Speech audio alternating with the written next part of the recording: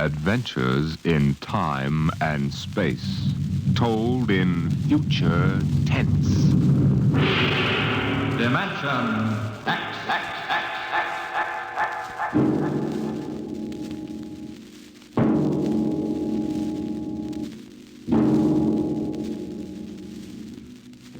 Tonight, transcribed from Ray Bradbury's collection, The Martian Chronicles, we present And the Moon Be Still as Bright.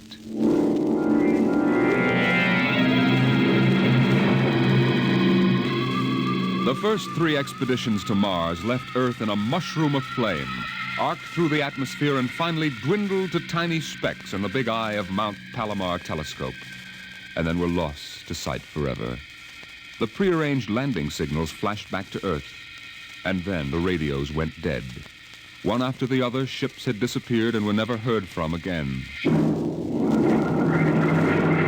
But still the rockets came. The 4th expedition emerged from the silent gulfs of space and angled down toward the floating red disk of Mars, down into an orbit, as the order came to land. Stand by for deceleration. Deceleration, aye, sir. Skids down. Skids down, sir. Engine room. Engine room, aye. Landing procedure. Fire 1, 3, and 5. Aye, sir.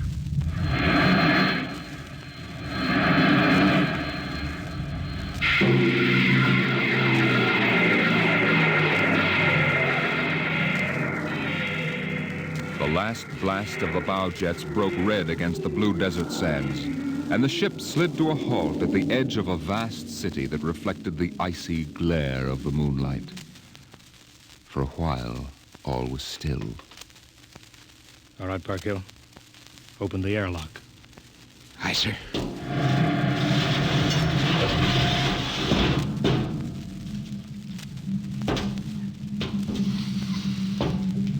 Fresh air. How about a fire, Captain Wilder? It's freezing. Later. We got work to do. Smell that air. You could get drunk on it. Say, there's an idea. Why don't we break out a bottle and celebrate? Biggs, there'll be no drinking down till we're secured. But we're landed, Captain. 3 other expeditions landed and disappeared within 24 hours. We're not relaxing security till we find out what happened to them. Maybe Martians? Exactly, Parkhill. Spender, you're an archaeologist. How old would you say those buildings are? Somebody built these cities? Well, I can't tell till I study them more closely. It's a kind of engineering we couldn't duplicate on Earth. Those thin, reed-like towers and the stone filigree wouldn't stand up under Earth pressure. Beautiful, aren't they? I'm not interested in the architecture now. I want to make sure there's nothing there that might be dangerous. Mr. Hathaway. Yes, sir. I want you to take a reconnaissance party into the city and find out what's there. The cities all look dead from the air, sir. They look dead, but I want to make sure. Mr. Spender, you better go with Hathaway. Yes, sir. Don't waste any time gathering relics either. You can make an archaeological study later. Right now, I want a security report. Biggs? Yes, sir. We'll set up camp right here. No man is to go more than 50 feet from the rocket. And there'll be no celebration till Hathaway and his party report back. No, sir. It's just that we've been cooped up in there. That's all, Biggs. We've landed safely. We're not safe yet. Not until we know what we're up against here. We'll maintain full security till Hathaway gets back.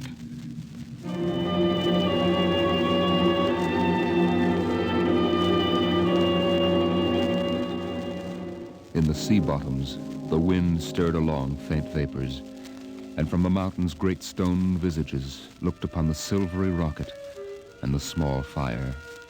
The sky was black overhead as the 2 racing moons threw knife-edged double shadows on the desert. All right, come and get it. Ciao. What you got to eat, Cherokee? Sawdust, smothered in cold lamb fat. Good. I thought it was something I couldn't eat. Hey, you guys, pipe down. Captain, Mr. Hathaway's back. Captain Wilder. Over here, Mr. Hathaway. Well? Most of the city is dead, sir. Spender says it's been dead a good many thousand years. But we found one part about a mile over. What about it? People were living in it last week, sir. People? Martians. I see. Where are they now? Dead. We found the bodies. Thousands of bodies. Hadn't been dead more than 10 days. What did they die of? You won't believe it. What killed them? Chicken pox. Chicken pox? Yes, I made tests. It worked differently on Martians than on Earth people. Burned them black and dried them out to brittle flakes. But where could they get chicken pox? From Earth, sir. And the other rockets did get through. Yes, sir. I don't know what the Martians did to them, but I sure know what they did to the Martians. Gave them chickenpox and wiped them out. They just didn't have any resistance to an Earth disease. There aren't any of them left? There won't be any. When a thing like that starts spreading, sir, there's no stopping it anywhere. It's 1,000 to 1. It's killed them all. This planet is through. Incredible. Think of it, Captain. A dirty, silly child's disease like chicken pox. It isn't right. Spender, take it easy, You know, man. it's like saying the Greeks died of mumps or the proud Roman Empire collapsed because of athlete's foot. We didn't even give them a decent excuse for dying. We just gave them chicken pox. Spender, get hold of yourself. You didn't see those bodies, Captain. It must have been a shock, I suppose. You need a rest, a little relaxation. Martians are dead. There's nothing you can do about it now. Hey, you hear that? The Martians are all dead. Well, come on, let's break out a bottle and whoop it up. How about it, Captain? Well, all right, man. Oh, that's fine. Hathaway, see to the security guard. Yes, sir. Good Lord, do they have to do that now? It's been a tough trip. It's only natural they'd want to celebrate a little. Celebrate because the world died? Because a rotten little virus from Earth wiped out a whole civilization? Well, they're not thinking of Isn't there that. time later to throw old beer cans into the canals? A civilization died here. It's like butchering a pig in a churchyard. Spender, you think too much. We're lucky to get to Mars without catching a meteor in our bulkheads. Let it go at that. Save on Mars. The first statement, save on Mars. We gotta celebrate.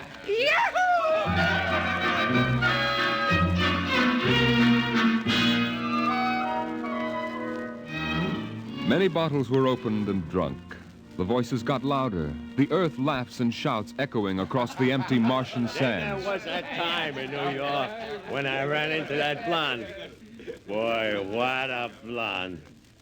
Listen, the first thing she said... Spender listened to the wind over his ears, cool and whispering. He felt the land getting cooler. The stars drew closer, very clear. The air smelled clean and new. He looked at the cool ice of the white Martian buildings over there on the empty sea lands. What a woman. Hey, what do we do with these empty bottles? Save him. There's a 2-cent deposit. Throw him away. Hey, wait. How about that building? 2 to 1 for $1, I can heave one right through that window. You're on. Here goes. Bullseye! I owe him $1. Double or nothing on the next shot? Put that bottle down, Biggs. Who's that? Mr. Spender? Stop smashing those windows. What's the difference? The planet's ours now. I guess I can do anything with it that I want. Drop that bottle, I'll knock your teeth out. Yeah? Just watch me. I warned you, Biggs. Spender, what is this? I hit him. He's crazy, Captain. He just walked up and slugged me. Biggs wasn't doing nothing. All right, let go of him. You men go back to your party. Spender, come with me. I like that guy. Just walks up to him and slugs him. He wasn't. Spender, suppose you explain. What was the idea? Oh, the noise, the drunken brawl. I guess I was ashamed of the spectacle the whole crew was making. Where's their respect for what's happened? Their sense of what's right? Men are tired. It's been a long trip. You've got a different way of seeing things. I'm seeing things all right. I'm seeing how we'll ruin Mars. We'll rip it up, rip the skin off the way we've already ruined Earth. We Earthmen have a talent for ruining big, beautiful things. Is that why you hit Biggs? Yes, I couldn't stand the idea of them watching us make fools of ourselves. Them? The Martians. The Martians? They're dead. All dead. But they know we're here. Doesn't an old thing always know when a new thing comes? We've come a long way to smash their windows and spit in their wine. Well, maybe you're right. I'm fining you $50 for that fight. Now suck in your chin. We'll go back there and play happy.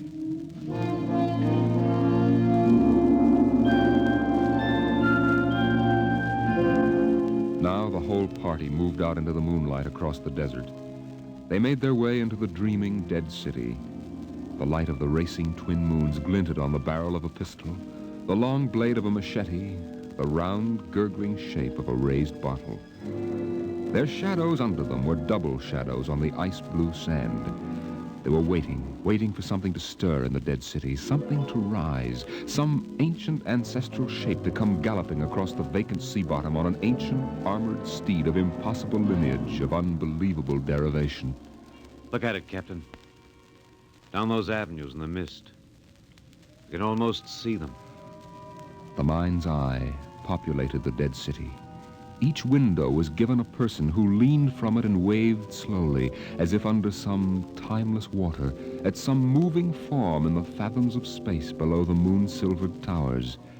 There were faint murmurs of sound, and odd animals scurrying across the gray-red sands.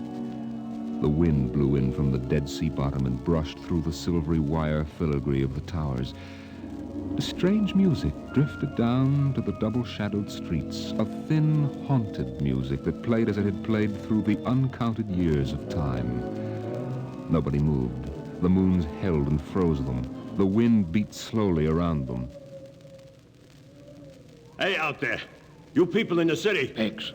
Why, I just wanted to make a little noise. Come on. They built this city thousands of years ago. And now where are they? How did they die? Who cares? They're dead. It's good enough for me. Lord Byron. What? Lord Byron, an old 19th century poet. He wrote a poem that fits this city. Might have been written by the last Martian. So we'll go no more a-roving so late into the night, though the heart be still as loving and the moon be still as bright. For the sword outwears the sheath, and the soul outwears its breast, and the heart must pause to breathe, and love itself must rest. Though the night was made for loving, and the day returns too soon, yet we'll go no more a-roving by the light of the moon.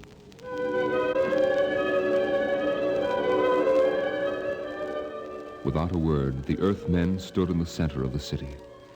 It was a clear night. There was not a sound except the music of the wind. At their feet lay a tile court worked into the shapes of ancient animals and images. They stood there, silvered by the double moons beneath the crystal towers of Mars. Then Biggs was sick, and the sour stench of liquor filled the cool air. The men of Earth had come to Mars. And Spender turned and walked away into the city, alone in the moonlight, never once stopping to look back.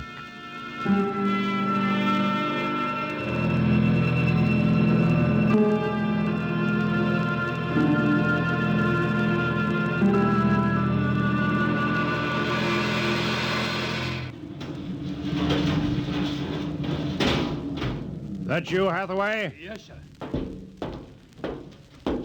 My trick on Bridgewatch, sir. What time is it? 0400. Any orders, sir? No, I'll stay on watch. You turn in. Aren't you sleeping, sir? I'll wait for Spender. He didn't come in? No. He's crazy. Walking away into the shadows, he didn't even look back. Spender's a strange man. He's crazy, sir. How's the rest of the crew? Sleeping it off. Biggs had DTs, but he's calmed down now. You can go back below, Hathaway. I'll take your watch. Captain Wilder, do you think Spender'll be coming in before morning? I don't know. You know, sir, I don't think he's ever coming back. That's the way I feel about him, sir. He'll never come back.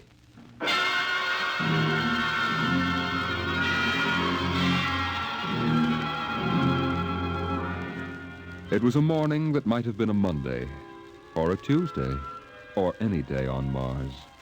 Biggs was on the canal rim, his feet hung down in the cool water, soaking, while he took the sun in his face. What are you doing back here, Biggs? Didn't you go out with the search party? Yeah, I come back. I got a blister. Sure. What do you mean? Look, Cherokee, you see that? Anyway, I had enough searching. 4 days hunting for that screwball Spender. Didn't find him yet, huh? Nah, good riddance. Oh, my feet, I'm gonna soak 'em good. If I was wild, I wouldn't worry about that nut spender.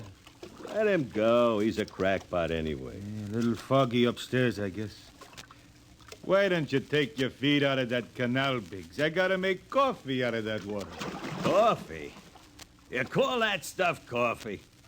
I had a motorcycle once that dripped grease that tasted better than that. Wait a minute.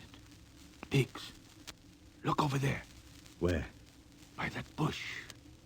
There's someone there. Hey. It's him. Hey, Spender! Spender? Hey, he's coming over. Why didn't he stay lost, the crazy jerk? Hi, Spender. Long time no see. Hello, Cherokee. I've been exploring some ruins. You and them ruins. You're like a dog in a boneyard. What's the matter? Where you been? Up in the hills. What would you say if I told you I found a Martian? Where? Yeah? Never mind. Let me ask you a question. How would you feel if you were a Martian and people came to your land and started to tear it up? I know how I'd feel. I've got Cherokee blood in me. My grandfather told me lots of things about the way they kicked the Indians around in the Oklahoma Territory. If there's any Martian around, I'm all for him. How about you, Biggs? They're dead. They're all dead. A good thing, too. Well, I found a Martian. Up in a dead town in the hills. I've been reading their books. They're easy to understand. I've learned their language. Then I found this Martian. He said, give me your boots, and I did. He said, give me your uniform, and I gave him my uniform. You're crazy, Spender. Hey, Cherokee, he's crazy. And the Martian said, give me your gun, and I gave him my gun, and then he said, come along and watch what happens. And the Martian walked down into camp, and he's here now. I don't see no Martian. I'm the last Martian. What? Biggs, I'm going to kill you. Cut it out. What kind of a lousy joke is that? Stand up and take it. Hey, put that gun away, Spender. Hey, cut it, Spender. Don't. Put that gun away. You're joking. You're kidding, huh? Spender!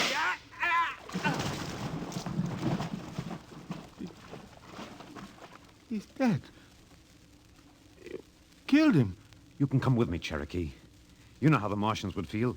You can be in this with me. You killed him. You just killed him. He deserved it. You're crazy. Well, maybe I am. But you can come with me. Come with you for what? Go on. Get out of here, you crazy murderer. All of them. I thought you'd understand. I thought you'd remember what happened to your own people. You get out of here, you crazy Don't reach murderer. for that gun.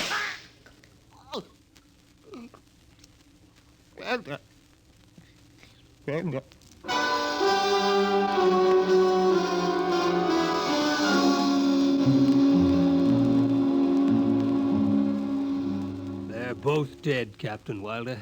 Who's missing? Only Spender. It must have been him, sir. Why didn't he come and talk to me? Why didn't Should have talked to me. I'd have shot his brains out. That's what I'd have done. They took him by surprise. There's no sign of a struggle. Hathaway, break out the arms locker. Issue pistols, rifles, and grenades. Yes, sir. You better get the Bible out of the navigation chest. We'll have to bury these two. Parkhill, Aye, sir. you start digging a grave. How about Spender? We'll have to go up in the hills and find him. Just let me at him with my bare hands. Crazy murdering louse. That's enough, Parkhill. The man is sick. He must be. Sick my That's enough. eye. Now grab a shovel. Start digging.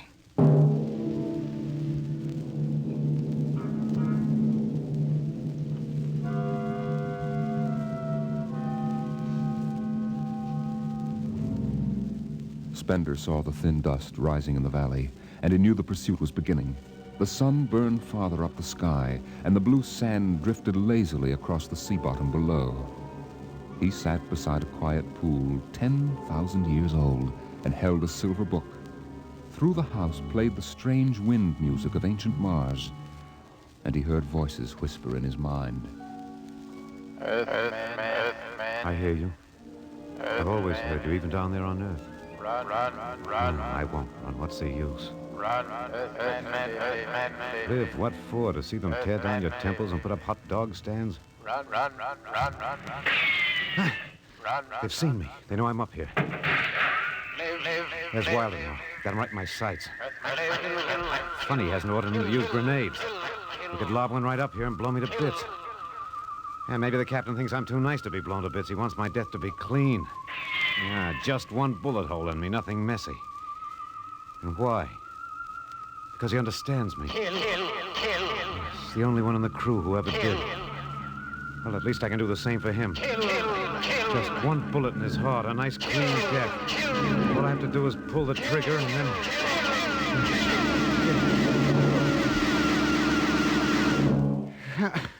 It's no use. I can't do it to him. Spender! Spender, can you hear me, Spender? Yeah, I hear you, Captain. What do you want? Talk! Truce! All right, come on up. Leave your gun down there and keep your hands up.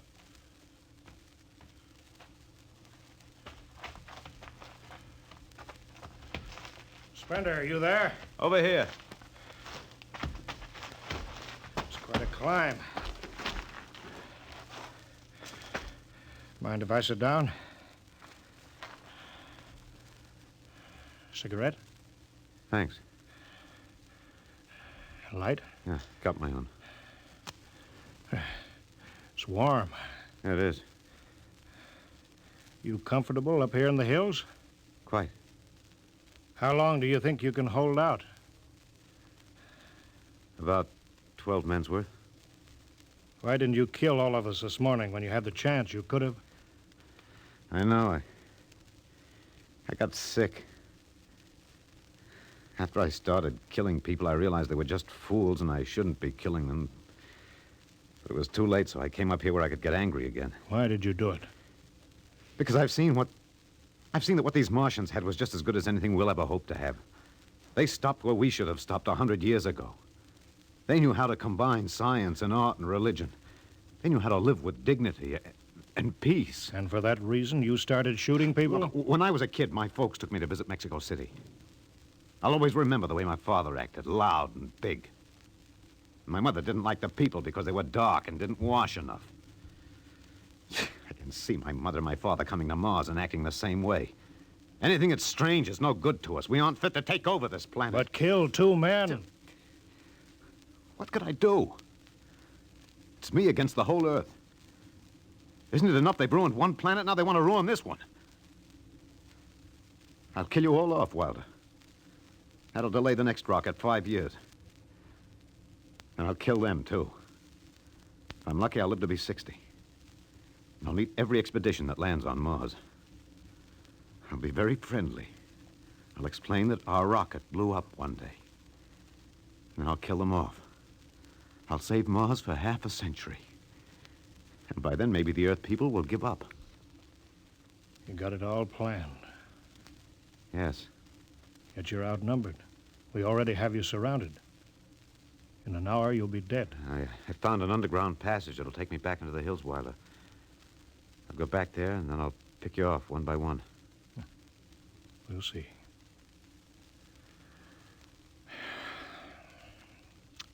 It's a nice town you got here, Spender. Beautiful. I'd like to live here. You can. But join me. You're not like them. I'll show you what a good life these people had. I'll play you an old reel of Martian music that must be at least 50,000 years old, a kind of music you've never heard in your life. It sounds wonderful. But I can't stay with you.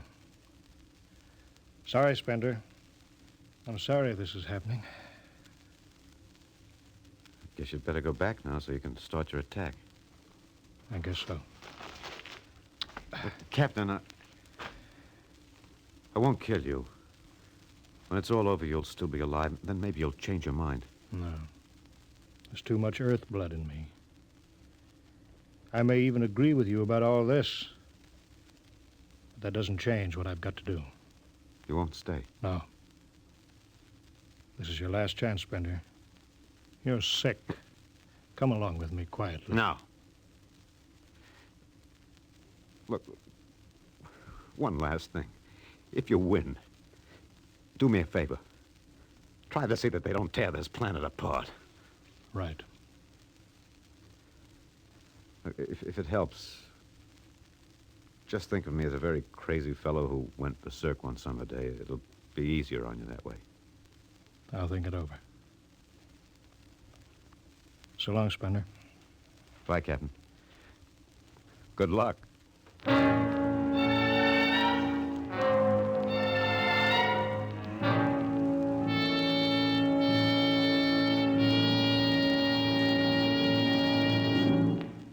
right, we'll go after him now.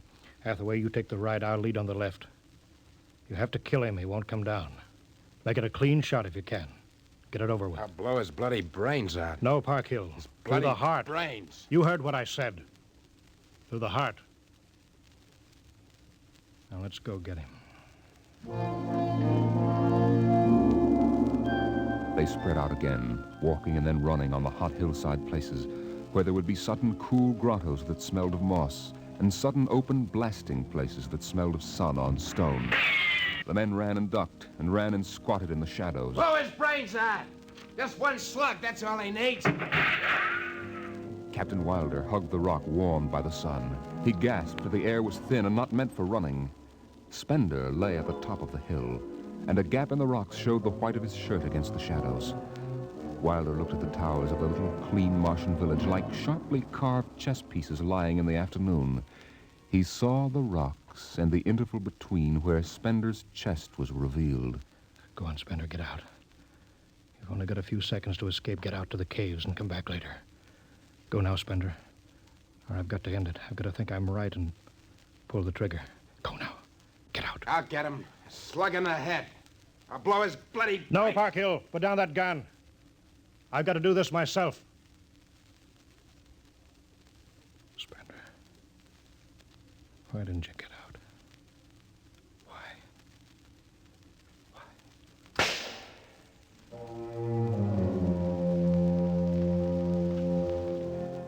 They buried him in that ancient valley town where the music of the wind played on through the days and the nights. They laid him in an ancient silver sarcophagus with waxes and wines which were 10,000 years old, his hands folded on his chest. The last they saw of him was his peaceful face in the cold silver light of the racing twin moons. The captain found the poem in Spender's pocket, and he read it before he shut the marble door. So we'll go no more a-roving so late into the night, though the heart be still as loving and the moon be still as bright, though the night was made for loving and the day returns too soon, yet we'll go no more a-roving by the light of the moon.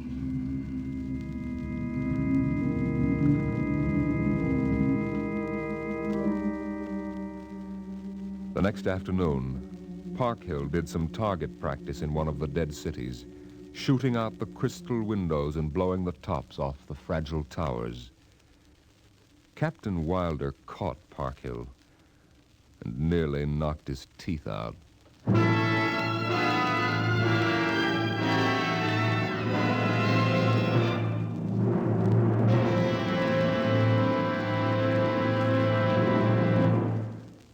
All of you regular listeners to Dimension X will be interested to know that our show is changing its day and time of broadcast over this station. Starting early in November, we'll be back at the new time. We suggest you watch your local newspaper and be sure to join us in about 4 weeks for a new series of adventures into the unknown world of tomorrow. The world of... Dimension X.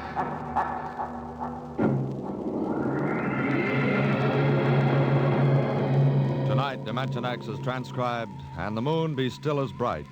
Adapted for radio by Ernest Kenoy from the original story by Ray Bradbury. Featured in the cast were Alexander Scorby as Spender, Wendell Holmes as Captain Wilder, and your host and narrator for the story, Norman Rose. Music by Albert Berman, engineer Bill Chambers. Dimension X is directed by Edward King.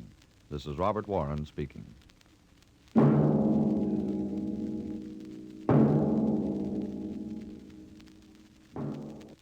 Enjoy the Life of Riley with William Bendix next Friday on NBC.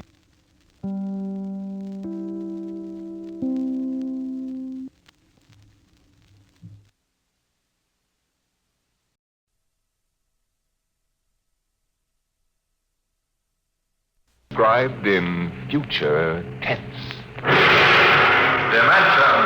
X.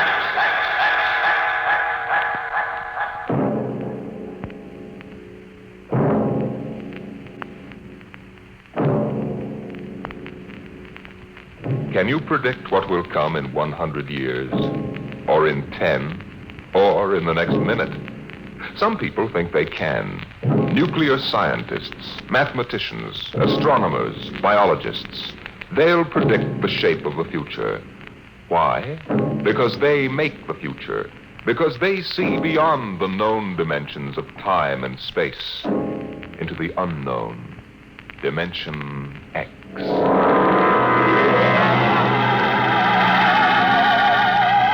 It was in the year of 1982 that spacemen first discovered the Great Galactic Barrier. In the past 10 years, rocket travel to the moon and the nearer planets had become commonplace. And then men fixed their sights on a more distant star, the remote planet known as Volta. 5 exploratory ships went out, and none came back, each in turn disappearing mysteriously at the same vanishing point, at an invisible wall somewhere in the vast outer reaches that became known as the wrecker of spaceships, the galactic reef. And yet the explorers refused to admit defeat. It was on June the 2nd, 1987, that the rocket Star Cloud made ready for takeoff, the 6th to attempt to crack the barrier and win through to Volta.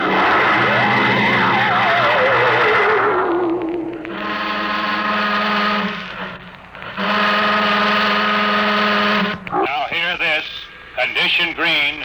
2 minutes. Captain, I don't suppose you'll want the ship's doctor up here on the bridge during blast off. I think not, Smitty. All right, then. I'll be in the sick bay, counting vitamin pills if you need me. Good luck, Lewis. Thank you, Smitty. Lieutenant Collier. Yes, sir. You're relieved. You better get down to navigation control and take over. Yes, sir. Oh, Lieutenant. Yes, sir? We've never flown together before. This is your first flight in a space vessel as big as the Star Cloud, isn't it? Yes, sir. But I was trained in oversized jobs at the Naval Academy. Well, if you're half as good a navigator as your father was, you'll do fine. Thank you, sir. You were old shipmates, weren't you? Old shipmates. I served under him in the first rocket that ever got back to its base in one piece. We flew that mission in a tin can not much better than a primitive guided missile. I almost went along on the last trip your father made to the barrier. Too bad about that. Yes, sir. Now, that's all, Collier. I'll bus you when you get down to nav control. Lieutenant Paulson. Yes, sir. Get me ground control tower on the radio. I want to talk to Colonel Harrison. Sparks has the circuit up now, Captain. Go ahead, sir. I patched in our bridge speaker. Colonel Harrison? Yes, Captain? We're standing by for takeoff in 60 seconds. Good. The field is cleared of all personnel. We'll try to reestablish radio contact immediately after takeoff. In any event, there'll be a 24-hour ground monitor. Fine. Good luck. I hope you make it. Thank you. Bridge to navigation control. Nav control, Collier. Ready, Lieutenant? We're ready, Captain. The course is in the integrator for takeoff at 1200 hours. All right. Stand by for blastoff. Bridge to engine room. Fire up your rocket chambers. Take off at exactly 1200 hours. I'll read you off. 20 seconds. 19, 18, 17, 16. Condition red. Hold it. Revoke all orders. Who turned in that alarm? We uncovered a stowaway, sir. Stowaway, where, Masters? Hiding in 6 Bay. Dr. Smithson found him. Have him brought up to the bridge. Engine room, kill your rockets and stand by. Thorson, this is Colonel Harrison at ground control. What's holding you up? Trouble. What's the matter with you? What's the matter with you? There's a stowaway aboard. Stowaway? Yes, I thought your men were supposed to police this base. What's the matter with you? All right, Captain, take it easy. You know what this delay can do to us, don't you? 1 minute later, takeoff can throw us 1,000,000 miles off course. We'll have to reintegrate the whole works. Well, look, how long do you think it'll take? Don't bother me for a while. I'm busy. Stupid idiots. Captain Thorson. Oh, come in, Smitty. Here's your stowaway. I'll court-martial the... Charlie. Can you use a good radio man, Skipper? I see you two have met. Met? The skipper and me made 50 trips to the moon together. Didn't we, Captain? Charlie, if you wanted to come along, why didn't you volunteer? I did, Skipper. They turned me down. What's wrong with you? Acceleration bends. Oh. They said my arteries wouldn't stand another trip. Well, I'm sorry to hear that. But they're wrong, sir. I got one more good trip in me. Now, listen, Captain. You know these green kids don't know the first thing about space radio operations.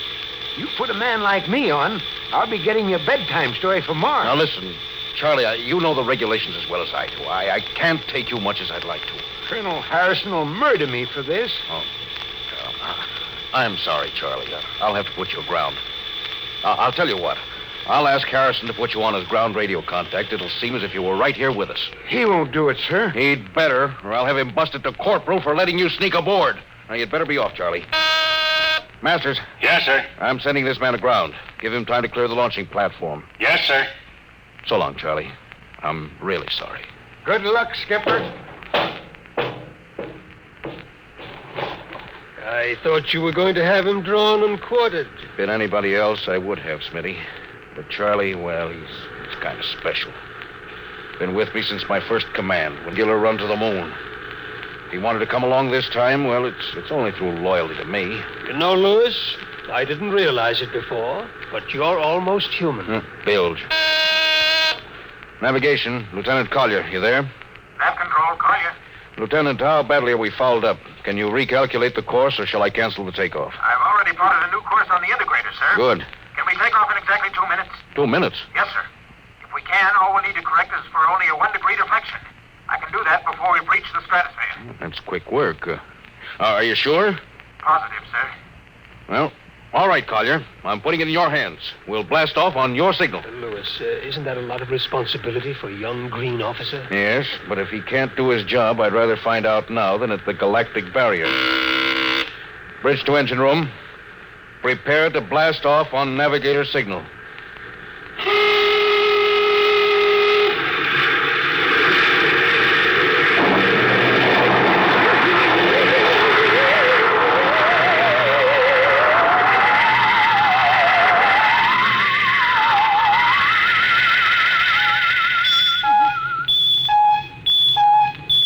How are we doing, Collier?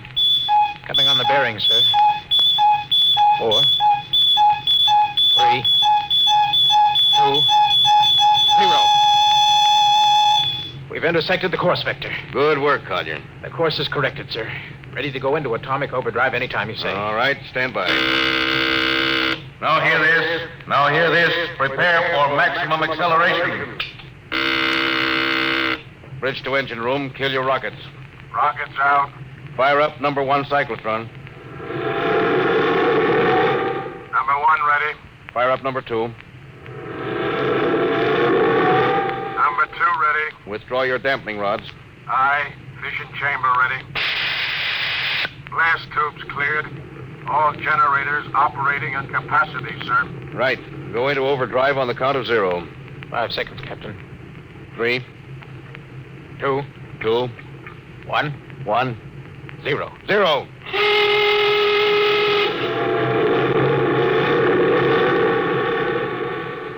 How are we doing, Collier? On course, sir.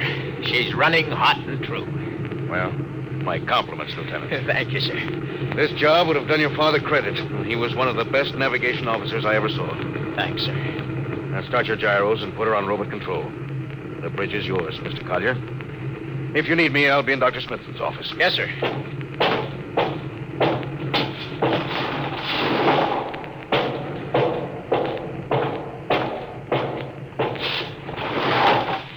I see you got us off the ground. You can thank young Collier for that.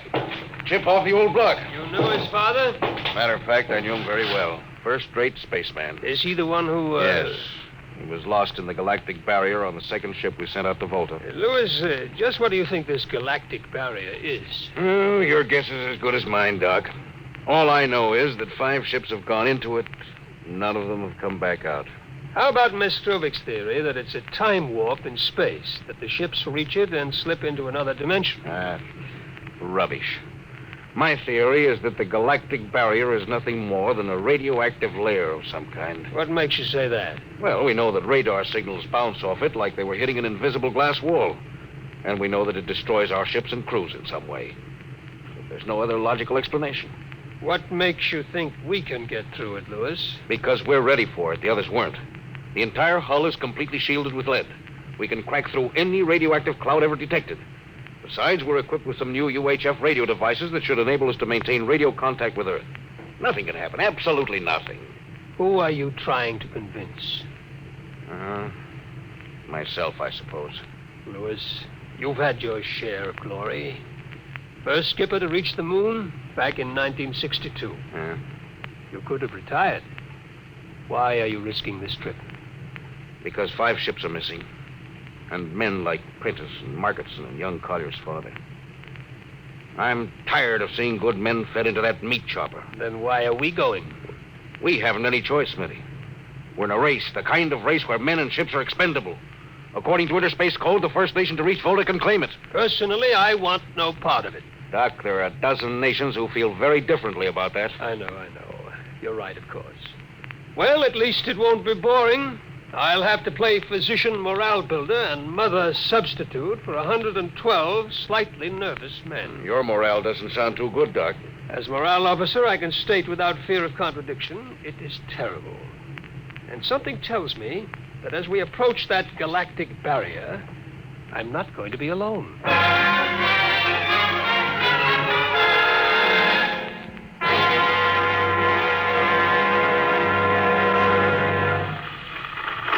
Hello, Earth. Hello, Earth. Captain Thorson of the Star Cloud calling Earth. Star Cloud to Earth. Can you read me? Hello, Star Cloud.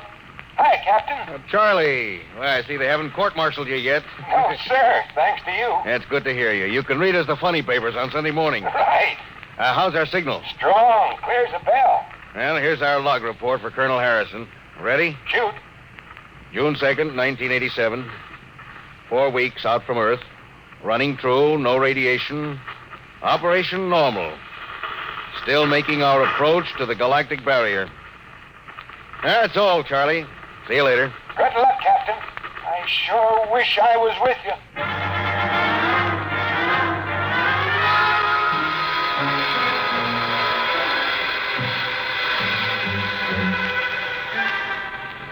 How's the morale, Smitty? Well, the men know we're getting closer to the barrier. They're beginning to show a little tension, Lewis. How's their physical condition? Any sickness? About half the crew has come down with space blues. I was afraid of that. Bad? Oh, same as usual. Lips and hands with a bluish cast. Eyes are sensitive to infrareds. I don't know. When I first started flying these tin cans, nobody ever heard of space blues. There's a theory it's caused by the terrific acceleration of the atomic overdrive. The change in gravity affects the circulation. What do you think? Oh, I think it's psychosomatic. I've noticed that the same men who get space blues under tension on a ship tend to get blue coloration back on Earth when they're upset. I guess it's an occupational disease of space navigators. You think it's just nerves, then? I don't know. Young Collier's got a bad case. Yes, I think it's tension from overwork. Well, maybe he needs some vitamins. Lewis, when will you realize that vitamins are not a panacea for all the troubles of mankind?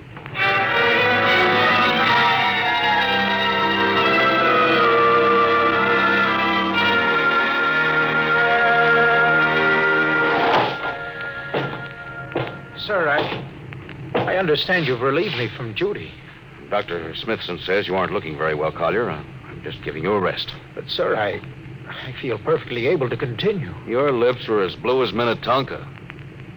Captain, I'd like to remain at my post. Now, don't be so foolhardy, Lieutenant. I'm not being foolhardy, sir. You see, I have a special personal reason for wanting this expedition to reach Volta. Oh, your father? Yes, sir, my father. You think he might still be alive? Huh? Sir, I have to find out what happened. I think I understand. Very well, Collier. Report back to duty.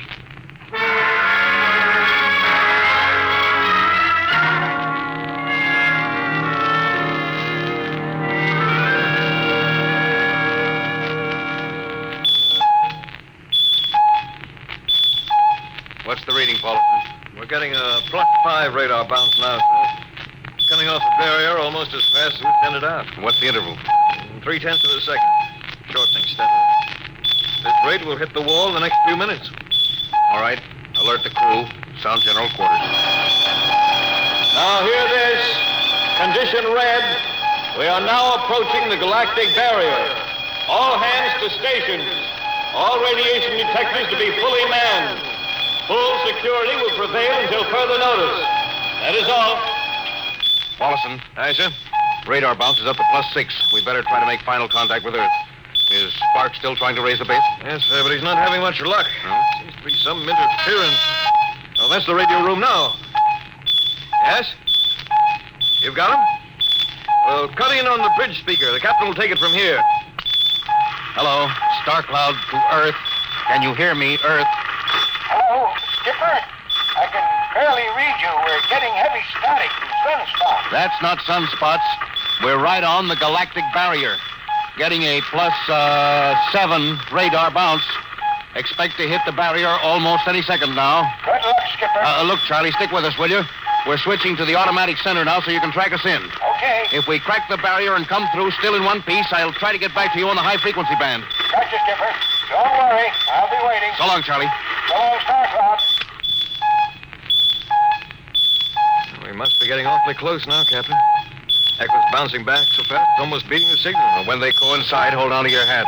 That's when we run into the wall. Any second. Hold on. Here goes nothing. Here it comes.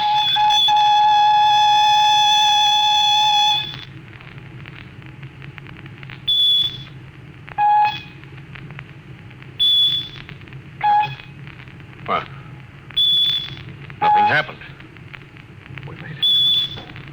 We made it, Captain. No radiation, no time warp, no nothing. The crew's gone crazy, sir. Let them. They earned it. Hey, Doc, can you break out a few bottles of snake bite serum for medicinal purposes? I sure can, Louis. This calls for a celebration. How's your morale now? Couldn't be better. How's yours? Couldn't be better. Hey, what the? Condition red. Condition red. Radiation detected. Condition red. Radiation detected. Holy mackerel.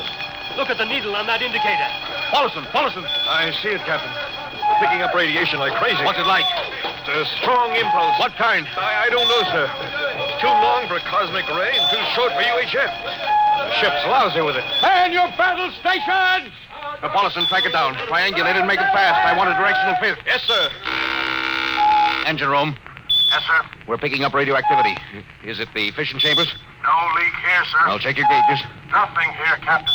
Must be coming from outside. Damage control. Yes, sir. Is radiation penetrating the lead field? Haven't found anything yet, sir. Well, keep at it. Paulson, how are you doing? I've got a fix, Captain. What is it?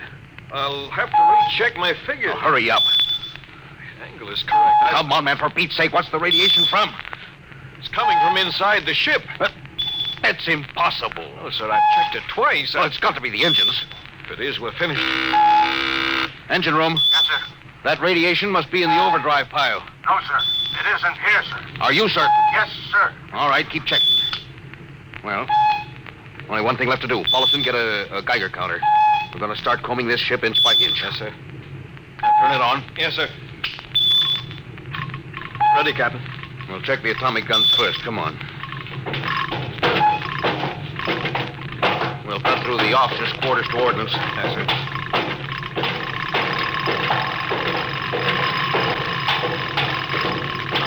Through here. All right. Wait a minute, sir. Huh? What is it? The signal's weaker now. Yeah. Let's go back.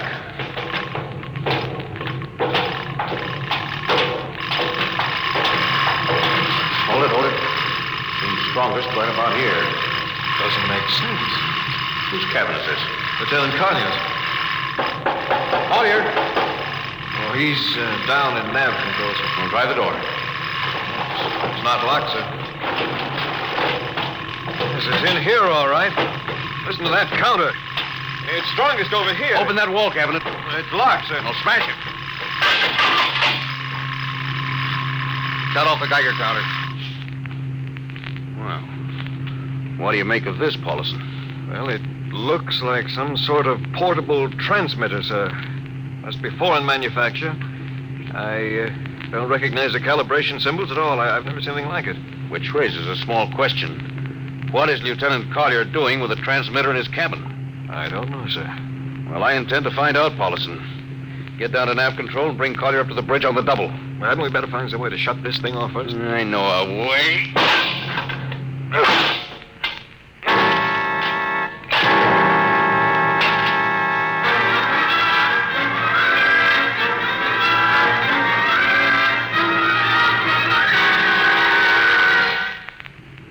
Lieutenant Collier, I'm going to ask a few simple questions. Yes, sir. And I want a few simple answers. Yes, sir. What were you doing with the transmitter in your cabin? Transmitter, Captain. You know nothing about it? No, sir, I don't. Do you recognize these calibration symbols? No, sir. Well, can you think of how it might have been placed in your cabin without your knowing it? No, sir, unless someone came in while I was on duty. Well, would that have been possible? Well, I suppose so. Well, if someone had a key. I found your cabin door unlocked. I meant a key to the wall cabinet. I didn't say the wall cabinet. Oh, what? Well, sir, I... You what, Lieutenant? How could you have known it was in the wall cabinet? Well, I just assumed. Lieutenant Collier, I find it hard to believe you would lie. Having known and respected your father and having observed the way you handled your job. However, I intend to get to the root of this thing. May I have your wristwatch, Lieutenant? Sir? Your wristwatch. Here you are, sir. Paulison, turn on that Geiger counter. Yes, sir. Now hold this watch next to it. Yes, sir. That's all. Lieutenant, if you hadn't any close contact with that transmitter, how do you explain the radioactivity of this watch? Well, I don't, sir. I think you'd better. To whom were you sending those signals? Condition red. Condition red. There's your answer, Captain. What is this, Collier? Alien spaceship approaching. Alien spaceship approaching. Collier, who's aboard that ship? All right, now talk. Very well, Captain. My mission seems completed. Your mission? Are you admitting that you're an agent of a foreign power? I am stating it. What nation? No nation, Captain. What? I am an agent of the Voltan government. The what? The government of the planet of Voltan. Are you crazy? Are you so stupid that you think your people are the only ones who can invade another planet? Lieutenant, what do you mean? We've had agents operating on Earth since 1945. I don't believe you. What do you think happened to those 5 ships, Captain? Where do you suppose we got our information? Your language, your culture, family background. Your appearance, you look like... Like Commander Collier? Is that so surprising, Captain? We had a living model. I ought to kill you. That would be very foolish, Captain. I would advise you to surrender without delay. Alien ship now coming into ordnance range. I'll deal with you later, Collier. Paulison. Yes, sir. Put this man in irons and take him away. Don't worry, sir. We'll take good care of him. Partner, Robinson! Gunnery. Gunnery, Richardson. What's the range? 10,000 meters. They're closing fast. What's your guns on radar tracking? Tracking. Coming on the bearing. Fire. Fire, Richardson. Did you hear me? Fire! What's the matter down there? Did you hear me? Richardson, answer me! What, who? It's no use to shout, Captain. Collier. How did you get loose? Where's Paulison? Lieutenant Paulison is dead. All stations, Lieutenant Collier has escaped. Seize him, men! Don't waste your breath, Captain. Your men can't hear you. What? Those still alive are my men. You're lying. No, Captain. Every ship that has ever left Earth was controlled by a Voltan crew. That's impossible. Those were hand-picked men. Hand-picked by us. I don't believe you. Then why not call for help? Carpenter, Robinson, Haley, report. Carpenter. Robinson. Haley. Wait. Report. You see, Captain, it is quite useless. The Star Cloud will be taken to Volta for, shall we say, further experimentation. I see. Of course, there's one thing you hadn't counted on. And just what is that, Captain? This...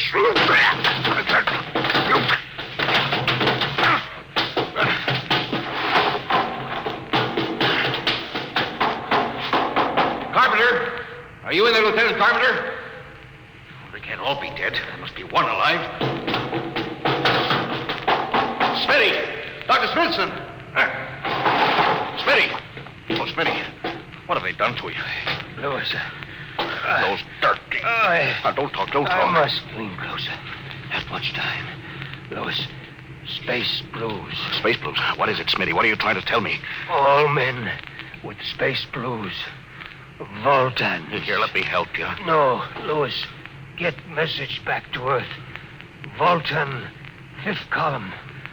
Watch out for space blues. Smitty. Smitty.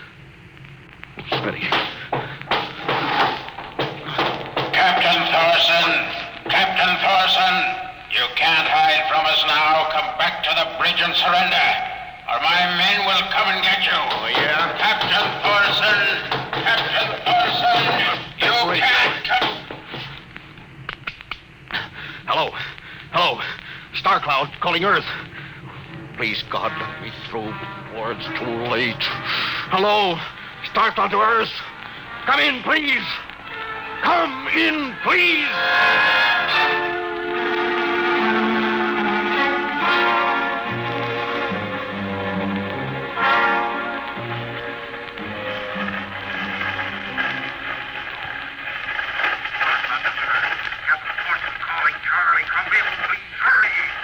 Hello? Can you hear me, Charlie?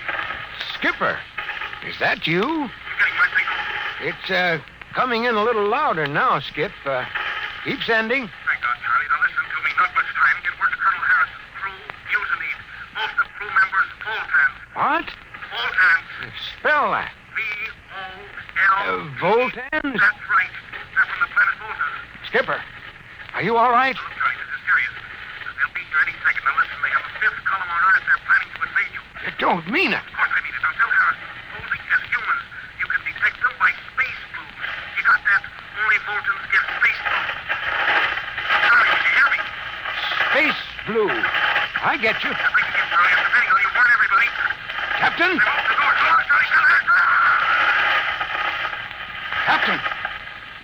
Captain Thorson. Hello.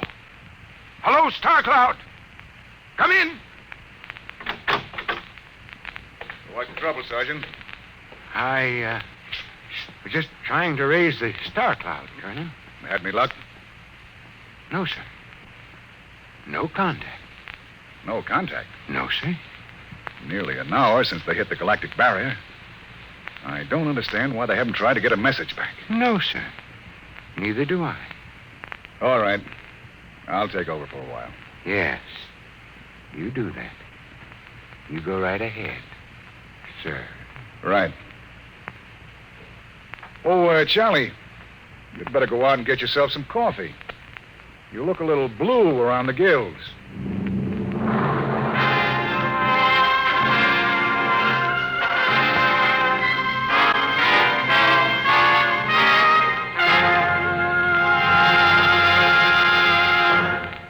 You have just heard No Contact, an adventure in time, space, and the unknown. The world of...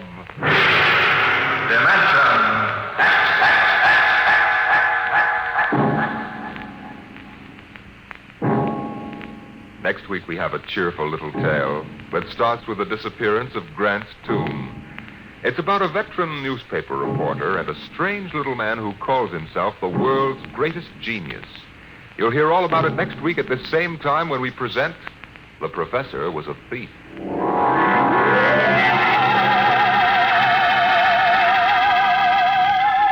Dimension X has presented No Contact, an original story written by George Lefferts from a storyline by Lefferts and Ernest Kenoy. Featured in the cast were Louis Van Ruten as Captain Thorson, Donald Buca as Lieutenant Collier, and Cameron Prudhomme as Charlie. Your host was Norman Rose. Music by Albert Berman, engineer Bill Chambers. Dimension X is produced by William Welch and directed by Edward King.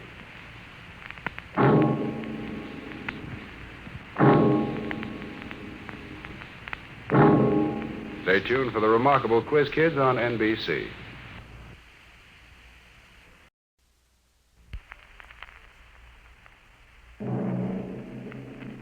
Adventures in Time and Space. Transcribed in future tense.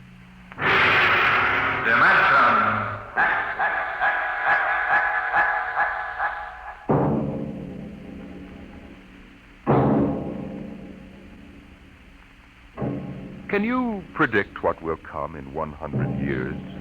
or in 10, or in the next minute? Can you see beyond the known dimensions of time and space into the unknown dimension X?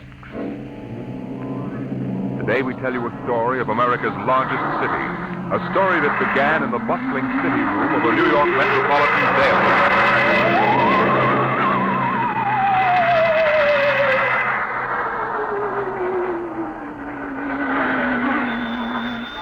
City desk. Sweeney? Listen, Pop, give me a rewrite, quick. I'll take it. Okay, now look. I'm up on Riverside Drive, see? So? So, at 12:45 today, just 3 minutes ago, Grant's tomb disappeared. It's what? I'm telling you, it disappeared. It's gone. Listen, Sweeney, get yourself to a Turkish bath. Sober up. Pop, I swear I'm sober as a judge. Listen to me, will you? Just a minute. Albert, What's up, Pop?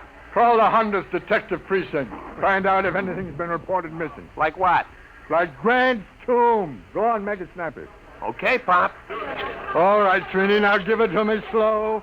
This better not be a gag. No gag, Pop. Now get it down. The traffic at the drive was at its noon hour peak, and the benches and structure were filled with happy, laughing people. Then, without a warning, a rumble sounded in the alarm. Populous crowd was horrified. Hold it, Sweeney. Well, Albert? I don't get it. They say that Grant's tomb is gone. Okay, call composing. Tell them to hold everything for an extra. Clear out page 1. Get going. Okay, Sweeney, now. The heck with the words. Give me the garbage. What happened? Nobody knows. There are half a dozen police cars around here staring at the place where Grant's tomb was. I was about a block away. I heard screams. I came running. It was gone. Vanished. How many dead? Nobody knows if anybody is dead. I'll find out. How can I find out when everybody that was sitting on the steps and all disappeared? What? They're gone. No bodies? No tomb, Pop. No tomb. Okay, you hope it back up there and get stories from some witnesses. Now call me back. Albert. Yes, Pop. Get Columbia University on the phone. Get a statement. Right. Research. Yes, sir. Grab an encyclopedia, see if anything like this ever happened before. Hey, Walters. Yeah, Pop. Call the army. Find out about secret weapons. Hello, composing. This is Pop Atterby on the city desk. Start setting up an extra. I want to hit the street in 20 minutes. Second extra in an hour with pictures. Okay, what are you waiting for? Get them rolling.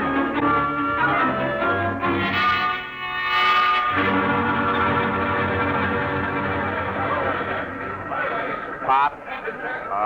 Pop. Oh, I'm busy, Albert. Yes, sir. Pop. Mr. Colborne wants to see you. Pronto. Tell him I'm busy. Well, he says to come now. Oh, of all the flat-headed publishers to saddle a newspaper with. Okay. Sweeney calls. Switch it to Colburn's office. Okay, Pop. Come in. Listen, Mr. Colburn, I'm very busy now. There's an extra on the rollers and... I know. I just called composing and ordered them to stop it. Stop it? Are you... Atterby, you've been on the city desk of the Herald for 25 years now. Since when do you waste thousands of dollars on an April Fool issue? April Fool? Listen, Grant's tomb is missing. Is that a story? Or am I dead from the neck up? Did you check it? Yes, and Sweeney... How do you know it's true? Well, if you... What do you mean spreading cold terror all over town? But Sweeney... The devil with Sweeney. How do you know it isn't just a hallucination? Mass hypnotism, something like that. Well, what if it is? Atterby, if this is a farce, we'll be in Dutch, but good. Civil suits, criminal action. We're the only paper in town on the streets with an extra. The other editors don't believe this story for one instant. It takes guts to run a paper. Well, if that's what it takes, you've got too many. You took the authority for this without even trying to find me and get an okay. Your father-in-law knew a story has to run while it's hot. All right. You ran this while it was so hot, our first 10 papers drove the city into a panic. How do we know this whole thing isn't a big... Hello. Now there's Corborn. Yes, he's here. It what? Oh, well, that's fine. That's fine and dandy. You're fired. What? It's your star reporter, Mr. Sweeney, formerly of the Herald. Formerly? Give me that phone. Hello, Sweeney. Pop, Did you get the pictures? How are things up there? Pop. I'll need more witnesses. Pop. Hey, what? It's back. Fine. What did you say? It's back. Grant's tomb is back. I'm sorry. You're sorry. All right, Golden Boy. Now give it to me slow. Make it sound intelligent. It just reappeared, that's all. What about the people who were inside? All back. Don't remember a thing. It's just like it never happened at all. It's a miracle. Some miracle. We got an extra on the streets with 28 types screaming that Grant's tomb has vanished, and you calmly call me up to tell me that it's back. But it was gone. I tell you, Pop. Sweeney. What? Do me a favor, will you? Yeah, what? Drop dead. Well, Atterby? Guess we run a attraction. Just doesn't make sense. 12 police cars saw it. We've got statements from witnesses. I told you it was hysteria. Look at the man from Mars broadcast that Orson Welles did. 1,000 people will swear they saw the monsters. Oh, I don't know. I'm all confused.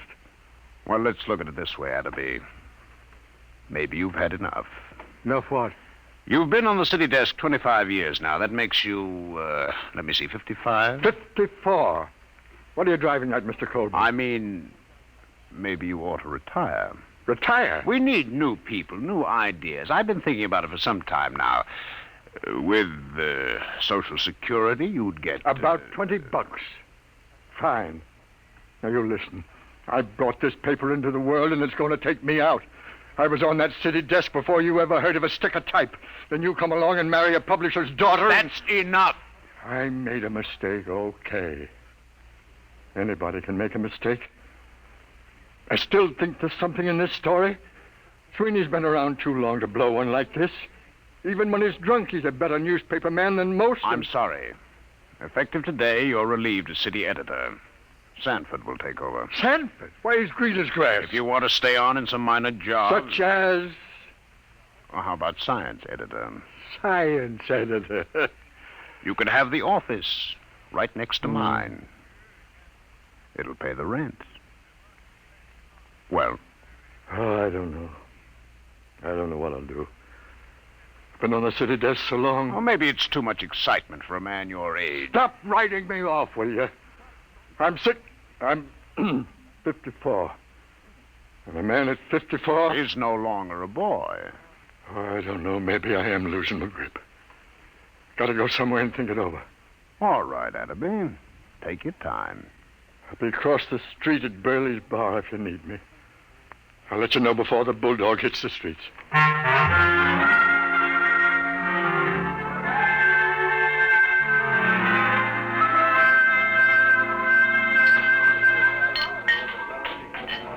Burley! Innkeeper! Yeah, Pop, yeah? More poison. Haven't you had enough, Pop? Yeah, this is a solemn occasion, Burley. Call the hemlock. What's the occasion, Pop? I am now a husband. No. Yeah, reduced. Humiliated. You, Pop? Never. Meet the new science editor of the Sunday Supplement, me. Know as much about science as J.P. Morgan knows about sharecropping. What happened? Who did it? You familiar with a reporter named Aloysius John Sweeney? Former friend and drinking companion of mine? Sweeney got you busted? The same. If that gentleman should ever, by some misforgotten chance, thrust his head into this bar, Burley, my friend, I personally, with these two bare hands... Hey, Pop! Pop! Uh-oh. Hey, Pop, it's me. I shall control my homicidal instinct. Listen, Pop, I just came down from Riverside Drive. Very daring move, Sweeney. I brought a guy with me. It won't help, Sweeney. Pop, you don't understand. I found a little guy in a swallowtail coat who watched this whole thing happen. Pop. Burley, quiet! Quiet, everybody! Shh, quiet, will you?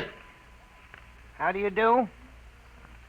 Gentlemen, I can assure you my small stature belies the magnitude of my abilities. What did you bring him for, Sweeney? He's a genius, Pop, a full-time genius. You betrayed me once, Sweeney. Isn't that enough? Take your little man away and don't bother me. Your friend isn't very polite, Mr. Sweeney. Perhaps one day he will learn that even the most insignificant man has a sense of dignity and personal worth. I apologize, Professor. I'm not sore at you. It's your tomato-headed friend here. Sweeney, I ought to kill you. I ought to strangle you with my bare hands. I ought to have you run through a rotary press at low speed. Those things are too good for you. But, Pop, I'm trying to tell you, the story ain't phony. It happened. Mr. Pertwee, Hannibal, tell him about it. Gladly. My contribution has been awaiting worldwide recognition for many years now. Unfortunately, there are some who insist I am insane. Fancy that. Yeah. Being small of stature, as you can see, I chose to nurse my resentment rather than to take positive measures. However, I feel now the world is ready to come to terms with Hannibal Pertwee. Can you or can you not explain this Grant's tomb business? Naturally. It can all be explained quite simply in terms of the Pertwee system of infinite acceleration and transportational facilitation as applied to freightage. I've been trying to sell it to the railroads for 10 years. Didn't I tell you he was a genius, Pop? Burley, the check. Oh, now, wait a minute, Pop. Give him a chance. Show him the trains, Hannibal. Oh, yes, the trains. If you gentlemen will gather around the suitcase... Come on, I want you to see that. I'm telling you. All right. Come on. Hey, look. As you can see, I have in this suitcase a complete model railroad reduced to the size of a cigar box. Observe.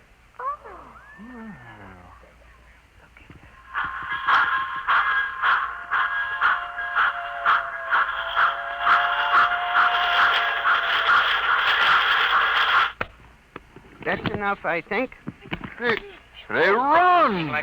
Just like real trains! Sweeney, not content with ruining my life, losing me my job, driving me to alcohol, you're now trying to drive me out of my mind with an obvious madman who builds model railroads. Here's the money, Burley. Keep the change. Oh, but, Pop, Goodbye, gentlemen. Pop, you're not even giving him a chance. Out of my way. Listen, Pop, please. Out of my way. It's always the same. They won't listen to me. Oh, I guess Pop is losing his grip. I hate them. No, don't take it so hard, Hannibal. Maybe it was all a hallucination. The Pertwee theory is not an hallucination. Sure. Well, it was a good try anyway. I guess I'll go back to the office and pick up my stuff. But I'll show them. Someday they'll listen. Sure. You'll show them, Hannibal. Hey, Burley, fix Professor Pertwee here with a double scotch. Ahead, make it a triple.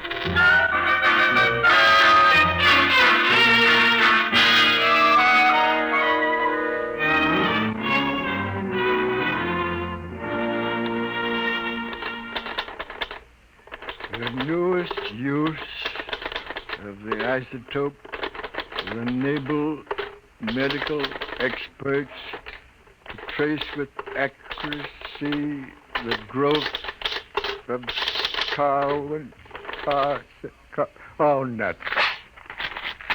Maybe it's better to be unemployed. Science editor speaking. Pop?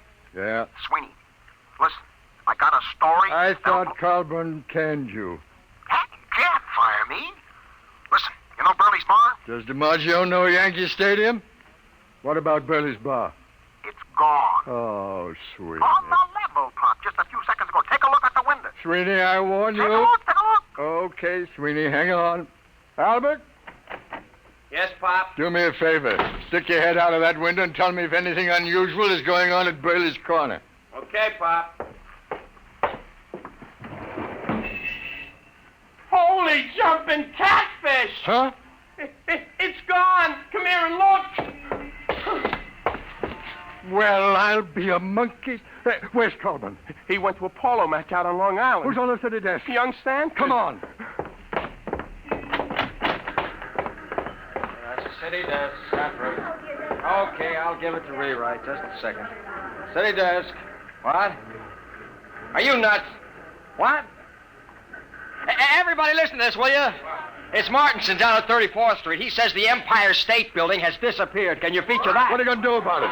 Do? Am I supposed to do something? He's gone nuts. Give me that phone. Hey, Give me that phone. Hello, Marty.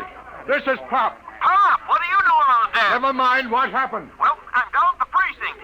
5 minutes ago, a cop staggered in. It's gone, he says. What's gone, they say? The Empire State, he says. Well, I figured I better call. Okay, get down there and get the details. In case you need to convince a Burley's bar went just before you called. Holy mackerel,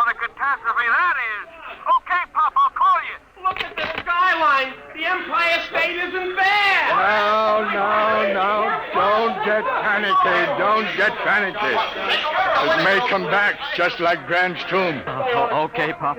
You'll take over, won't you? I'm kind of shaky. Will I? I'll show you fledglings how to run a newspaper together. Wallace? Yeah, Get a camera down to Empire State. Right. What a story. Call the mayor, Albert. Tell him ask what he intends to do. Check. Where's the research department? Right here, sir. Columbia University says it's mass hypnotism. Tell him to... No, dress it up and shoot it down. Yes, sir. Research! Wait a minute. Yes, sir. Find out how many people are usually in the Empire State. Yes, sir. No, and don't try to call the Empire State to find out. No? No, it isn't there. City desk. Shoot. Frank Walter, listen. I'm dead sober, see? Yeah, the garbage, Frankie, the garbage. Remember, I'm sober. S as in sober, O as in sober. Come on, what happened? Now help me, Pop.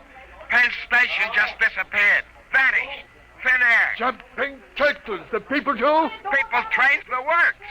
I'm telling you, there's a hole a block wide. I was lucky I was only a block away. You saw it? Eyewitness. Oh, bless you, my boy. Talk. There was a rumble, see? A kind of electrical hum in the air.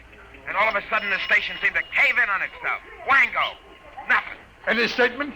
No, but you ought to see the hole. Oh, get statements, flathead. Where are you now? I'm over at the post office, right across the street from Ben.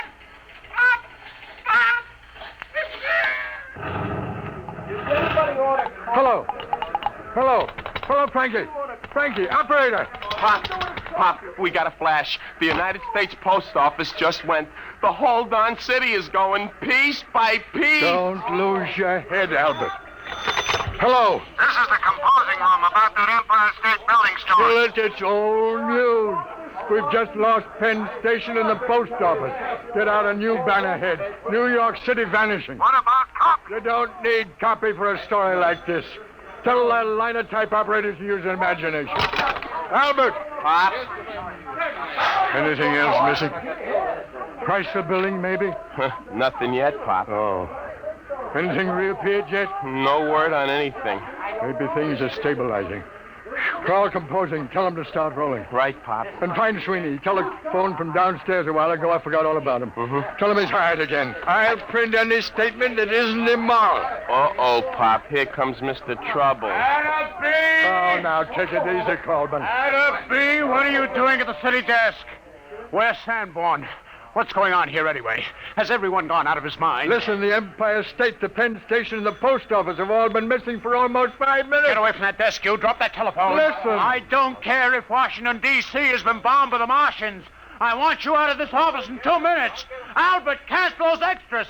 Pop, you get out, you're fired. Oh, you're not being reasonable. I'm not interested in the other papers. Just get out of here before I go stark raving mad.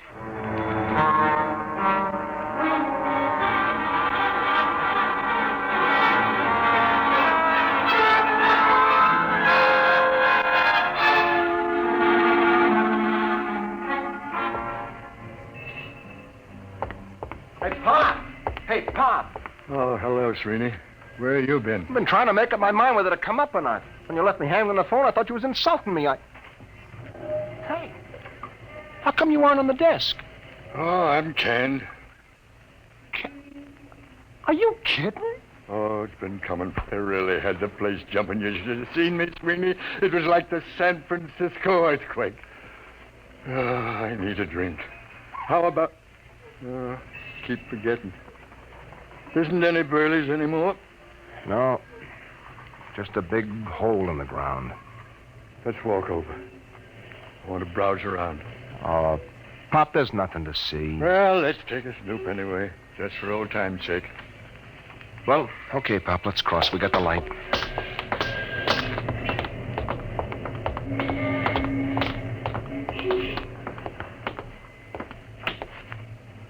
Well, will you look at that? Who'd ever thought that less than 10 minutes ago there was a building here? Yeah. Let's climb down and have a look, Sweeney. Well, what for, Pop? It's getting dark, you know. We'll break our necks. Sweeney, where's your old reporter spirit? Come on. Well, okay, but I don't see what you expect to... Ooh, my ankle. Easy.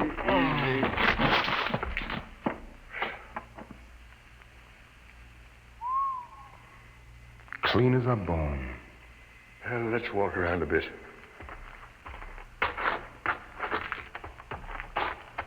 See anything? No, just rocks, pieces of the foundation. I'll bet you that... Pop, wait a minute. What? Will you look at this? So small I almost missed it. Well, I'll be a son of a perfect scale model of Burley's. Less than 4 inches tall. What do you suppose this is doing here? I don't know. Can I help you, gentlemen? Pertwee. What are you doing down here? I'm looking for my model. Thank you for finding it. Oh, this is yours, is it? Certainly. Now, if you'll be kind enough to hand it to me, I'll just put it back in my suitcase. You better give it to him, Pop. All right. Thank you. There we are. Thank you, gentlemen. I thought you just went in for model trains. I have always been preoccupied with tiny things, but lately I've been branching out. Well, I really must be going. Thank you very much. He's as loony as a bat. The geniuses are all crazy. I read it in a book. Sweeney, did you get a look in that suitcase? Sure, I seen it when he opened it in the bar this morning. I mean just now. Oh, why? This morning when he opened his suitcase, he had a little round tube and a set of model trains in it. Nothing else. So? This time he had 3 other models. So what? Nothing. Except they happened to be models of the Empire State, Penn Station, and the United States Post Office.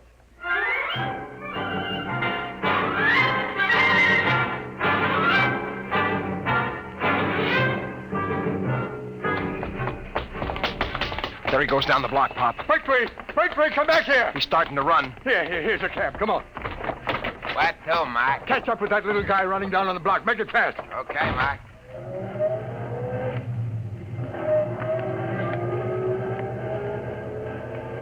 There he is. Hold it, cabby, hold it. Come on, Sweeney. Hey, how about my dough? Hey, you bums!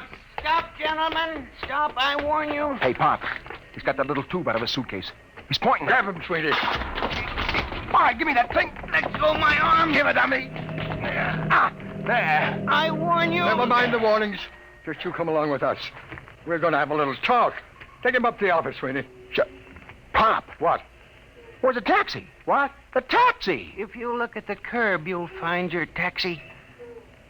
Jumping saints. Pop, look at it. Now, gentlemen, perhaps the world will believe in the validity of the Pertwee system of infinite acceleration.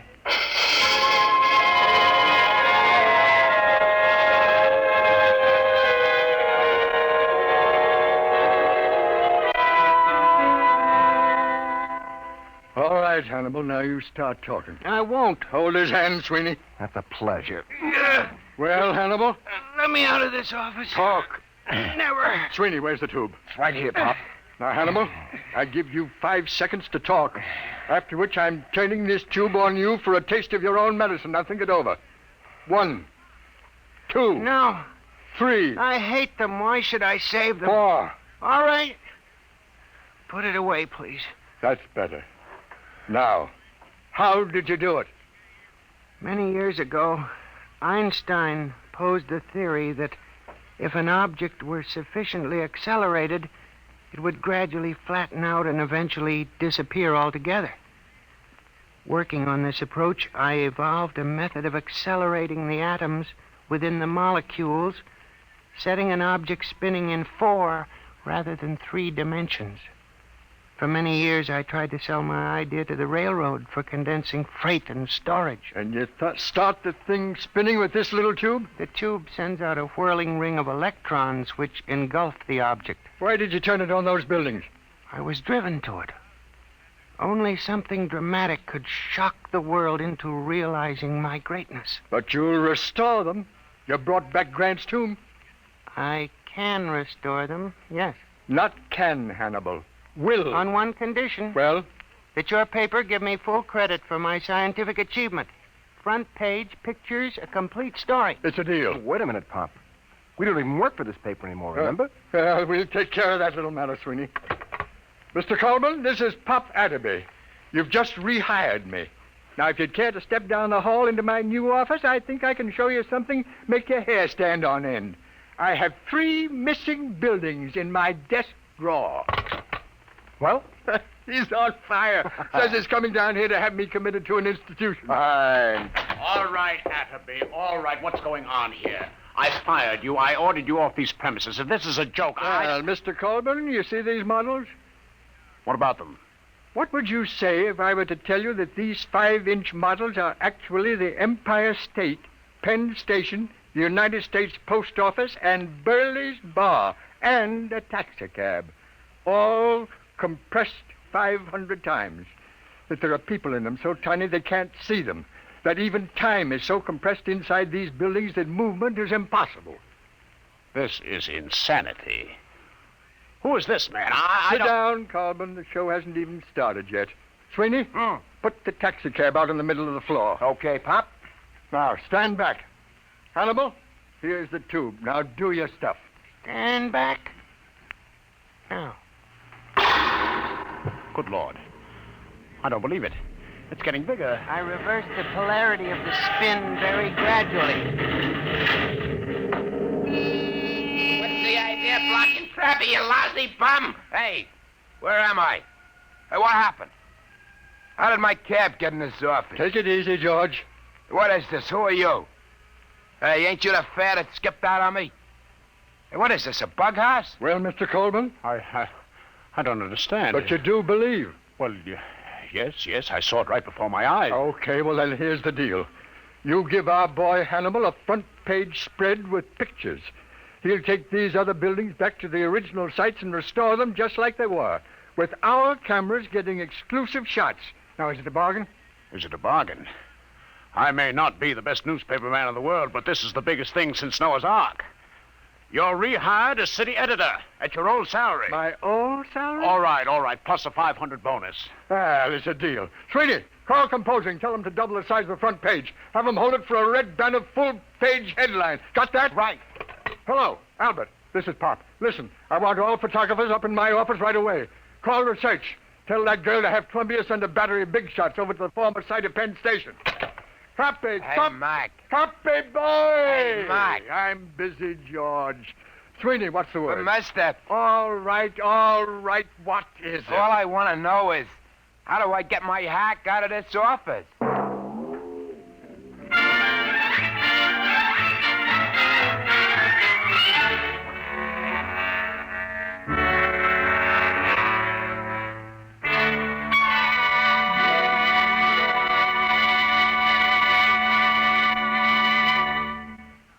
You have just heard another adventure in time, space, and the unknown world of the future.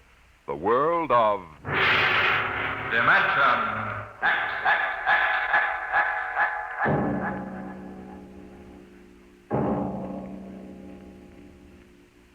How would you like to leave your home and friends for a trip that might last for 10 years or forever? You'll hear all about it on Dimension X next week when we present Shanghai.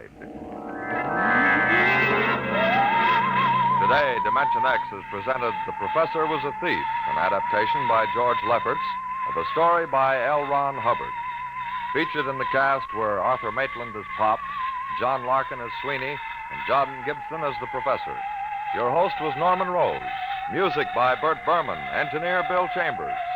Dimension X is produced by William Welch and directed by Edward King.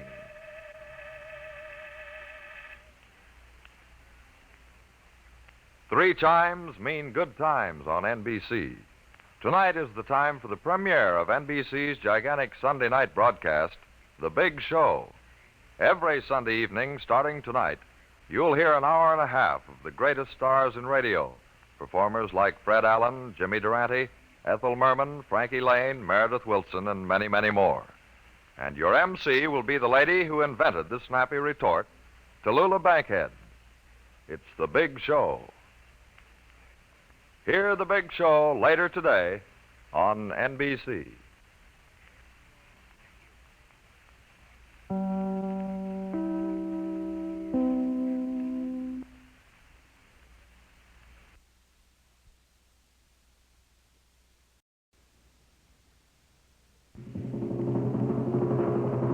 Adventures in Time and Space. Transcribed in future tense.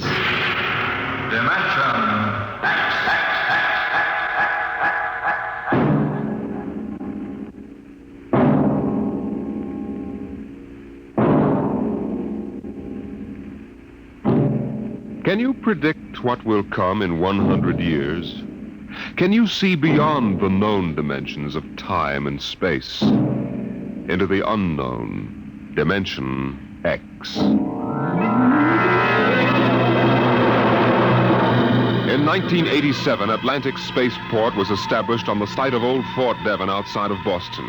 And as the ships pushed deeper and deeper into space, the time of voyage increased by geometrical progression. It became more and more difficult to persuade able spacemen to sign on for flights which lasted for years, 10 to 15 monotonous years in the cramped forecastle of a deep spacer.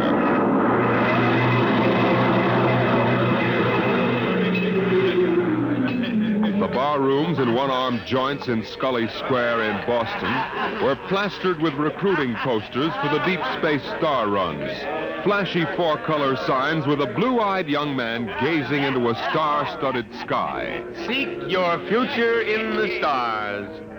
Jeff, there's your last chance to get out of the wedding. Sure. Just send Judith a short note. I can't get away to marry you today. I'm 300 million light years away. Very funny, very funny. Well, think it over, boy.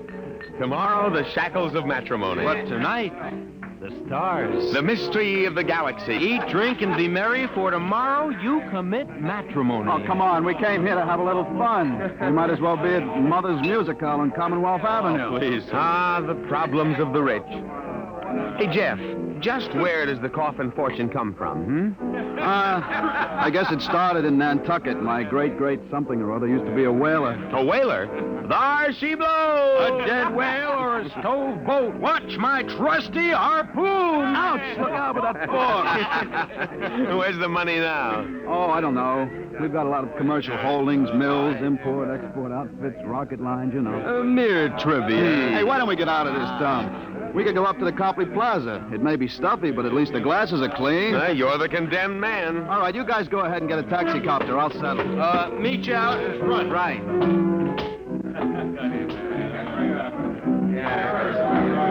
Excuse me. You want something, Bud? The check. Okay. Hey, Milton, check. He'll be right out. Right. Hello, mate. Huh? Nice night, eh? I suppose so. I've been watching you. Celebrate?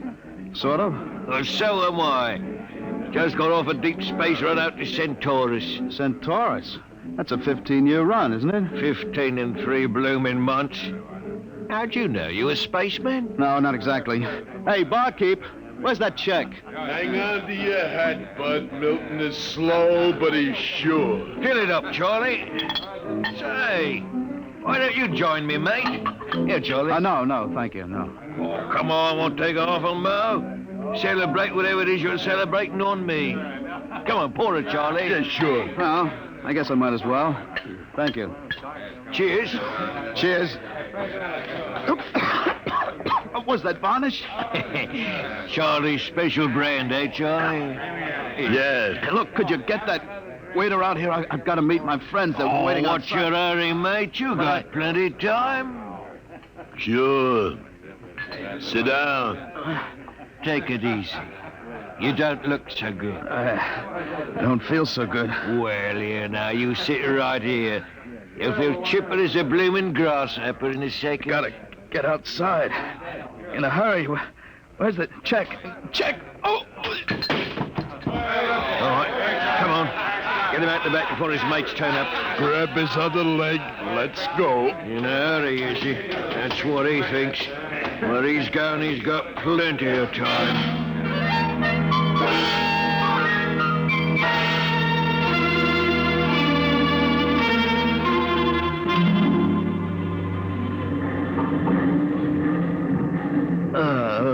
All right, mate. Up on your feet. Wakey. Let go of me. That's the idea. Rise and shine and greet the dawn. Where am I? What's going on here? Come on now, mate. Up and at him. Wakey, wakey, wakey. Come on, show a leg, show a leg. Wait a minute. Hey, you were at that bar.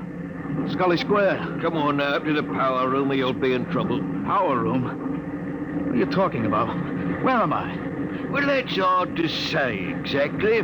Offhand, about 8 hours out of Atlantic Spaceport. Atlantic Spaceport? What kind of a joke is this? If Alan and Peter think this is funny, they... What ship is this? R.S. Michael M. Rafferty. Coffin line. Coffin line. Well, that makes it easy. You've got to put back to port. Forget your toothbrush, mate. Listen, you runt, take me to the captain or I'll tear you apart. Here, let go of my lapel. Get moving. Sure, mate, I'll take you up to the captain. Captain Lundstrom is just the man you want to see.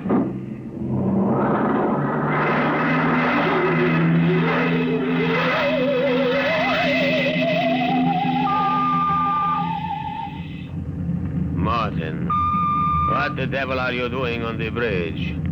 Get below. Right away, sir, right away. Only this here gentleman asked to see you. Now, that's right, Captain. There's been a mistake made. I'm afraid it was supposed to be a joke.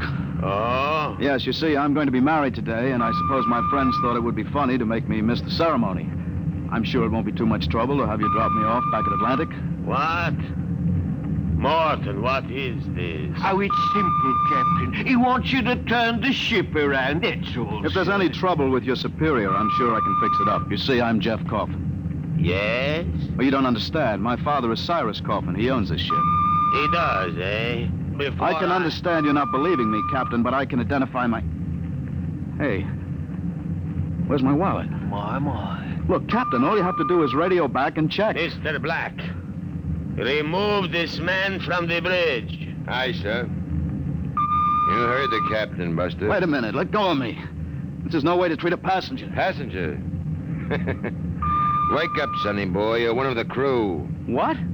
Well, you're crazy. I'm Jeff Coffin. Maybe, but you're signed on as a crewman. Now stand at attention. You can't get away with this. And say, sir. Why, you cheap hoodlum. Now listen careful, sonny. You're a spaceman on this ship. And when an officer gives you an order, you're going to jump. I'll have you all busted. Let go of my arms. I guess you need a little lesson in ship's discipline. And you might as well get it now. All right, Mr. Black. Now take him below.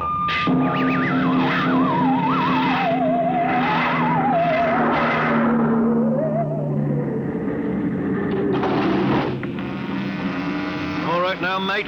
You grab yourself a buffer and you get to work on those deck plates. I can't get away with this. It's kidnapping. Maybe yes, maybe no. Now get this here deck nice and shiny. We might even see about some grub. I'll be back in 2 hours. And mind you, I want to be able to see my bloomin' reflection in it. Hey, you'd better get started. You can't get away with this. The law says once you sign on, you're under absolute orders. I looked it up. But I didn't sign on. I was kidnapped. You won't be able to prove it.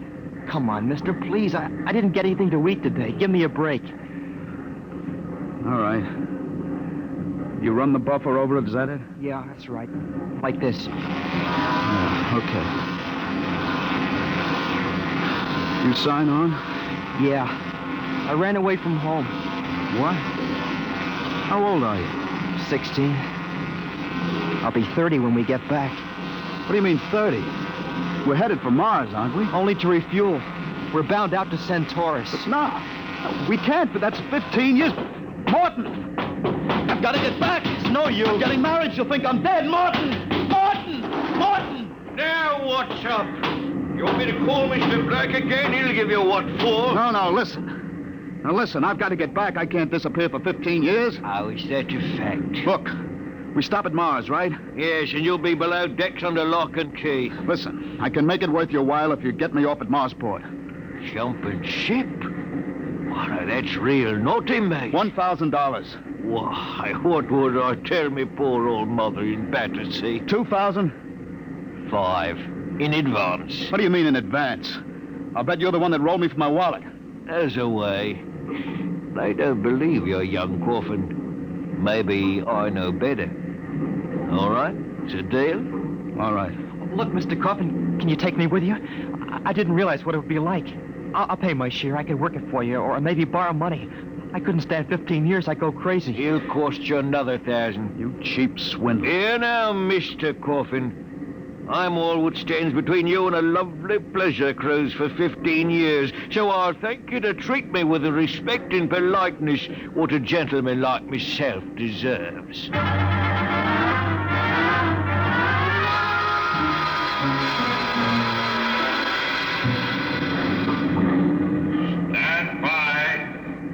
Stand by for landing procedure. All right now, listen careful. This here's the cable locker for the grappling anchor. When she lands, this hatch will open and the cables go out. Don't get yourself caught in me, you'll be torn apart. All right, we got that. Are you sure we can get out? You just do what I say. When you drop down, run for the blast pit. Nobody's there for a landing. Lay low until dark. You got that? All right. Don't worry, I'll tell the patrol you help us get away. That'll help you when they catch up with this gang. Well, thank you, sir. Thank you kindly. I've got to get to my station now. Good luck. Thanks. Thanks, Mr. Morton.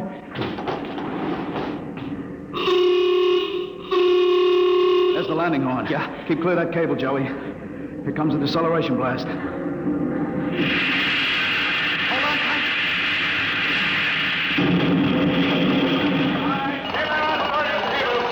There goes the grappling cable. All right, come on. Drop to the hatch. It's about 6 feet. It's clear. Hurry up. What? Here I go. You all right? Twisted my ankle. It's all right. There's the blast pit. Come on, get going. Yeah. Yeah, we're all right so far. The ship hides us. Here's the pit. Get down so they can't see you. I don't know how to thank you, Mr. Coffin. I must have been crazy to sign on that ship. That's all right, Joey. What happened? Ever fight at home? Yeah. Wait a minute. Huh? I hear somebody coming. What? Keep still. Maybe we better look. If we stick our heads over the edge, they'll see us sure. Keep down and keep quiet. I hear him, too.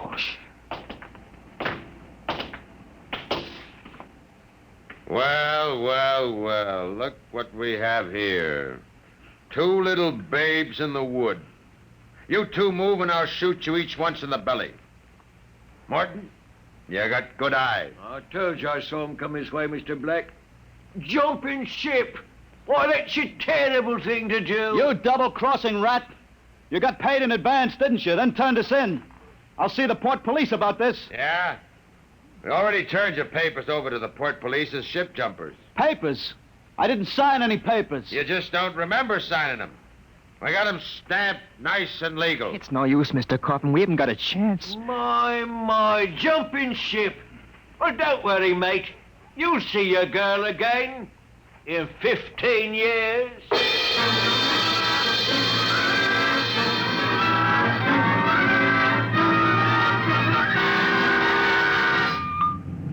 Mr. Black, inform the ship's company that these 2 men have been found guilty of attempted desertion. Desertion? Well, you kidnapped me, you dirty crook. Don't you talk to Captain Lundstrom that way. I'm sentencing them to 24 hours hull watch. Take them away. Morton, take him to the aft lock. Aye, sir.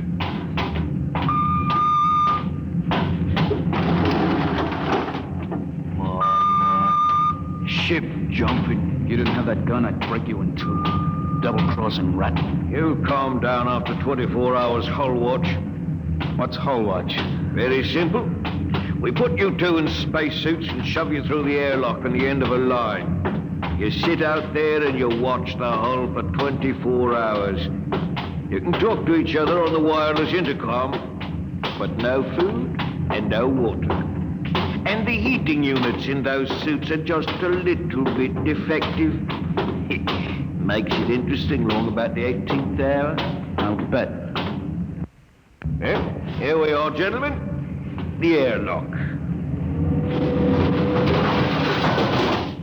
Now, you get in here. You've got 5 minutes to get into suits and we blow you out of the lock. See you in 24 hours. Maybe.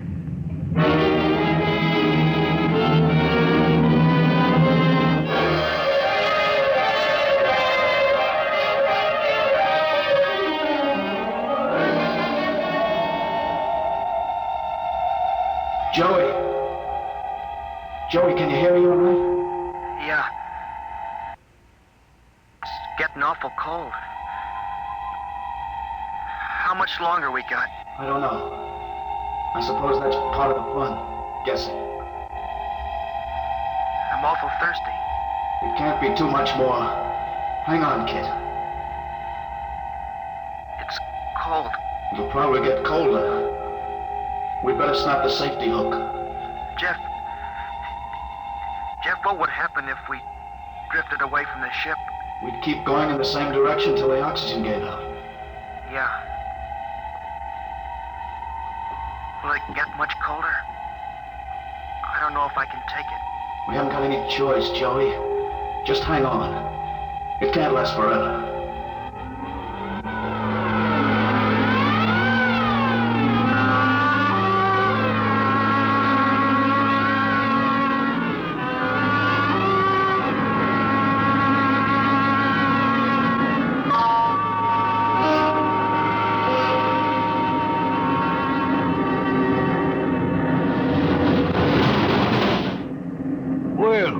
Welcome back to our little home. Water.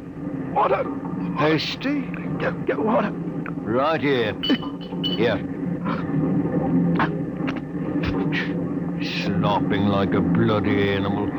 Joey, passed out. You'll be all Help right. Teach your lesson, both of you.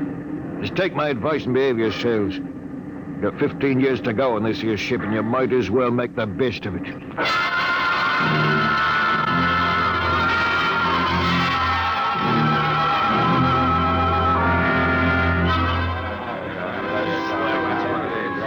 Hey, Martin, what do you call this mess? That's your supper, mate. Food concentrate. What's the idea? Only 2 months out and on concentrates already? You complaining, Red? Yeah, I'm complaining. If Captain Lundstrom's chiseling on the manifest, that's his business. But when he tries to take it out of our hide... You keep quiet or I'll turn you into Mr. Black. Concentrate is what you get to eat from here on out. Now shove it in your face and keep quiet. I'll shove it in your face and see how you like it. Look out, fella. Look out. What's going on in here? Morton, what happened? He struck me, that's what. 48 hours hull watch. Huh? What are you all looking at? Get back to your places. Morton, bring that man to the aft airlock.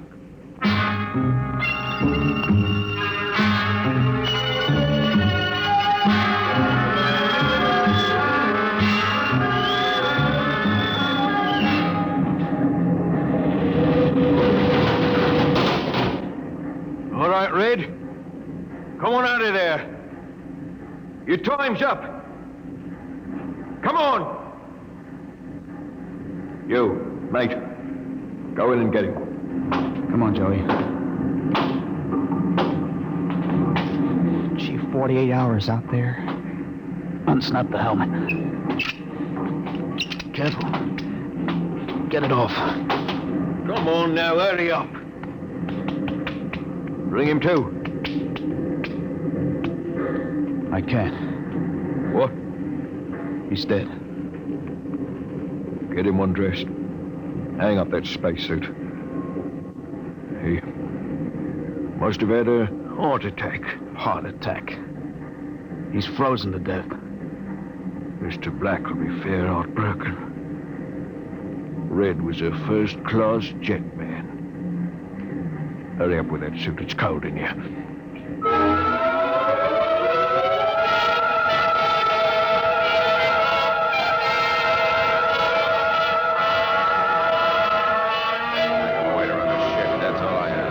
It's murder, that's what. Just plain murder. Space Code gives a 30-hour limit for punishment. They didn't even have a burial.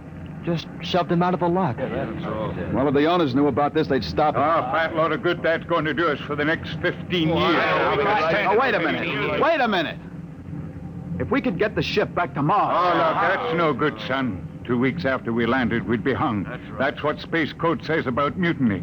If they catch you in the act, they shoot you down and no question. Well, I'm willing to take the chance. Are we gonna let Black and Lundstrom kick us around for 15 years? Well, I'm not. Why don't we take over and head back? Okay, Quiet. Did I interrupt something, gentlemen? A discussion? Talking about the captain, maybe? Well, grab him. Let go of me. I'll have you all out in the island shifts. I'll see you in operations. That's what I'll do. Here, chew on my oil rag, Morton. There. Well, that's done it, Harry. He's an officer. Who cares? Look, we've got to move now. Joey, get up to the radio room and smash the set before they can get a message out. Right. Pop, you get out. Yes. Tell the engine watch. All right. The rest of us will go up to the bridge. How about this, Rat? Tie him up. Speed counts now. We've got to take over before they know what hit him.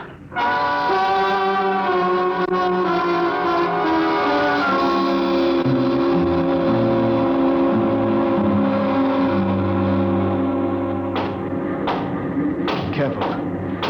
We've got to surprise them. We'll get him cold. Jeff, quiet. Sparks was sending when I got in, but I knocked him out and smashed the set. We're all right. All right, come on. Let's get up to the bridge. Hey, look out. Let's close the hatch. Hey, we're cut off from the bridge. We'll never get through, Rat. They must have found out somehow. Forecastle intercom. Black must have turned it on from the bridge. He must have heard the whole thing. Yeah. We better get out of here. Yeah. What'll they do? I don't know. They got all the controls up there. We can shut down the drive, but we can't steer. Better dog down the hatch behind us. Well, what next? All right, men. Captain Lundstrom's giving you 1 minute to give up quiet. In a pig's eye, Black. You'll hang for mutiny, every one of you. What do we do now? Quiet. They can hear everything on the intercom. Not if I cut the switch. Got to get through to the bridge. Well, it's a Mexican standoff. We can't get at them, they can't get at us. What's that? Air leak. The pressure's down. Fellas. What is it? Lundstrom, he blew the hatch in the mess hall section, just opened it up and let the air out. Oh, anybody caught? Al Haynes, he was cooking supper, dead as a doornail. Well, they can kill us all. They'll do it, too. All they've got to do is bleed off the air. They've got the atmosphere controls up there. I'll see all of you blokes swinging from a landing crane. I will, you scum. Morton, you know what Black's going to do? Bleed off the air down here. Oh, serve you all right. If I had my way, I'd see you all out in the yard till you froze stiff. You're forgetting something, Morton. You're back here with us. What do you mean? If Black and Lundstrom blow out compartments one by one or bleed the air off, you'll get it, too. They'll take care of me, don't you worry about that. You think so? Joey, plug that intercom back in. Yeah. Black! Heavy up? We've got Morton back here. Yeah? If you try anything on us, he'll get it, too. What am I supposed to do? Cry? You don't care if he dies? Well, that's his problem. We're gonna drop the oxygen level 5%. But you can't do that to me. Captain! It's unfortunate that you were captured, Martin. But the security of my ship comes first. You mean you don't care? You'd see me dead? Precisely. Well, you can't. It's murder, that's what. I'm not one of them. You can't kill me. You can't. Joey, pull the intercom plug. You can't do it.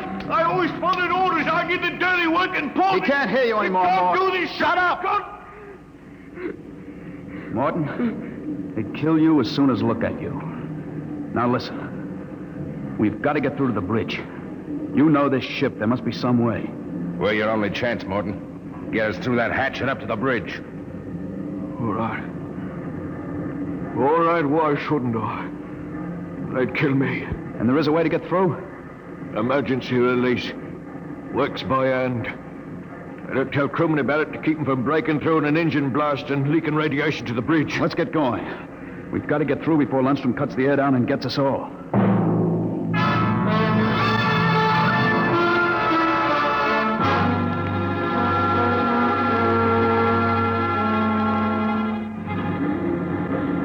Here's the hatch, Morton. Where's the release? Under the floor panel. You can pry it up. Harry? I got it. She's up. Works on a key. Ready? Back against the walls. They've got the guns. Let them have them. I want to wrap my wrench around Black's neck. All right, Morton. Open it up. Here goes. Look out! They had it wide. Morton! He's dead. Electrocuted. And the hatch is still closed. If he didn't get to turn that key, it killed him instantly. Harry, we got your watch gloves. They're insulated. Oh, sure. They'll take any current. Let's get Morton out of the way. Hey, don't touch him, Joey. He's got the current through. Yeah, I'll pull him away with the glove. All right, now stand by.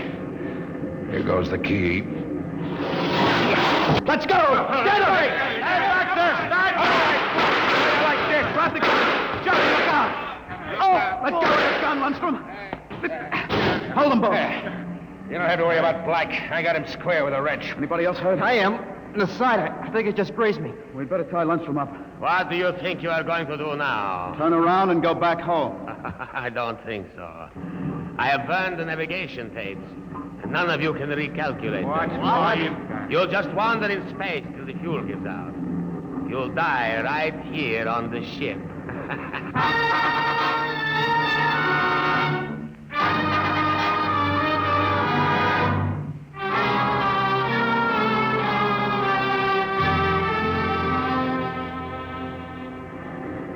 How you coming, Jeff?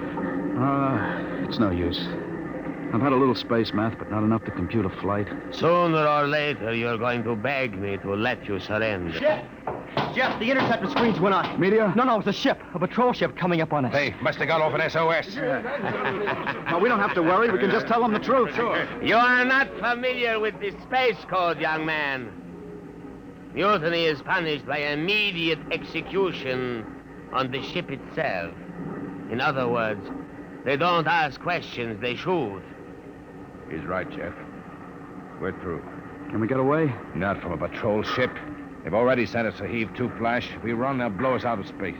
I'm afraid your mutiny is over, gentlemen. Soon they'll be alongside with an airlock coupling. And 10 minutes after that, you will all be dead.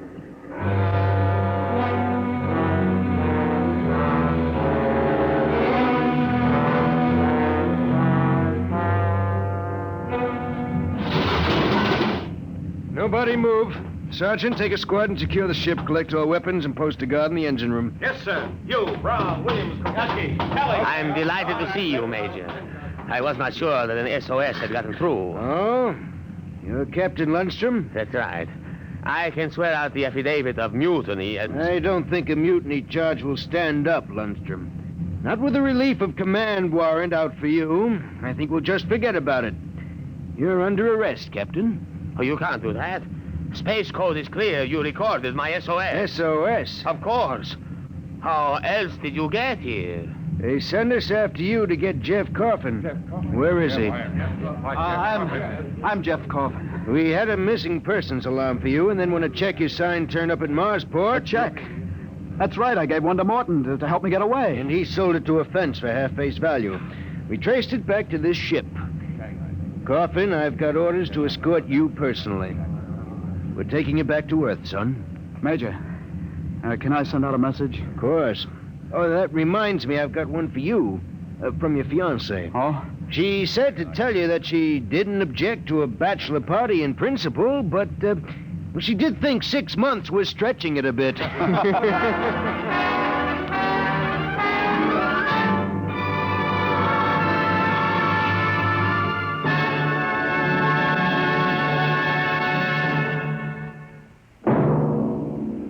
Competition, they say, is the life of trade, and it will be as true 2 centuries from now as it is today. You'll hear about it next week when we present... Dimension X.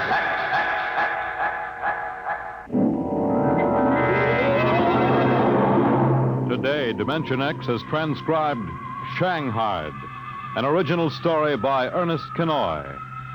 Featured in the cast were John Sylvester as Jeff and William Griffiths as Morton. Your host was Norman Rose. Music by Bert Berman. Engineer Bill Chambers. Dimension X is produced by William Welch and directed by Edward King.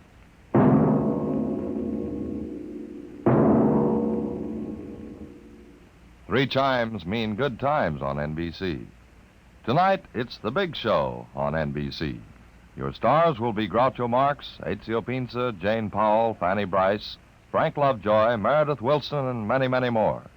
Supervising the hour-and-a-half big show will be MC Tallulah Bankhead.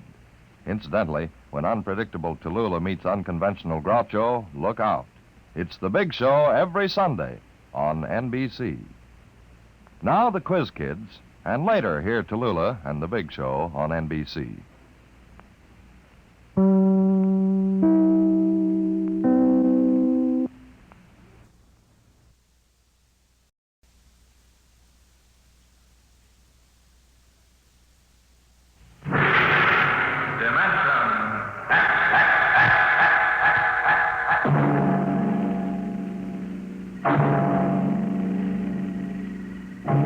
Can you predict what will come in 100 years? Can you see beyond the known dimensions of time and space into the unknown, Dimension X? The ridge stars spread 200 light years across space. To the passengers on the immigration spaceship from Earth, they appear to be pinpoints of light in the darkness. The men, women, and children slept in their bunks in the tiered dormitories, or sat reading the immigration folders that describe the worlds of the ridge stars in glowing, rosy terms. Anne Travis stood before the vision port and searched for the spot of light which would be her new home.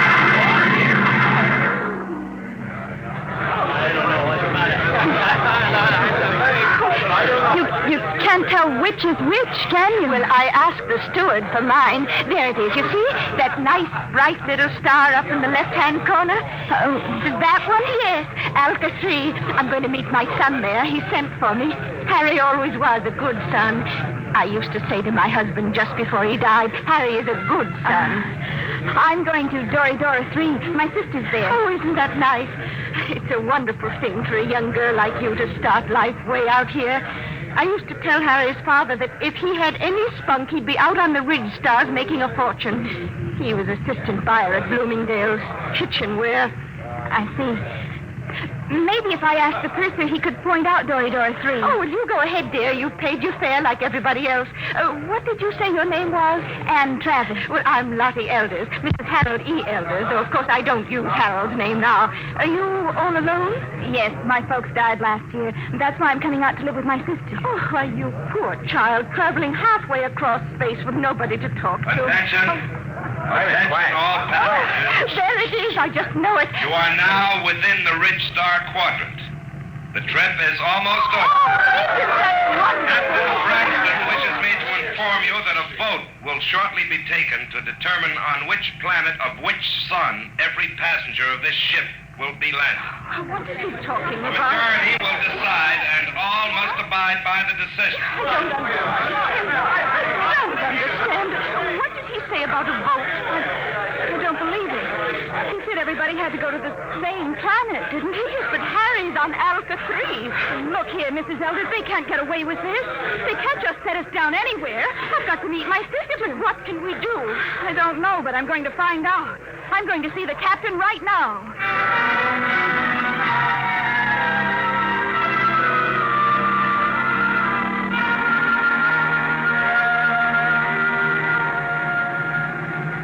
Landing manifest 12436. Cargo holds 1 through 12 at premium rate, including... I want to see the captain. Oh, look, I'm busy now. What kind of an outrage is this? I'm going to join my sister on Dora 3. That's where I bought my ticket for, and that's where I'm going. Vote or no vote. That's what you think, baby. I'll call you back, Jerry. I want to see the captain immediately. Do you hear? Yeah, sure, I hear. Perfect, in both ears. What's the meaning of this?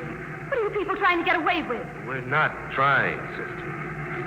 You're in space now, kid. We don't go by Earthside red tape.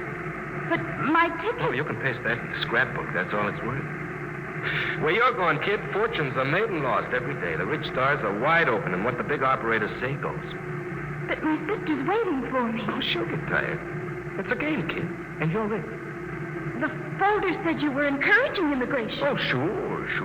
But all the improvements in Earthside working conditions in the past 50 years were to prevent wholesale immigration to the rich. That's why we have to cut the price of the tickets below cost to suck you immigrants out here. Why did you lie? Why won't you take us where we want to go? It's simple, kid. The only way to make a profit is to dump each shipload in one place. This cargo goes to Delphi, too. But the announcer said there was going to be a vote. Oh, sure. But we've got it rigged so Delphi, too, gets it. Simple, isn't it? But you can't. Oh, it's not so bad, Delphi. It's okay. Real balmy. Great world. Especially for a kid like you. But how would I get to my sister? She's expecting me on Doridor 3. Can I take another ship? Not where you're going. What do you mean? Look, baby. Space travel is an Earthside monopoly. They own the patents on the rocket power that makes space travel possible. Now, the Ridge government offered a prize for a new kind of power that wouldn't infringe on Earth rocket patents. But until that drive is developed, you just won't get off Delphi 2. You can't travel to another planet? That's right. There isn't any public transport, and only a millionaire could afford a private jet. You mean I'm just stuck? Mm-hmm. Like a fly on flypaper. Hey, where you going? Back to my bunk. I want to lie down. Wait a minute. I'm afraid you can't leave here till that boat is taken. Why not? Well, I'm a kindly type, friendly fella. I always give a straight story to anybody, but that means I've got to keep them under wraps. So, you'll stay right here till we land on Delphi 2.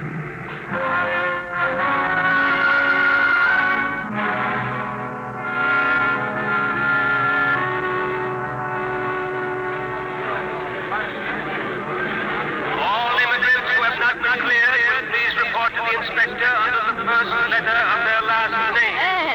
Anne, where have you been, child? I looked all over for you. They kept me in the prince's cabin. Mrs. Elders, what shall we do? I'm sure I don't know. Harry, he's my son, you know. He'll be just frantic. I know. Attention! Any immigrants not cleared or in the proper line in 10 minutes will be indefinitely detained. Oh, dear, I haven't been cleared yet. Oh, well, you'd better go then. I'll wait for you right here. Oh, be sure you do, dear. I'm so frightened. Oh, which way do I go? Oh, the E sign is over there, see? Oh, I don't have my distance glasses. You will wait for me, dear? Yes, right here. Go along now. All right, you. Come on.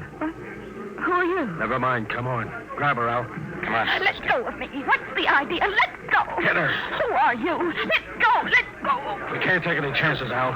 Put her out, right?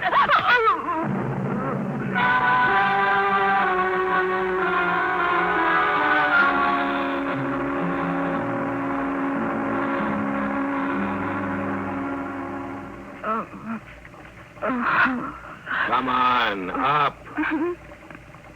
What happened? Come on, sit up. What? Who are you? Your face. That's a motor-driven face dissolver mask. I've read about them. I've never seen one. Who are you? That's why I'm wearing a mask, because I don't want you to know. But there must be... Look, lady, quit babbling. I hauled you in because you're pretty and intelligent-looking. But why? You're going to make 1,000 stellars for yourself, whether you like it or not. Now stop looking like a scared rabbit. You can't do this. I'll call the police. The police? What do you know about the Ridge Stars government?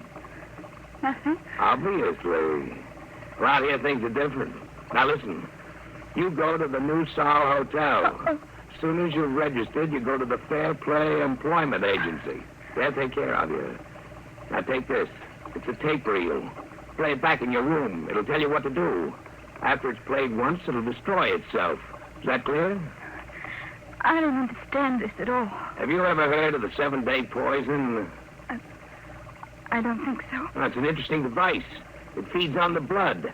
On the 7th day, undergoes a chemical change and... Very easy to use. You just inject it like this. Oh. Yeah, it's all over. For 7 days. The beauty of this poison is it can be made to look like a lock pattern in many thousands of small variations. But the only antidote must be some of the original poison at its base. And I have that. Don't get hysterical. I'll keep the antidote here. You can get it after you've done what I want. But I don't know where I am. I don't know who you are. What if something happens to you? That's your problem. But remember, the police can't help you. I have the antidote to the poison. All right, I'm through with her. Take her out and drop her at the hotel.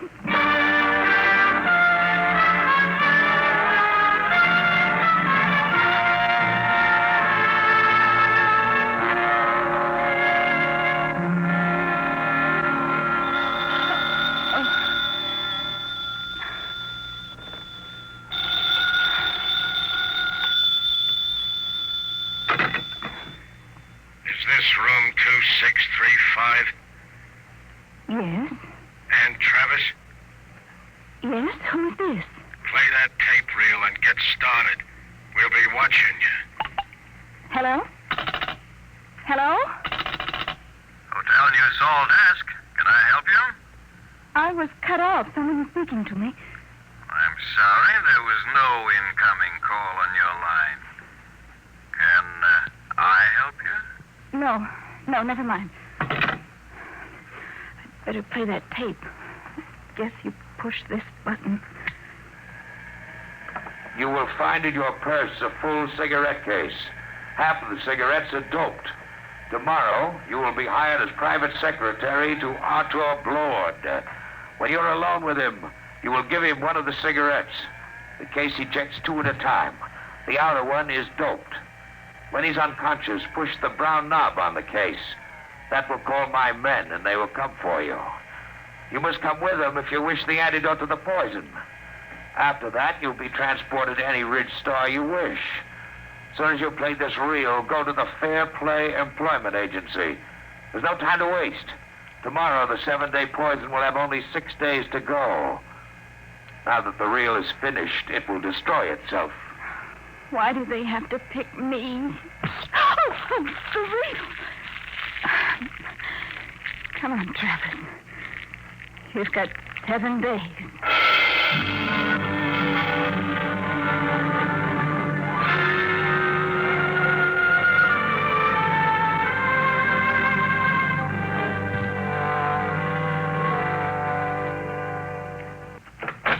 Come in, Miss Travis. Well, everything seems in order. I must verify one thing. Yes, Mr. Markerson? You did arrive just yesterday on that immigrant ship from Earth. Oh, yes, sir. And this is your first job, not only on Delphi, but on any planet other than Earth. Yes, sir, that's right. We'll check that, of course. In the meantime, we can go up to see Mr. Blord. You'll be his private secretary. This way, please. Did you say... Did I say what? Never mind. Nothing. Have you heard of Arthur Blord before? Not exactly. Oh, you would if you'd been in the Ridge Stars longer. Amazing man. Amazing. We'll wait here for the elevator. He must be very important. Important? There are names out here that they've never heard of back on Earth, and the greatest name is Arthur Blord. Really? In less than 10 years, he's made himself an astronomical fortune. Astronomical. Here we are. After you. Penthouse. What's he like? You'll see. Very dynamic. Sharp. He outsmarts the big shots, the planetary operators. They exploit whole worlds. He exploits them. They hate him, the Ridge Star operators. Well, here we are. Come along, Miss Travis. Mr. Blord is waiting for you.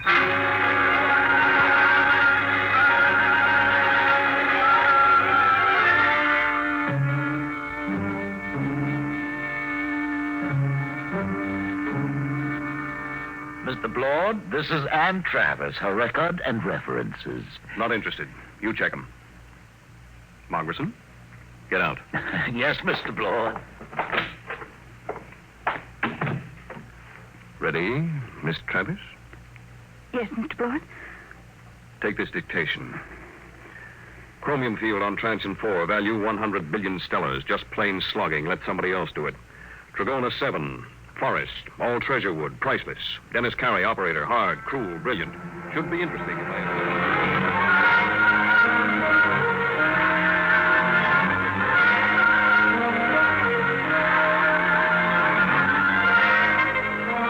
All right, Miss Travis. You're new to Delphi, too, aren't you? Yes, Mr. Blord. I like new cities, new planets. They're soulless.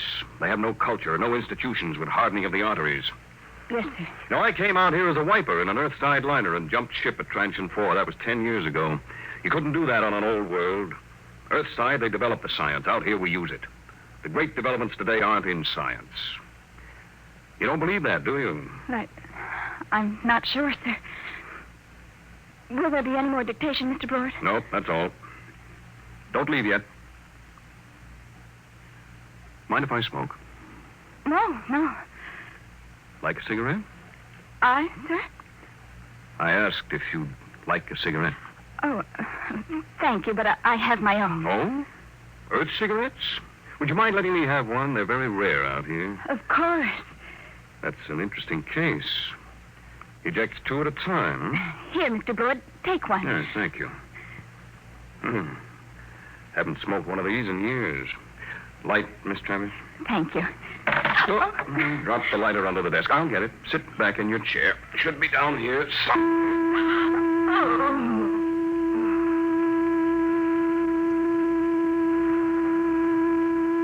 Travis. Miss Travis.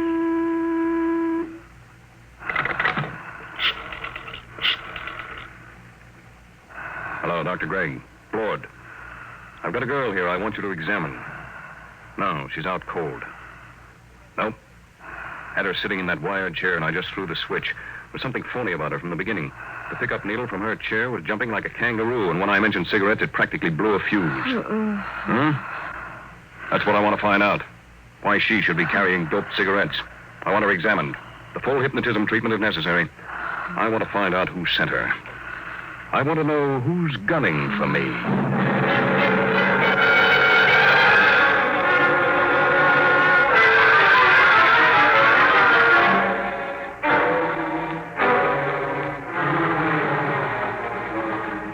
There you are, Blood.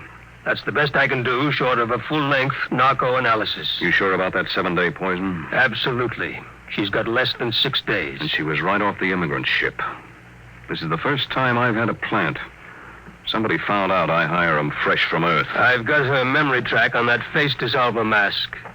It was Delaney. I thought so. But he isn't working alone. It's that gang working for the prize on the new space drive. I got into the competition 2 weeks ago, and I guess they're afraid of losing the money they've put into research. What about this kid? She's got 6 days to live, and I wouldn't take any bets that they try to save her if she doesn't deliver the goods. They wouldn't even save her if she did. Delaney wouldn't want witnesses. Doc, set everything up the way it was before she went under. What are you going to do? I'm going to let them take me. Wait a minute. They're liable. I know what they're liable to do, Doc. You take care of the girl and leave the rest to me. Okay. It's your funeral. Maybe. Now, let's revive Miss Travis. You set up the projectors. Come on, hop to it.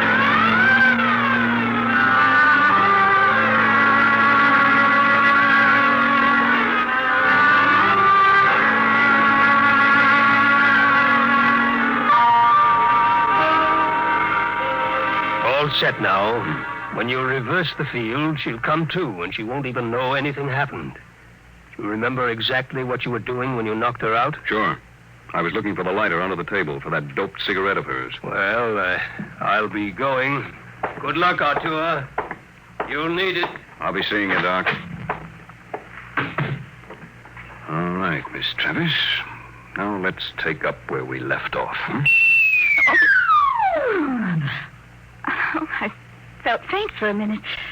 Did you find the lighter, Mr. Blewett? Oh, yes. Thank you. I haven't had a good drag on an Earth cigarette in years. It's... stronger than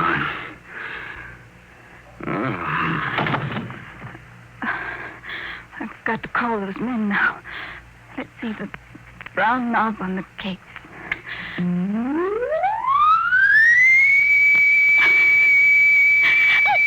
I didn't want to hurt him, but what can I do? What can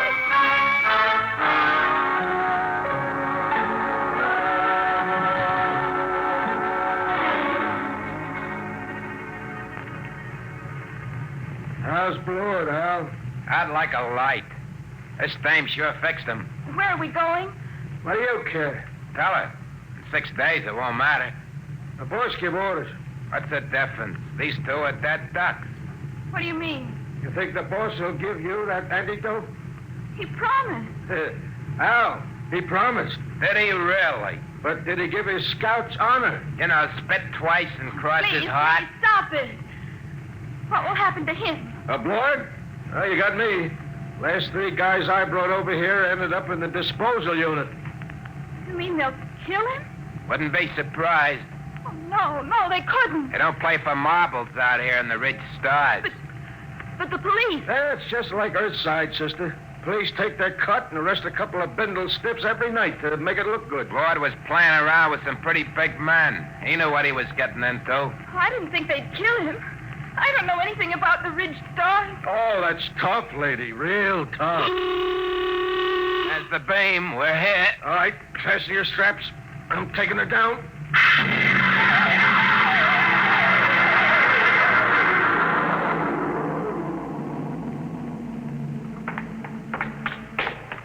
Where are we going? You're on Delphi 1. What is this place? A private estate. Very private. How you coming with Blord, Al? He's heavy. All right. We stop here. I gotta spring the voice lock. Combination 1-3 alibi Peter uranium. Repeat. These things never work. 1-3 alibi Peter uranium.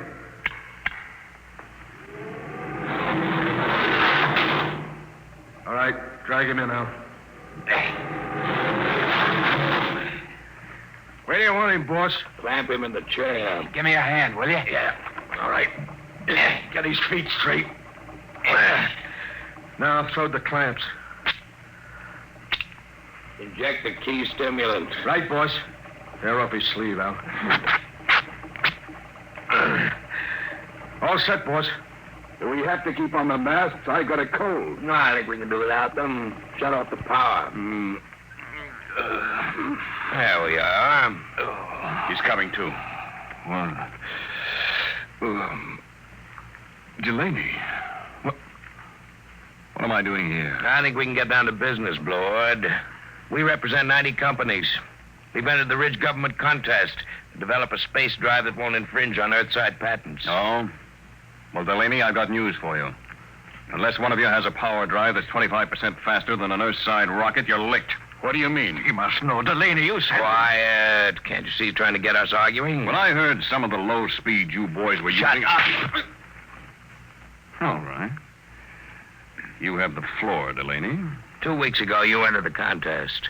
We know your reputation. You can't afford a failure. Your whole financial structure is a bluff. We know you have the drive. Lord, you better save time. Tell us now, what does your space drive run on? Twisted rubber band. You'll force us to extremes, Blord. All right, take that girl out of here. No, let go of me. You can't kill him. I didn't know. You tricked me into getting in Get here. her out. Come on, sister. Let's go. Oh, all right. So you want to play rough?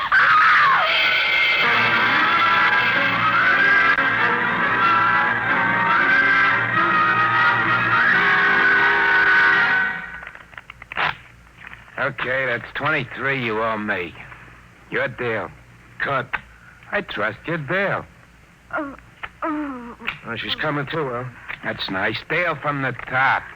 Did they kill him? Who knows? You want the top card? No. Neither do I. Where is he? In there. They'll let him go, won't they? They've got to. I didn't realize they'd kill him. Well, thank you. Just the card I wanted. A pleasure, I'm sure. Look, you've got to tell me. Are they going to kill Mr. Blord? Look, lady. A, you are interrupting a very important card game. B, you're better off if they do kill Blord. Let's face it, kiddo. You crimped him good. Crimped him?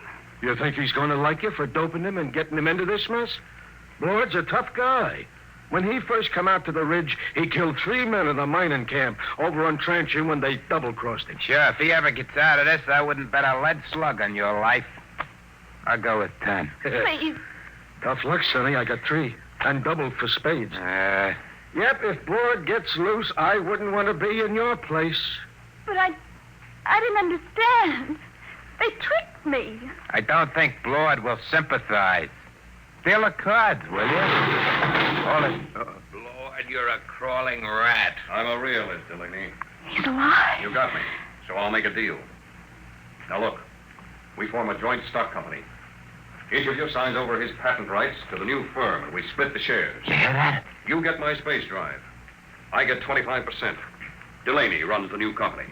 The whole deal to be publicized if you wish. Lord, when this gets out, it'll ruin you. They'll despise you when they find out how much dirt you've eaten. Well, I didn't have much choice, did I? All right. Now the other part of the deal. You got me here through a certain young lady. Now, we can dispose of her. No, I think I'd like to do that. I'll take her as part of my 25%. Any objections, Delaney? No, just be careful. Get rid of her clean. We don't want any mess left around for the Ridge government to find. What are you going to do with me? You promised Did I? Get rid of her, Blord. Only make it clean.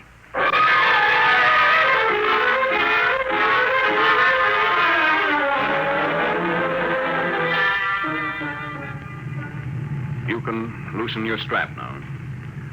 We're on automatic. Where are we going? Back to Delphi 2. I didn't understand what they were going to do. I know. I didn't realize. I'm sure you didn't. Miss Travis, What are you going to do? I'm going to pay you off. Let go of my arm. Let go. Let go of me! Shut up. What are you screaming about? Now hold still. This won't take a second. Just one small injection. No, don't. Let me go, please. Stop strangling. Stop. There. Scratched my face like a cat. Will it take long What? for me to die? For you to... Stop it, please. Please, stop it. But it's funny. It's very funny. That was the antidote. The antidote? The 7-day poison Delaney gave you. I got it from him before we left. Young lady, I knocked you out in my office and had your mind examined. I knew just what you had done. I came here because I wanted to. Oh. You mean you're not angry with me? Certainly not. Besides, everything turned out my way. Your way? But they forced you to give them the drive. You signed away the right. I'm a percentage man. Let them do the operating. Besides, it was their drive in the first place. Their drive? Yes, it's simple. I knew that after the contest, there'd be a merger of research, so I merged it before instead. Wait till they discover they signed away their own patent rights. I don't think they'll feel like laughing then. But to give Delaney control of the new company. But don't you see, I had to get him to go along. He had the antidote to your poison. What about me now? Look at the vision port. Now turn up the scale. Oh. That's the ridge. You can have your pick. Name your world, and I'll take you there. You said your sister was on Doridora 3. Yes, but But what? I wonder if the opportunities for advancement aren't greater on your planet, Mr. Blower. You know, Miss Travis, I wouldn't be a bit surprised if they were.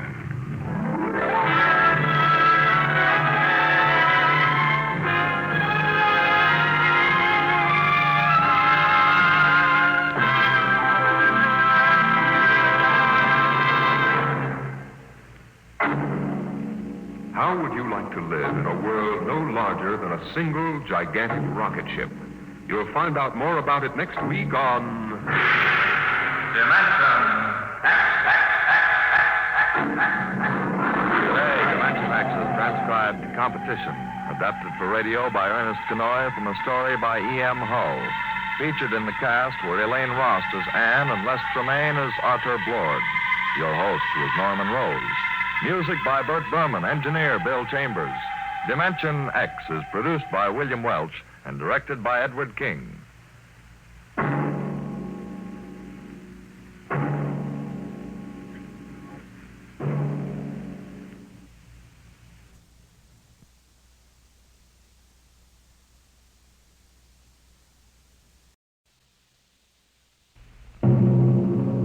Adventures in Time and Space. Transcribed in future tense. Dimension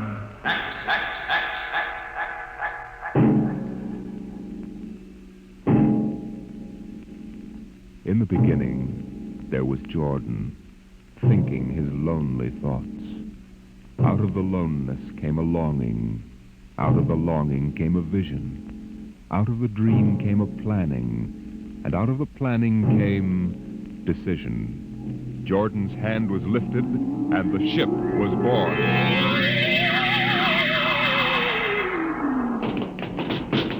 You, look out! Are you all right? Yes, it missed me. What was it? A mutant with a slingshot. I think it dashed down that passageway. You want to go after it? We'd never catch it, Alan. It's probably 12 decks above us by now. I didn't think they ever came down this far. Patrols usually get them before they reach this level. They get more daring with each generation. This one looked like a female. Male or female, it might have killed us. I told you this trip was pure foolishness. Climbing 24 deck levels to hear a crazy old man rave. We're almost there now. Compartment X15, level 24. This is the place. This area smells as if it hadn't been visited by a sanitation crew for generations. Part of the ship is almost deserted.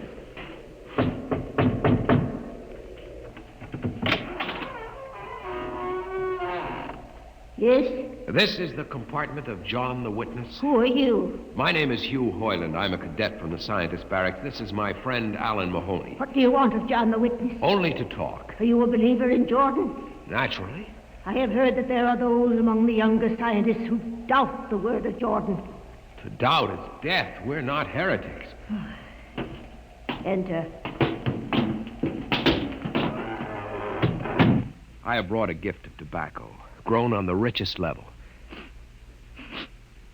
It smells good. I assure you it's the best. Wait here. What a rat's nest. What the devil do you think he can tell you? I don't know. Now, hush.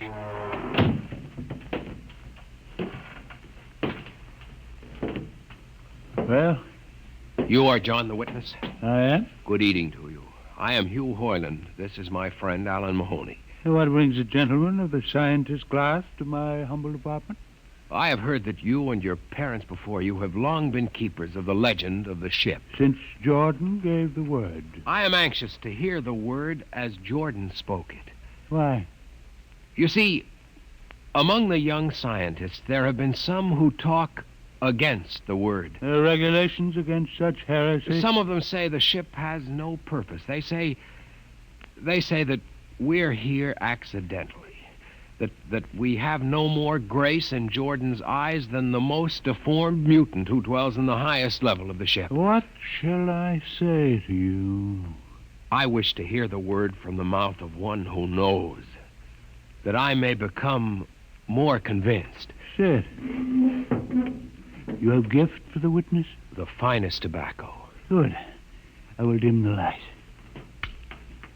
Now, pay close attention, for these are the words as my father's father's father gave them to his son's son's son. This is how the ship came into being, how our people were created.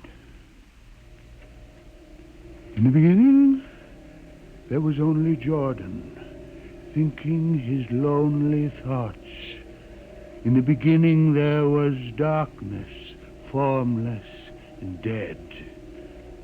Out of the loneness came a longing. Out of the longing came a vision. Out of the dream came a planning. And out of the planning came decision. Jordan's hand was lifted, and the ship was born. Mile after mile of good compartments, tank after tank for golden corn, ladder and passage, door and locker, fit for the needs of the yet unborn. He looked on his work and found it pleasing, meet for a race that was yet to be. He thought of man, and man came into being. Then Jordan checked his thought and searched for a key. Man untamed would shame his maker. Man unruled would spoil the plan. So Jordan made the regulations, some to speak and some to listen. Order came to the ranks of men. Crew he created to work at their stations. scientists to guide the plan. Over them all he created captain, made him judge of the race of man. Thus it was in the Golden Age.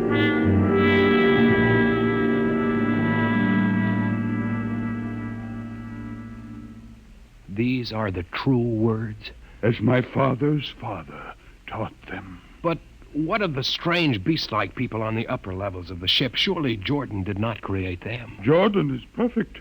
All below him lack perfection. You have heard of the legend of Huff? I have heard that he mutinied against Jordan. Darkness swallowed the ways of virtue. Sin prevailed upon the ship. And before wisdom prevailed and the bodies of Huff and his followers were fed into the converter, some of the rebels escaped and lived to father the mutants. They are tainted with the sins of their fathers. One more question, witness. Speak. What is the ship? The ship is a great sphere, 25 kilometers wide and 100 levels deep. I know that, but what about the upper levels? The regulations forbid us to venture into the upper levels, but it is said that beyond the levels of the mutants lies the forbidden place where Jordan's spirit prevails. So I've heard. But something troubles me. Something which prompted my coming here. Yes, my son. What lies beyond the ship? What? What lies beyond the ship? This is heresy. Answer me. I will not permit such talk. The ship is complete. The ship is universal. The ship is everywhere. The ship is endless. Your mutterings are those of a frightened old man. They answer nothing. You question the word? I think you lie. Hear me, Mr. Highland. For what you have already said, I can have your body fed to the converter, your soul launched on the endless trip. You threaten me. You, for Jordan's sake. You think I fear this dried fig of a man? You. Sir, my friend is impetuous. He doesn't understand. I might be persuaded to forget a substantial gift. You pig. Come on, Alan. The sight of this so-called holy man offends me. No, you shall not leave. Look, don't try to frighten me with a gun, old man. Remain where you are, heretic. I warn you, put down the gun. No. No closer. Drop it. Very well, then. Death to the heretic. Alan, get him! Is he dead? I don't know. Come on, Hugh. We've got to get out of here. Now where? We can't go back. They'd feed us into the converter. What's that? The old woman must have turned in an alarm. Come on, the patrol will be here in no time. Where can we go? The upper levels. But the mutant. We'll have to take our chance. Listen, that's the patrol we've got to climb. There's a hatchway. Down the corridor. Quickly. Halt! Halt, do we fire? Up the ladder.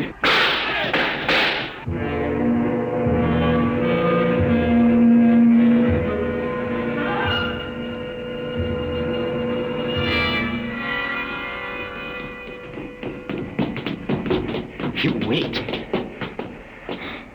How far are we from the outside wall? Judging by the slope of the deck, about 2 miles. Mutant territory. Come on, we'll try this passageway. Hugh. What? I don't know. I feel as if we're being watched. It's your imagination. Perhaps not. Oh! It's only a ship's rat. Get a grip on yourself. It's as big as a dog. Come on. I can't drag myself much further. We've got to find a compartment with water. Oh, if only you hadn't asked him that stupid question. There's no use going over that. Why did you do it? Why? Alan, I've been thinking about it for a long time. And when he began to give me those stupid pat answers, well, I just saw red, I guess. But who are you to question the ways of Jordan? When you asked me to go with you to visit the witness, I thought you wanted spiritual help. I never dreamed I'm that sorry, Alan. I couldn't foresee this. I didn't know. Wait a minute. Now what? Another shipwreck? No.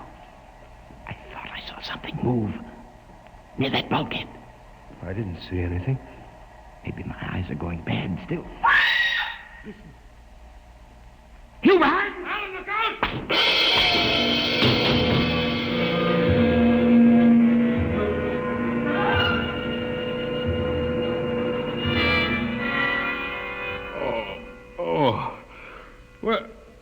Where am I? What are you? Get away from me! Alan! Alan! Look out with that knife! Stay away from me! Alan! Alan! Don't kill him, Bobo. Not yet. Who are you? Must forgive my friend Bobo. Like so many of my people, he's rather impetuous where members of the so-called super race are concerned. Who are you? What place is this? As you can guess from my leg, I'm a mutant. Where is Alan? Your friend is dead. I was not able to restrain my people in time to save him. Why don't you destroy me and get it over with? We do not kill for pleasure, Mr. Hoyland, only when necessary. You know my name? I read your identification tag. Who are you? Mutants can't read. My name is Gregory. I'm a leader of my people. Although we are unfortunate in our heredity, Mr. Hoyland, many of us are quite intelligent. Why do you live like animals? We would rather live like free animals than like regimented slaves, as you do. I've heard that you practice cannibalism. Undoubtedly, you hear many things about us. We raise our own cattle on the upper levels, and those of our people who choose to farm raise enough crops for our small population. You turn your head. Why? This one. I've never seen a creature like him. Bobo is an unfortunate. He was born without the power of speech. How can you tolerate a monstrosity? We have learned to live with difference.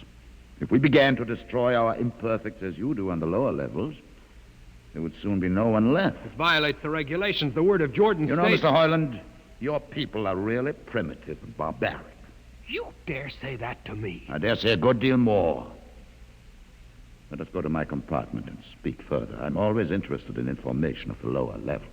I won't give you any information. Bobo, I want Mr. Hoyland in my cabin, please. Hey. I advise you to go quietly, Mr. Hoyland. Bobo has a hatred of superior beings, which is unfortunate, but quite understandable. Proceed.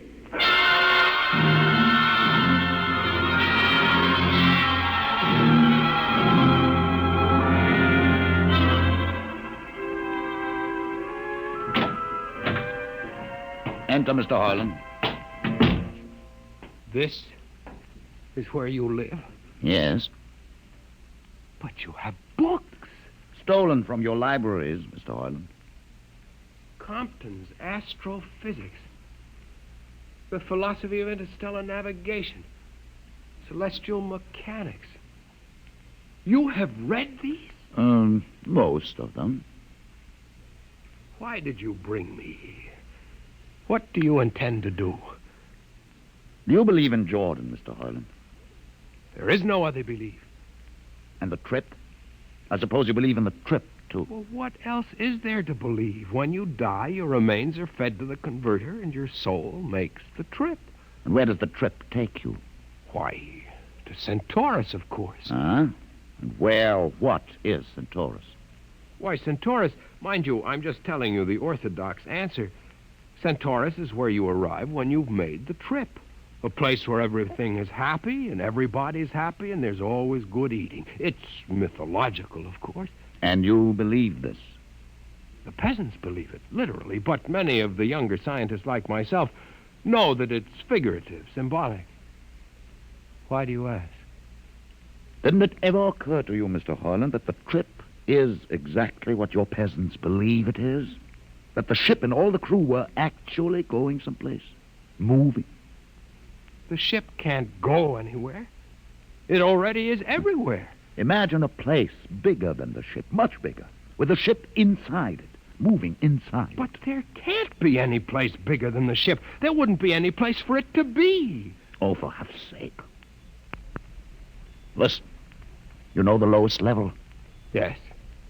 If you started digging a hole in the lowest level, where would that hole go? Where would that hole... Oh, no. No, it's forbidden to think such a thought. Where would it go? No, I can't think about it. Bobo, we're going to take Mr. Hoyland to the place. Where are we going? To the top level. But it's certain death. Nonsense. I've been there 1,000 times. Come along. No, I won't. You can't make me. I think we can. Now, shall we proceed peacefully, or shall I have Bobo persuade you?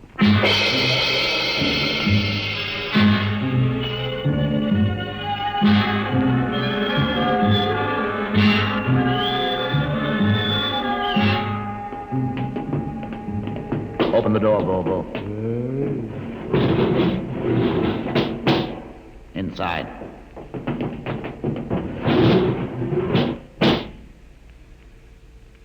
What place is this? This, Mr. Hoyland, is the main control room.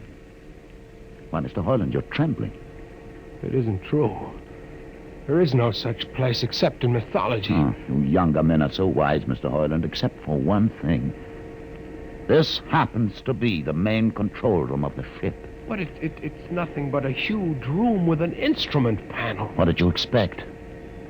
How do you know this is the main control room? See these instruments? Using them, the navigator, many hundreds of years ago, actually steered the ship on its voyage. I don't understand. I didn't suppose you would. Your people have been so steeped in superstition and ignorance that the whole concept has lost its meaning. Sit in that chair. Don't be frightened. Sit down. Very well. Look up. What do you see? Nothing but a huge shield. Watch it for one moment, Mr. Hoyland. You are going to see something that few of us have ever been privileged to witness. Something so dazzling that you may find it hard to accept at first. But it is there. It is a reality. And ultimately you must accept it. What are you doing? I'm dimming the lights. Don't be frightened. Keep your eyes focused on the shield above us. Ready? Watch. The shield! It's sliding back! Ghost of Jordan. Well? What am I seeing? The universe, Mr. Hoyland. The universe in all its beauty. The stars, the planets, the suns, the moons, and the constellations. This is your heritage, Mr. Hoyland. The heritage you've been too stupid to seize. But it can't be. The ship is the universe. There is nothing but the ship. Ah, but there it is. You see it before your eyes, spread out like a canopy of glory. You still deny it? Answer me, Mr. Hoyland. Do you deny it? No, I can't. They lied.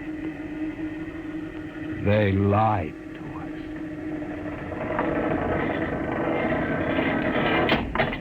Good. Why did you close the shield? You will see it again if you're not afraid. I'm not afraid. Many times. I've shown this to others of your people whom we captured, and though they saw it before their very eyes, they would not believe it. Tell me about it. Tell me about the ship, about the universe. What are these things? How did this come about? Many thousands of years ago, on a planet like those you've just seen, a planet called Earth, a scientist named Jordan decided to build a ship that would carry men from one planet to another. For many years, Jordan and thousands of others studied and planned. And when they were finished, they built the ship. A ship so large that it had to be assembled in its own orbit beyond the place called the moon. 60 years it took them to construct. And when it was finished, a whole new science had been conceived. Then the trip was begun. The trip that was to land a colony of Earthmen on a far-off planet called Centaurus, millions of light years beyond the furthest planet ever reached before. How do you know these things? Among my books are the log which Jordan himself kept, and the records of the journey for the first 40 years. What happened? There was a mutiny. A man named Huth led a rebellion of those who wanted to turn back. In the struggle, the navigators were killed, and the crew fell into a state of anarchy. In the years to follow, small groups of men tried to organize the ship for navigation, and each time they failed. Finally, the whole idea was abandoned. And so for centuries, we have swung in space, unmanned, undirected, living in a lost world of our own making, without purpose, without direction. Why have you told me this? Why have you brought me here? You could have killed me. Can you guess? No. No, I can't. Unless... But it would be too fantastic. Well? You want to finish the trip. Yes, that's it. What would it take to do it? A miracle, almost. The crew would have to be trained. Many people, each skilled in a certain duty. Couldn't you train your own people? We are too few. Besides, the main drivers in the lower levels where my people are forbidden to go. No. It would mean that both our peoples would have to work together. Our differences encouraged rather than denied. It can be done. You showed me. You can show others. I can show them. Can you? I'll see the captain himself. I have an uncle on the central board. I'll tell him what I've seen here. And do you think he'll believe you? Send one of your people with me. That's asking a good deal. I'm risking a good deal by going back. Very well.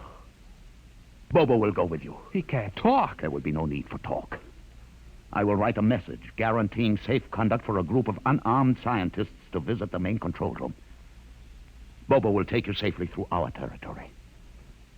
What happens when you reach your own level is up to you.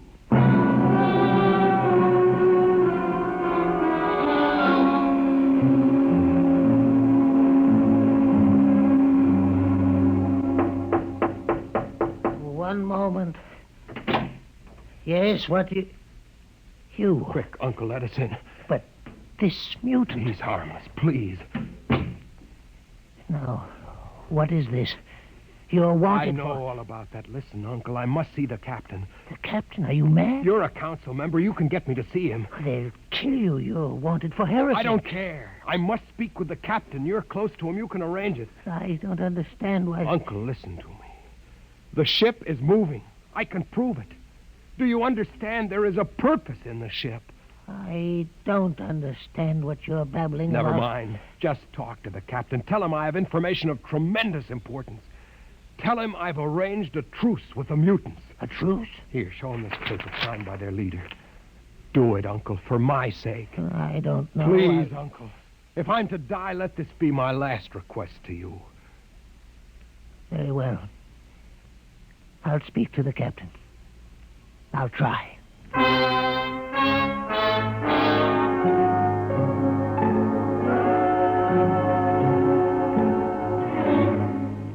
And you say, Mr. Hoyland, that you saw this with your own eyes? I swear it, Captain. I swear it on the word of Jordan. Let me see that paper again. What do you think, Commander Erst? I don't know, sir. It might be a trick. I guarantee you safe conduct. If these things are as Mr. Hoyland reports them, it would pay to risk a few lives. The man is a convicted heretic. Still, we mustn't discount his word entirely. He has a safe conduct. The mutant risked its life coming with him. I think we might investigate. You will do it? I'll have an expedition outfitted.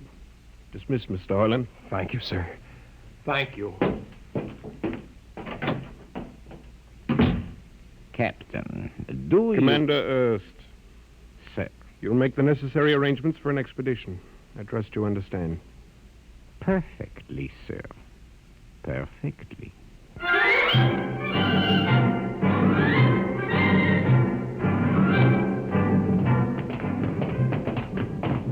Lieutenant. Mr. Hoyland. You'd better halt your men here. This is the spot.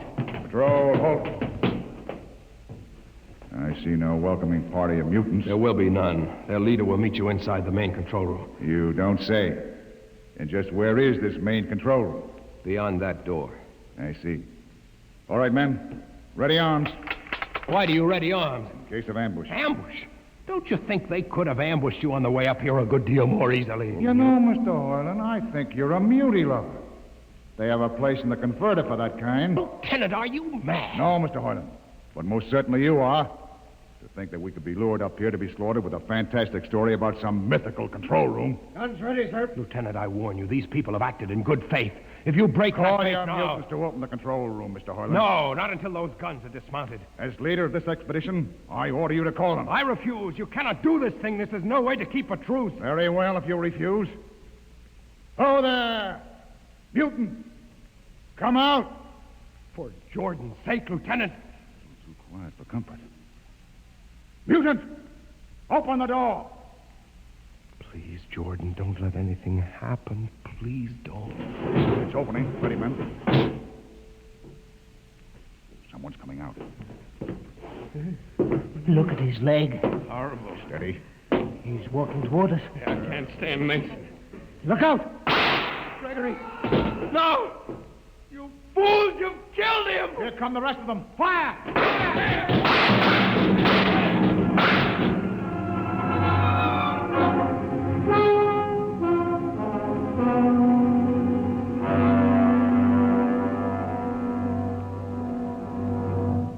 That should teach them a lesson they won't forget. All right, men. Inside the room. Orland, you're under arrest as a conspirator in this ambush. Ambush, you fool, you blind, stupid fool. That'll be enough. Have you been inside this place before? Yes.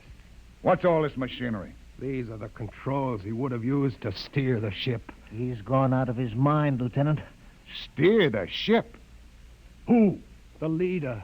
The one you killed. This ugly mutant? This ugly mutant happened to be a man of true greatness. You're mad. Am I?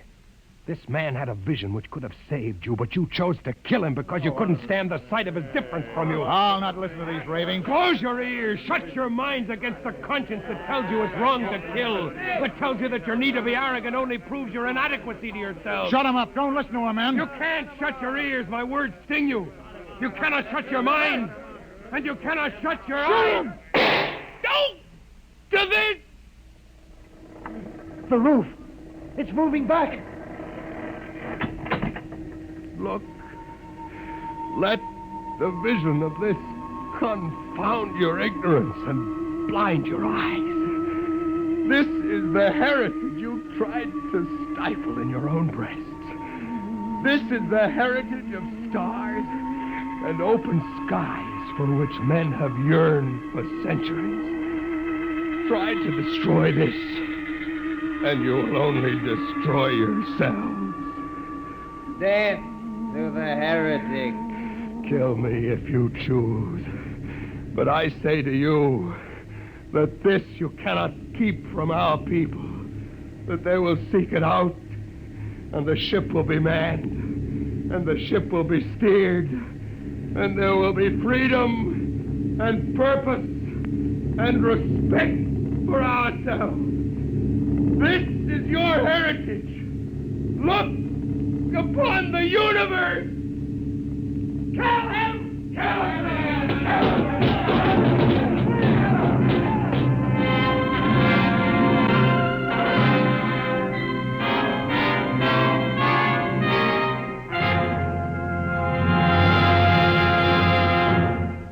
You have just heard another adventure into the unknown world of the future, the world of... Dimension X.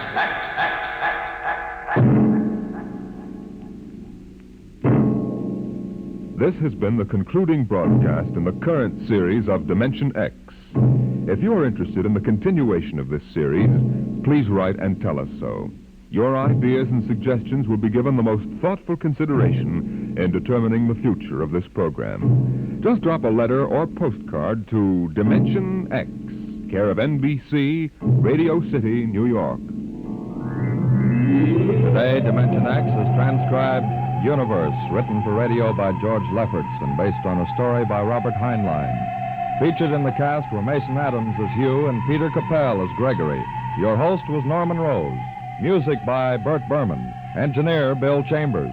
Sound created by Manny Siegel, Max Russell, and Wes Conant. Dimension X is produced by William Welch and directed by Edward King.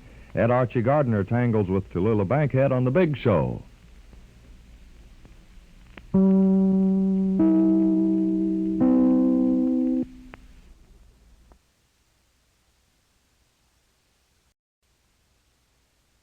We present now a special transcribed Christmas message from the President of the United States to the American people. My fellow countrymen, all over our country and in many other parts of the world, men, women, and children are preparing to celebrate the birthday of Christ. Never before in our lives has a Christmas seemed so important. I'm not thinking of turkey dinners and stacks of gifts. I mean the quiet, reverent celebration of faith, hope, and love, born in a manger in Bethlehem. Across all the continents of this world, peace-loving people today feel apprehension and loneliness and fear. Many have forgotten the humble surroundings of the Nativity and how from a straw-littered stable shone a light which for nearly 20 centuries has given men strength, comfort, and peace of mind. At this Christmas time, we should renew our faith in God. We celebrate the hour in which God came to man. It is fitting that we should turn to him. Many of us are fortunate enough to celebrate Christmas at our own fireside. But there are many others who are away from their homes and loved ones on this day. Thousands of our boys are on the cold and dreary battlefield of Korea. But all of us, at home, at war, wherever we may be, are within reach of God's love and power. We can all pray. All of us should pray. We should ask the fulfillment of God's will. We should ask for courage, for wisdom, for the quietness of soul which comes alone to them who place their lives in his hands. We should pray for a peace which is based on righteousness. The nation already is in the midst of a crusade of prayer. On the last Sunday of the old year, there will be special services devoted to a revival of faith in God. I call upon all of you to enlist in this common cause. I call upon you no matter what your spiritual allegiance may be. We're all joined in the fight against the tyranny of communism. Communism is godless. Democracy is the foundation of faith. Faith in oneself, faith in one's neighbors, faith in God. Democracy's most powerful weapon is not a gun, a tank, or a bomb. It is faith. Faith in the brotherhood and dignity of man under God. Let us pray at this Christmas time for the wisdom, the humility, and the courage to carry on in this faith. Ladies and gentlemen, you have just heard President Truman's Christmas message to the American people. This is NBC, the National Broadcasting Company.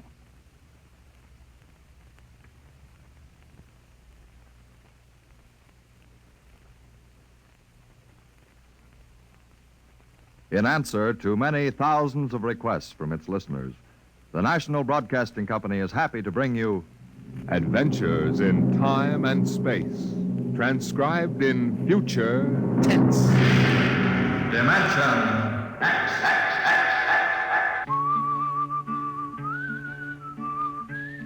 This is the story of Reesling, the singer of the spaceways. You've probably sung his songs in school, in English, French, or German. The language doesn't matter, but it was an Earth tongue. But the real story of Reesling is not found in the footnotes of a scholar's critique or a publisher's biography. It is in the memories of the old-time spacemen, the pioneers who pushed the thundering old-fashioned rockets to the far, strange ports that are our commonplace heritage.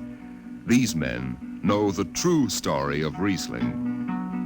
The arching sky is calling spacemen back to their trade. All hands stand by, free falling, and the lights below us fade. Outride the sons of terror, far drives the thundering jet, up leaps the race of Earthmen, out far and onward yet.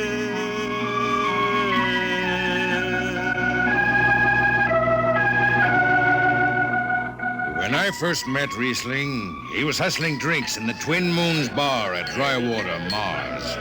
He'd won a guitar off a Chinese barkeep at Luna City by cheating at one thumb, and he made his whiskey by singing in the bar and passing the hat. Listen to her, Hudson. Don't she strum pretty?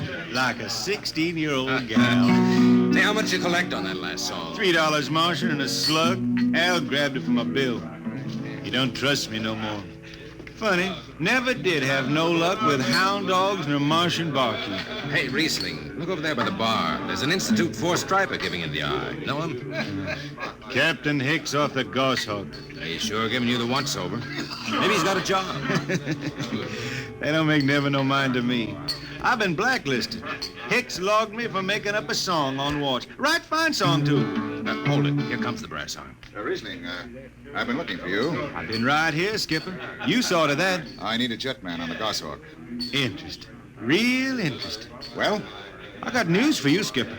You blacklisted me, remember? Well, you kept your nose clean, and we need an experienced man.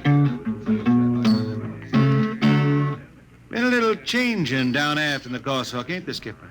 How'd you know that? You got that new atomic pile drive. Last 3 of them tea kettles blew somewhere in the asteroids. Look, it's double pay, but if you're scared... Scared? Listen, fella. For double pay, I'd jump off the top of the Harriman Tower if you allowed me rubber heels for the landing. All right, then. You show up tonight to sign the book. Sober. Got no choice, Skipper. Money and me is total strangers. We lift at 11:30 Mars time. Sober, you understand, Reesling? You taking the job? Well, that Goshawk is one stinking old tub. Her engine's got more bugs than a beagle dog in spring. And that new drive is about as safe as a pretty gal in the Ozarks. But I reckon she'll do for one more trip.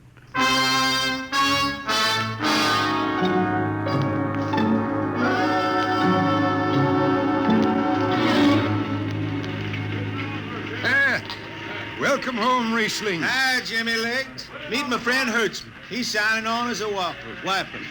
This here's Jimmy Legs Casey. He's bosun. Can't hold his liquor no more than a sieve, poor boy. Hey, Mr. Casey. Riesling, you sober enough to sign the book? Drunk or sober, I'll make my mark. Stand aside. 3 X's? It took me a middle name. Yeah, you two lay below. And Hertzman. Aye, sir. Get him sobered up before the skipper makes rounds. Jimmy Legs, I'm sober as a hanging judge. Yeah? Well, you can leave that bottle here. What bottle? The one in your back pocket. Oh, glass buttons, maybe, eh? Give it here. Jimmy Legs, I swear I'm going to write a song about you. Go ahead, threaten me. Now get below. We raise ship in 30 minutes.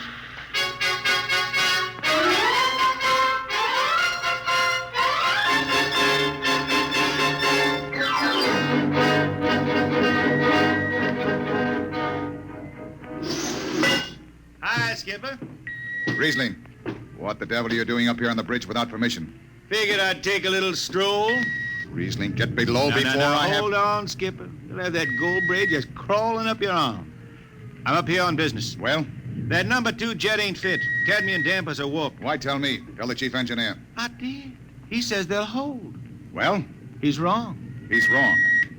He's got a Harriman Institute degree in power electronics. And some drunk space rat says he's wrong. Skipper, I was damping jets when that shirt-tailed tad wore pins for buttons. I've got no time for you, Reesling. Casey, sound takeoff. Aye, sir. I'm telling you, Skipper, that number 2 jet's gonna blow. Dampers warped crooked like a turtle's back. Riesling, drag your deadhead out of here. Get below. Go ahead from control tower, Captain. All right, Casey. Fire 1 and 4.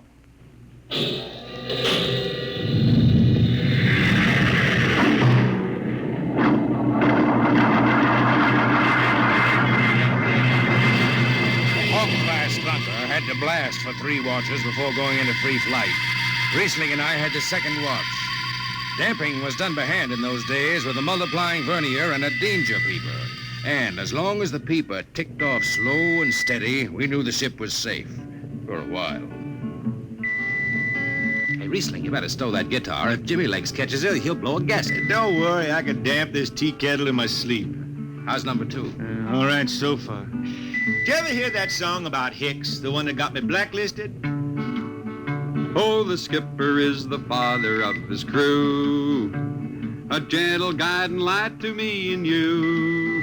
But on Mars he likes his women if they walk or if they're swimming or if they've got 6 arms instead of 2. Hey, the second verse is better. Now the skipper likes his liquor by the quart. Yes, he'd go from Mars to Venus for a snort. He'll drink rocket fuel and... Hell, hi, Skip. Didn't see you come in. You were too busy, eh? Who's watching the gauge? I got an eye on it. Don't you fret none. Riesling, I'm going to fix it so you can't get a berth on a rocket-powered pogo stick. Report to Casey under arrest. I don't rightly think I will. You what? You kind of forget, Skipper. According to Space Code, you can't remove a jetman till the end of the watch, right? Now, look, you corn-fed space lawyer. Now, is that a rule or ain't it? Riesling, your shift is over at 2300. And I'll see you ride the rest of the way in slop locker. Maybe. Maybe. In the meantime, you clear out of my power room. I gotta make me up a third verse for my song.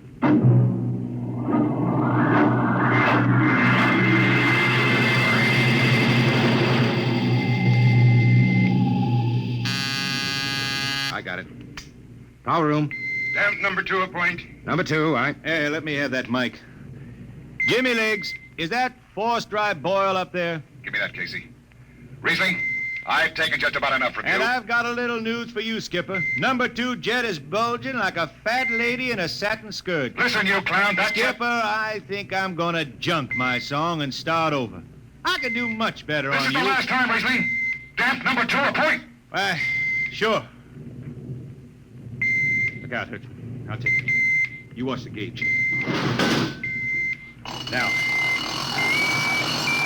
Riding easy here. She's bucking a little. Riesling, hit the emergency. She won't hit him. It's that foot. There go the lights.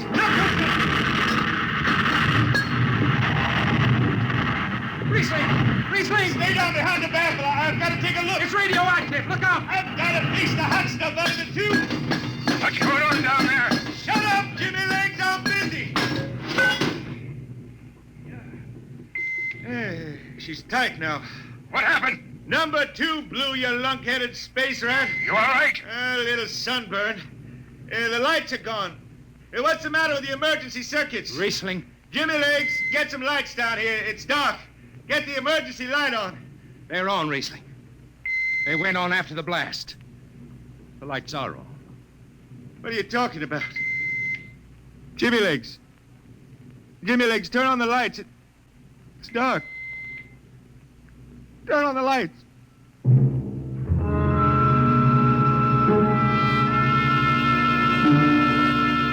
That blue radioactive glow from the jets was the last thing Reesling ever saw.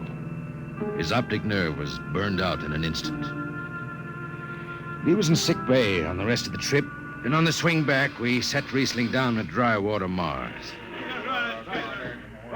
Look out for the cable, Reesling. Thanks, Hertzman. Hey, Reesling. That you, Jimmy Legs? Hold up a minute, will you? Oh, Reesling. Jimmy Legs, I promised I'd write a song about you, didn't I? Sure, Reesling, sure. Can't seem to sing like I used to. Look, Reesling, the men up on the bridge feel kind of bad about this. Yeah? Why didn't they think of that when Reesling told them that damper was shot? Now, Hertzman, that's all over. Sure. That's all forgotten. Reesling, let's get down to the Twin Moons before I vomit. Now, hold it.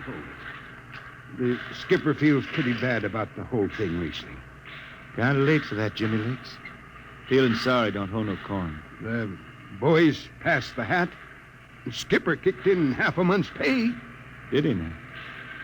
Then on principle, I suppose I ought to tell him to stuff it back up the jets. But you can't buy no drinking whiskey on principle. I'll take it. Here you are. I'll get it. I'll be seeing you, Reesling. Sure, Jimmy Lee. Sure. Come on, Hertzman. Let's get that drink.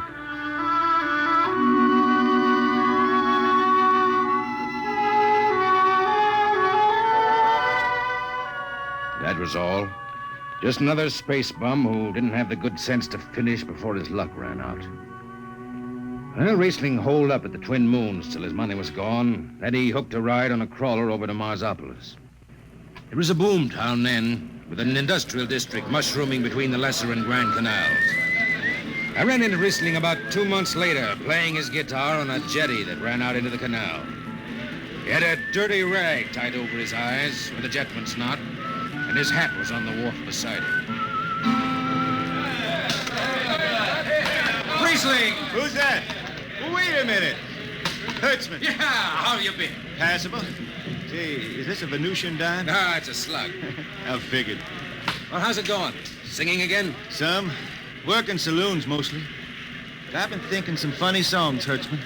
The words come out different than they used to. Come on along the canal with me. Sure. Here, take my arm. I know the way.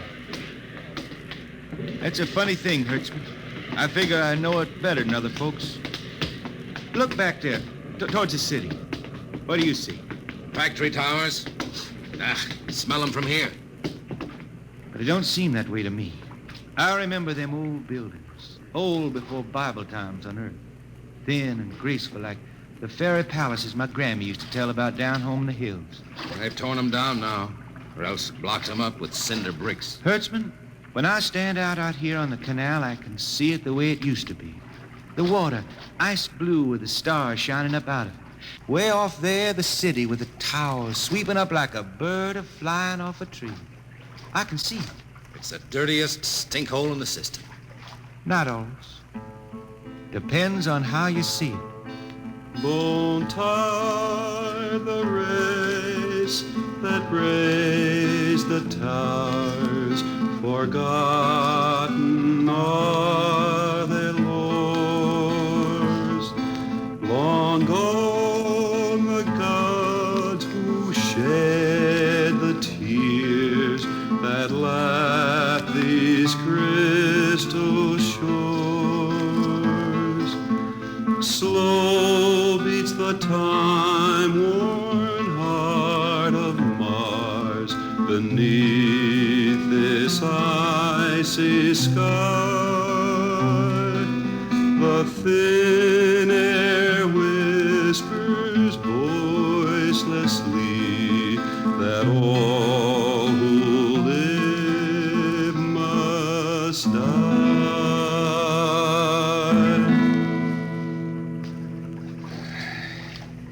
You make that up? Why don't you go home, Reesling? Home? Earth. I've been thinking about that, Hertzman. When I was a youngster down in the Ozarks, I used to climb a big old oak tree my daddy had in the dooryard. You could see the hills for miles, green and cool. I've been thinking about that. Why don't you go back then? I couldn't see them hills no more now. I couldn't stand to see black when I knew they was lying all around me, cool and green in the sun. I couldn't stand that. Yeah. Well, let's get back to town, Hertzman. Today I made $3.50 Martian. I'm all set to drink it down before dawn. Come on!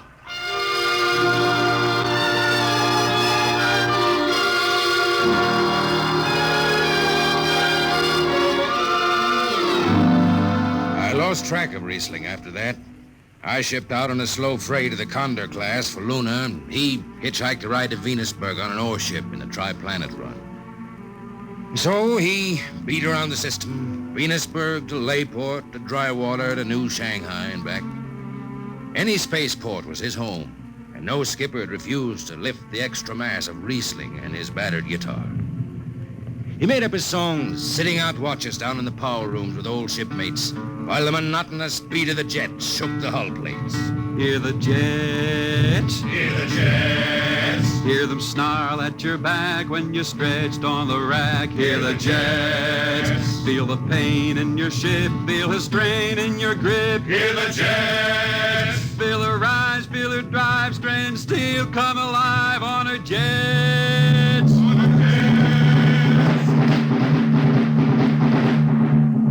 Little by little, his songs began to travel along the spaceways ahead of him. Raw spaceman songs with titles like Since the Pusher Met My Cousin and The Spacesuit Built for Two. But more and more, we began to hear a different kind of song. Strange, sad songs, the ones you find printed in the centennial editions. dark star passing, death song of a woods cove. And then, finally, the green hills of Earth. It grew for 20 years, that song. They say it started way back when Reesling was down in the labor camps on Venus, singing for the indentured men. Now, if someone will kindly pass a bottle. Oh, it is not much, Reesling. Here. It'll do. What is that stuff? Tequila. You cannot make him good here on Venus. What do you use? Carac bush. Home it is different. Where are you from, son? Tasco, Mexico. That's a long way from here. See, a long way. How'd you come to sign on? The man comes out to the village from the city in a shining automobile, very big. He says there is work. You sign the paper for 10 years and you work. Yeah, work. There is work here, all right. 10 stinking hours in the jungle with machete. I tell you, when I get home to Earth... What'll you do, son? What is the use? We aren't getting home. You know how many men die out there in the swamp today? 10 men, 10! What is the use? My mother, she's dead. My father don't care. A girl? Oh, she says she wait. I don't know. Sure, son. You sing some more, Reesling. We drink, you sing. Maybe a new song, son. We rot in the molds of Venus. We wretched her tainted breath.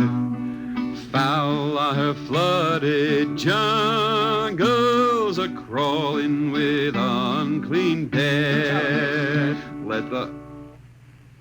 What is the matter? Finish the song, Reesling. I can't. Can't yet. It just don't come. I'll finish it when I go home. That's it. When I go home to the hills. Now pass that bottle. The dawn whistle don't blow for 4 hours.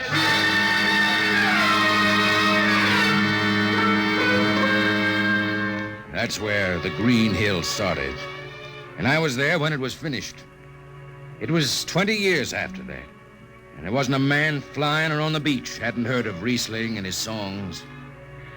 He was getting old now for a spaceman. He was a familiar figure through the whole system. Tall, gaunt, and with that dirty bandage tied across his blind eyes. I was chief jetman then on the old Falcon. We were cradled at Venus-Ellis Isle, scheduled for a direct jump to Great Lakes, Illinois, on Earth. I was checking in dunnage when Reesling felt his way up the gangway and came through the lock. Reesling! Who's that? Mike Hertzman. Hertzman. Well, what are you doing on this old hog? I figured I'd ride her back to Earth. Earth? Are you going home, Reesling? I thought you were never going to make that run. I've been hankering to set foot in the Ozarks again. How about those hills? I've been singing about them so long now, Hertzman. I got to finish the song. I got to set foot in the dooryard and hear the wind through that oak tree. About the last thing I'll be doing. I got to get home before it... Reesling, there's a new company policy in effect. You see, Hertzman, I'm getting just a little old. But Reesling, listen. No more deadhead rides. The new code book is in force. Oh, I seen code books come and go. The skipper's one of them youngsters fresh out of Harriman Institute cadet training. He's liable to throw the book at you. At me? I've been around space as long as Halley's Comet and Brewster's Ridge. I'm going back to Earth, the cool green hills of Earth. I'm going home. All secured, Hertzman. What are you doing here? That's Reesling, Captain. Reesling, huh? I'm dragging it back to Earth, Captain. Not in this ship. Hertzman, have this man removed. Funny thing, Captain, I sprained my shoulder suddenly. Look, Skipper, you're a youngster. You're pretty new out here. I'm going home. You don't know what that means to an old man, going home. I can't take you. Against the Harriman Code. Oh, now look, Skipper. You can slide me by to the distressed spaceman's clause in that code book. Distressed spaceman, my eye. You've been bumming around the system for 30 years. Skipper, you make me do something I never done for no one before. I'm an old man. An old blind man, and I want to go home. I ain't never crawled in front of a four-striper in my life, but you gotta let me drag home. The law says a man's got a trip coming to him. You can stretch for a poor old blind man, now can't you? You got it, Skipper. All right, you old Space Rat. But keep out of the way. I run an efficient ship, and I don't want any trouble. No, sir. No, sir. No trouble. I'll just lay down to the power room. I kind of like to be near the jets when they blast off for Earth.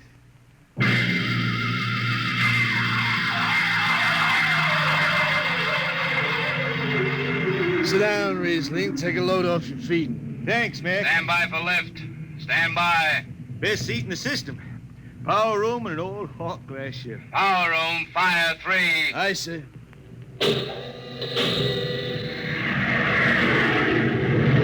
The cool green hills of Earth. Still singing that, Reesling? Oh, some. I changed her a little. Gonna finish her now, Mac. Going home to finish her. Yeah. Have you seen those new automatic dampers, Reesling? Don't have to do nothing but sit and watch. Where's the peeper? Turned off. She's all automatic. You have it soft nowadays. When I was twisting her tail, you had to stay awake. You got an old hand damping plates on? All but the links. Iron shipped them. They cover up the dials. You might need them. No, the automatics handle everything. Well, you're finally going home, Reesling, huh? Won't seem the same out past the moon. I've been waiting for this a long time, man. Gonna be good to get home, I reckon. The argent sky is calling spacemen back. Mac, you all right? I got the emergency. The hand dampers, where are the links? Mac, you ought to be on the wall here someplace. I got him. Power room, what's the alarm? Emergency squad coming in. Stay out, the place is hot. Radiation blast. Stay behind the baffle. I got the link shift. I can hand damper now. What's going on in there? I'm still in Jet 3. Is this McDougal? McDougal is dead. This is Reesling on watch. Riesling, get out of there. You'll kill yourself. Don't worry, Skipper. I know this power room like the inside of my shirt. Somebody's got a damper. Riesling, I'm sending in a crew. No use. The whole room will be hot for an hour and the other jets won't hold. Skipper, throw on the recording tape. What? Throw on the recording tape. I want to get something down. Tape's on, Riesling. Stop it, Riesling. The radiation will burn you down. Yeah, I reckon. Yeah, pretty sharp sunburn. Pick me out of here with tongs and bury me in a lead-shield coffin. Okay, Skipper. She's clean. Radiation's getting brighter. I can almost see it. Bright, rosy like the sun. Like the sun over the hills down home. I got my song figured right now. Here it comes. We pray for one last landing on the globe that gave us birth. Let us rest our eyes on the fleecy skies of the cool green hills of Earth. I can see them now. The hills. The sun. I can see the sun. That's the way he died. Reesling, the blind singer of the spaceways, singing of the home he never reached, the cool green hills of Earth.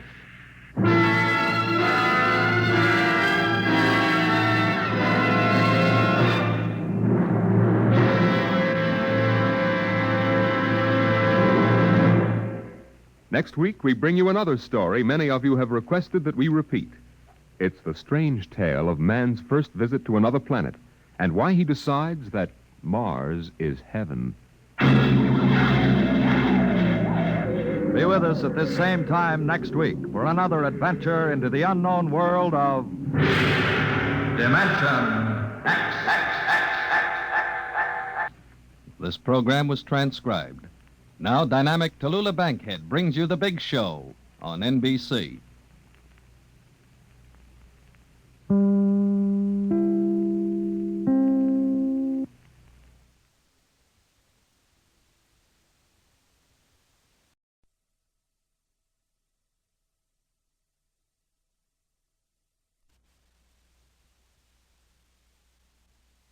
Adventures in Time and Space. Transcribed in future tense. Dimension X.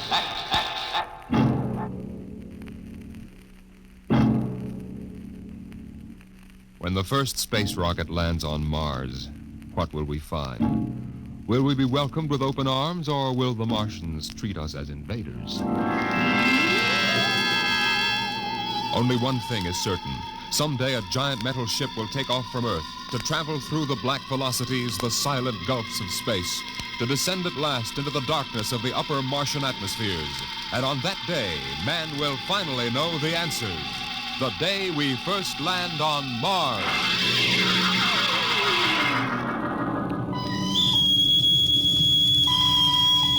Now hear this. Now hear this. Approaching critical deceleration. Fasten gravity suits. Stand by to land. Mr. Lustig, what do you make of the terrain? There seems to be a heavy ground, Miss Captain. We won't be able to use our infrared lights. And we'll have to come in on radar. Well, isn't that a little risky, sir, landing in the dark? I'd rather run the danger of a blind landing, Lieutenant, than come in without the cover of darkness. Remember, we don't know what kind of reception is waiting for us down there. Airspeed 500. Altitude now 4,000. Bridge to engine room. Stand by for deceleration. Engine room, aye. Fire forward tubes 1 and 3. Aye. Skids down. Skids, check. Altitude 500. 4. 350. 3. Up a point now. All right. Let's set her down. Look out! Cut the power. Master's pipe battle stations. Aye, sir. All secured, sir. Well, we're on Mars. April 20th, 1987. 4:33 Greenwich time. Enter that in the log, Masters. Aye, sir. Well, gentlemen, it's less than 2 hours till dawn. As soon as it's light, we'll send out a landing party. Masters, get me an all-over hookup. All set, Captain. Now hear this. Now hear this. All right, men. The smoking lamp is lit.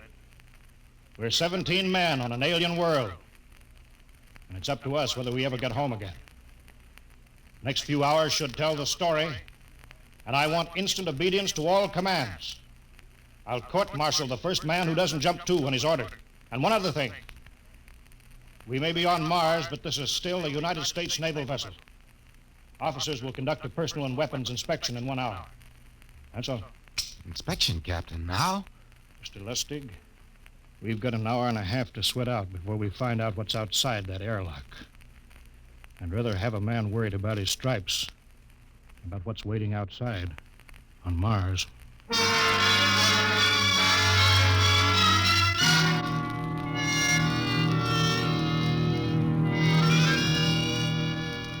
Now hear this. Landing party report to forward airlock. Captain Black, Lieutenant Hingston, Lieutenant Lustig, and Dr. Horst report immediately to forward airlock. It is now landing time -5. Sounds like they're paging us, Hingston. You ready, Dr. Horst? Yes. Ready as I will ever be. Oh, come on. Let's report to the airlock.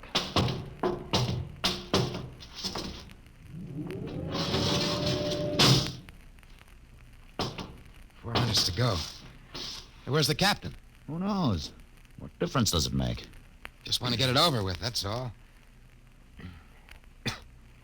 Has anybody got a cigarette? I think you're smoking too much, Lieutenant Lustig. Are you nervous? Lay off, will you, Horst? Wondering what's hidden outside underneath that ground mist? Very unusual planet, Mars. Why? It has an atmosphere. Wonderful thing, an atmosphere. Where you find one, you find life. You mean Martians? What do you think they'll look like? Who knows? Intelligent life can take many forms. You mean they may have green skins and eyes on stalks or something? The comic book conception is possible. Or they may have developed to a point that is far beyond us. Perhaps they have a science that can produce weapons far more dangerous than our atomic missiles. You think we may have to fight our way out? After all, we are invaders. Now hear this. Landing time -2. Landing All time right. -2. We heard this. I know what I'd like to find outside that airlock. Good old Illinois. You ever been there, Lustig? Only Chicago. Well, you ought to see my hometown. Green lawns, big white houses. Sounds like my hometown. My grandmother used to have one of those iron deers on the lawn. Every Halloween, we'd paint it another color. One time, we painted it black and white like a Holstein cow. Where does your family live, Horst? I have no family. When I was a child, they were gassed to death in the Dachau concentration camp. That's tough. Oh, it has its advantages. I have no ties on Earth. Nothing to lose now. I imagine I'm the only one on board who is free to enjoy our present peculiar position. All right, Lustig. You can button it up now. Aye, sir. Now, gentlemen, in 1 minute, we'll be the first men to set foot on Mars. Quite an honor, eh? As long as the medals are not awarded posthumously. Still uneasy, Dr. Horst? Captain Black, I've been uneasy ever since I can remember. On Earth and on Mars. Yeah. 30 seconds. Give me the intercom phone, Lustig. Masters? Aye, sir. Battle stations to be manned till we return. If we're not back in 2 hours, I want no rescue party sent out. Blast off and save the ship, you understand? Aye, sir. All right, gentlemen. 5 seconds. 4, 3, 2, 1. Lustig, open the outer airlock.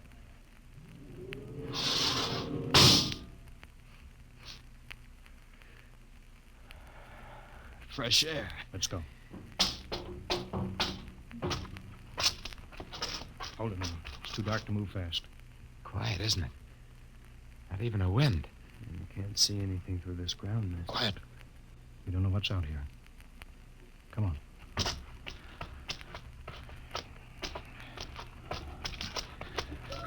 What the? Quiet! Captain. I could swear that sounded like a rooster. I don't hear it anymore. A very unlikely sound. A rooster crowing on Mars? Kingston. Aye, sir. Set that machine gun 25 yards to the flank. We'll stay here till the ground mist lifts. Aye, sir. What do you make of the ground, Horst? Grass. Plain grass. You could see some large foliage there where the mists thin down. What the heck is that? Kingston! Hold your fire, you fool! I hit it, Captain. What? Some kind of wild animal. I hit it. I could see the tracers, but it's still standing. Come on, Horst. Doctor, where are you? Up ahead. Admiring the wild animal. Careful, Horst. Wait for us. Don't worry, Captain. Huh. It's an iron deer. A lawn ornament. That's impossible. It's hollow. Interesting, isn't it? A whitewashed Victorian iron deer sitting on a lawn in the middle of Mars. I don't understand. Look around.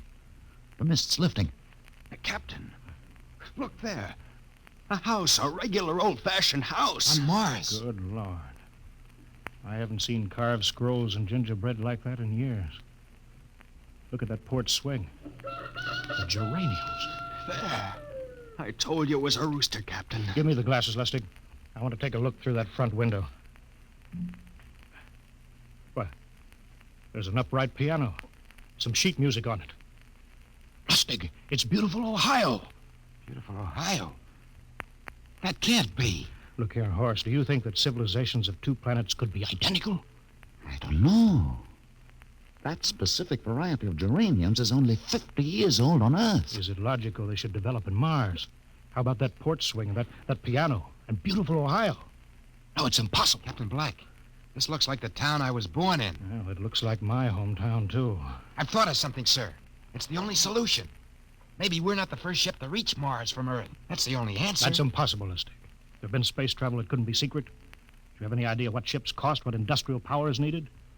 There's got to be some logical reason. Captain, I think perhaps we might find out. A light just went on in that house. Kingston, cover that door with the machine gun. Aye, sir. Come on, Horst. We'll ring that doorbell. There's got to be a scientific answer to all of this.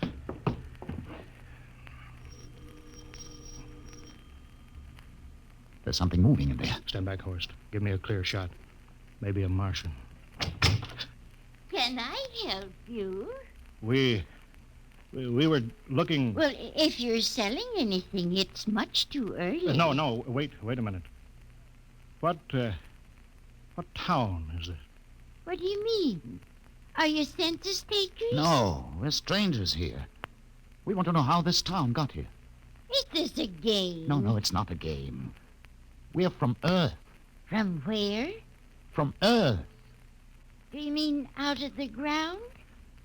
Hey, are you sure you're feeling well? Madam, we came in a flying ship across space. We're from the third planet. This is Mars. Now, do you understand? Mars. You go away now, you hear? I'll call my husband from upstairs and he'll chase you. Now go on. This is Mars, isn't it? This is Green Lake, Wisconsin, in the United States of America.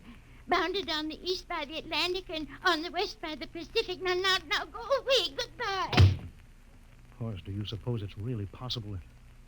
I've got to find out more about this. For the last time now, go away. Pardon me, madam.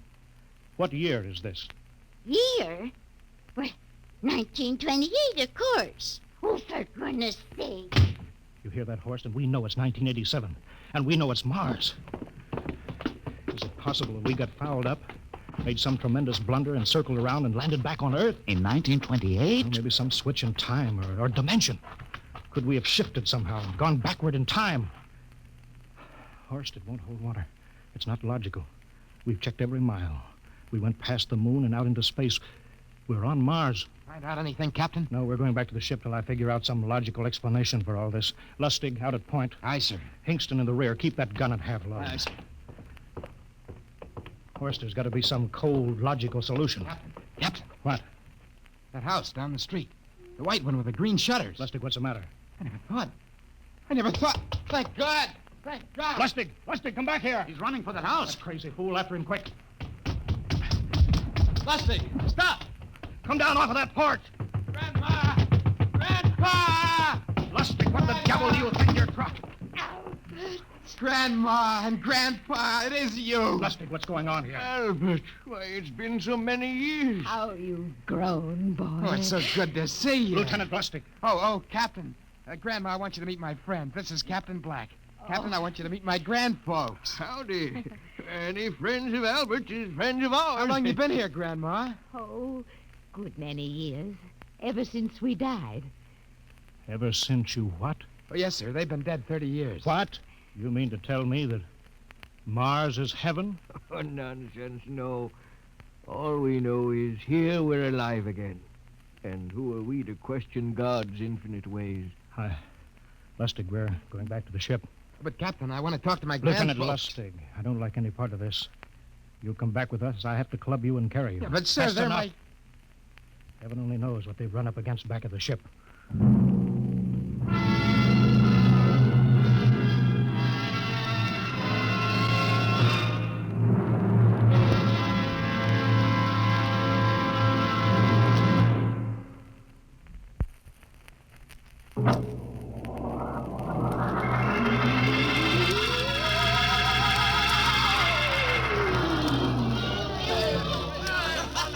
Horst, look at that crowd around the ship. Looks like we're being welcomed with a celebration, Captain. Celebration, they've abandoned ship. Every port is open, no guard set. You, Masters. Hiya, Captain. Meet my old dad. Dad, that's Captain Black, and he's not a bad guy for an officer. Of all the... Hingston! What, sir? Bring that man back. Use force if you have to. Excuse me, sir. There's my Uncle George. Hingston! I'll be right back, Captain. Uncle George! Uncle George! What the devil Don't is you going... understand, sir? They've all found friends and relatives. They're all here. He's right, Captain. I've counted. The whole crew's out on the crowd. But I gave orders. Definite You orders. don't understand, Captain. I understand mutiny. I don't care how many relatives show up. I'll have discipline on... Johnny! Johnny, you old son of a gun! Edward! It's you. It can't be. Of course it is. Johnny, you old son of a gun. Edward. Dr. Horst, this is my brother, Edward. How do you do? Hello. It's wonderful to see you, Edward. Look, I've got to get back to my ship. Hey, I almost forgot. Mom's waiting at home. Mom? And Dad, too. Mom, Dad are alive? Excuse me, Horst. Then you're real, Ed. Don't I feel real? How's that, huh? Ed, we've got lunch for you, Johnny. Mom's making corn fritters. Dr. Horst, haven't you found anybody? No, Captain. I have nobody. Then you come on home with me, right, Ed? Sure, you bet. Horst, you wouldn't believe it, but it's been 35 years since I had Mom's corn fritters. By George. 35 years.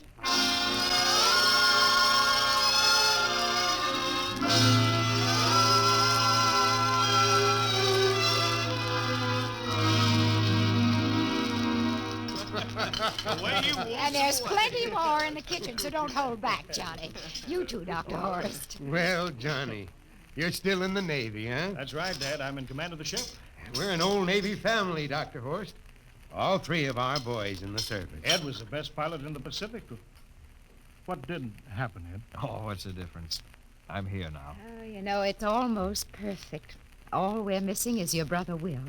Then the whole family could be together. Well, it won't be long, Mom. Will's in charge of the XR-54. That's the next rocket coming out to Mars. Well, little Will.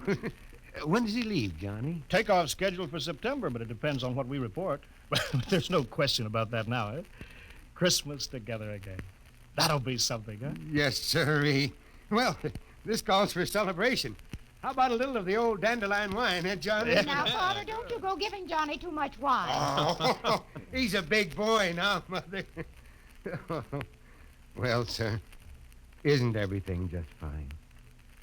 Just fine.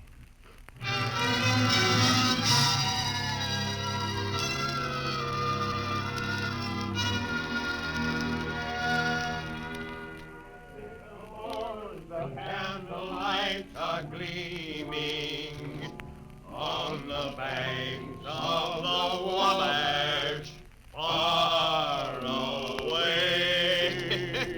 Hey, we have play another song. Sure, go ahead. Well, Dr. Horst, what do you think of my little family, Very nice. You know, I can't understand why you didn't find any folks here, Dr. Horst. It's just a shame. Everybody else is so happy. I never remembered my family, Mrs. Black. All I know is they were gassed at Dachau during the Second World War. When I was liberated, I was in a delirium 3 months. I cannot remember anything before then. A psychiatric phenomenon. That's terrible. Isn't there anything anybody can do? I don't want to remember. Oh. I haven't had a pleasant life. I prefer to be free of emotional entanglements. They interfere with a scientific approach. I'm sorry, Dr. Horst. Oh, I'll get it. Hey, that's our ring, long and 3 shorts. I remember that. Well, maybe we'd better call it a night. You must be getting tired, Johnny. I'd better be going back to the ship. Oh, nonsense. You stay the night. We insist. Oh, I just couldn't rest thinking of you all alone on that ship. Oh, I'll be all right. Well, good night. Oh, wait a minute, Dr. Horst. That phone message was for you. Me? Yeah, that's right. A message from Anna. Anna? I don't remember any Anna. She asked if you were better. Perhaps she's someone you knew at Dachau. Anna? She said she's coming over here first thing in the morning. So you'll have to stay over. Yes, well, but... that settles it then. You stay here, Horst. You can bunk with me in my old room. Oh, but Johnny, we thought you'd like to be with Edward. So you could talk the way you used to. Well, we can't put Dr. Horst in the daybed. I think we better share the room tonight. There'll be plenty of time for talking, Ed. I guess so. Well, I suppose I better drop back to the ship. You know, Ed, security check. Well, why do you have to do that here? Well, I don't know. There's no good reason, I guess. Well, suppose we skip it tonight. Oh, sure. Well, good night, everybody. Oh, it's good to have you home, Johnny. It's good to be home, Mom.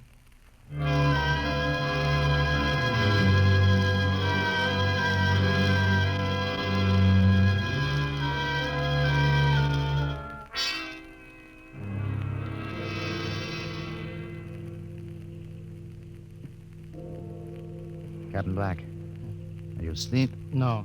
I just been thinking about what we were expecting. Green-skinned Martians with eyes on stalks. All the time it was only Mom and Dad and...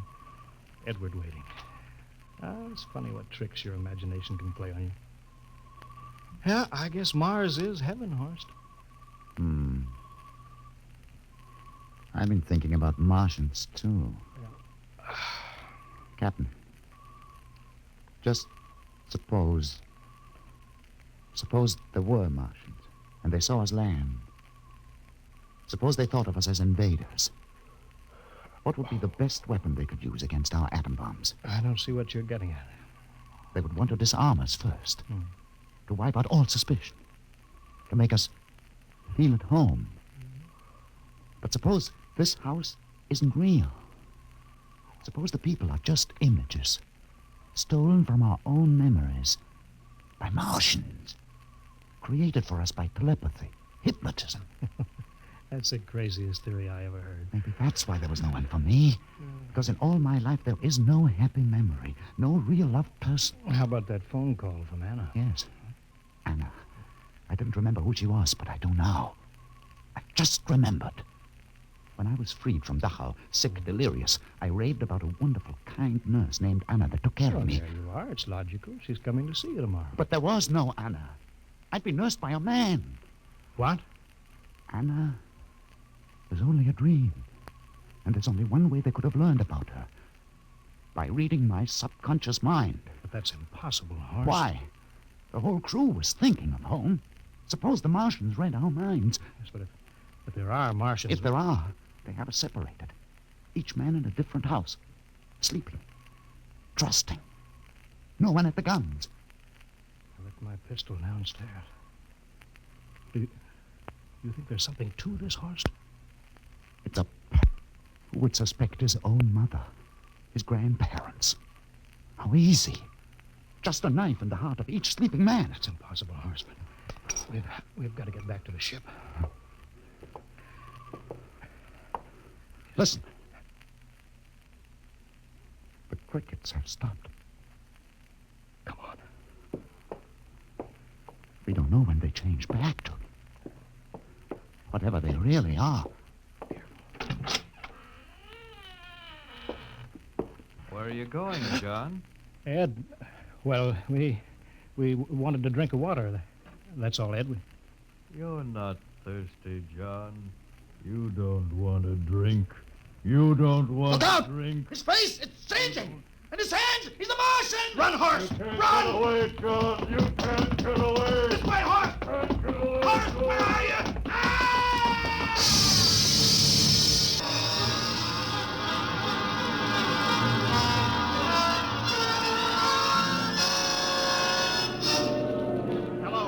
Hello, can you hear me, Earth?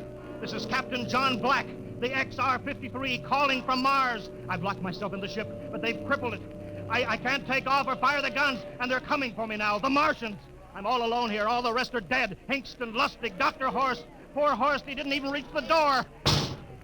Listen, they're trying to break through the hull now. Edward and Mom and Dad and all the folks. But they're changing now. Melting and changing back into... They're Martians. Can you understand me? Martians, not men. They made us think that Mars was heaven and we fell into the trap. Can you hear me, Earth? You've got to stop the next rocket. Tell my brother Will. Tell my brother Will not to come. They'll trap him too. They'll kill them all.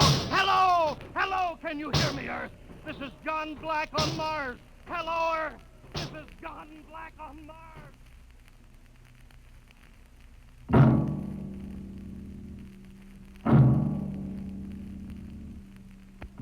Tonight, Dimension X has presented and transcribed the Ray Bradbury story, Mars is Heaven, adapted for radio by Ernest Kenoy. Featured players were Wendell Holmes as Captain Black and Peter Capell as Dr. Horst. Your narrator, Norman Rose. Music by Albert Berman, engineer Bill Chambers. Dimension X is produced by Van Woodward and directed by Edward King. Robert Warren speaking. In a moment. Dimension X.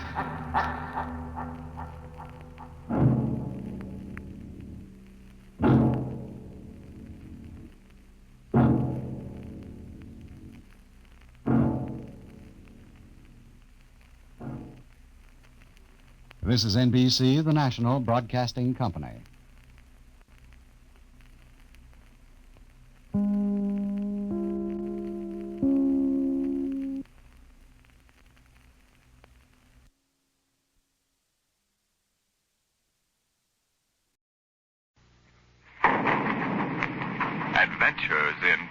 time and space, transcribed in future tense.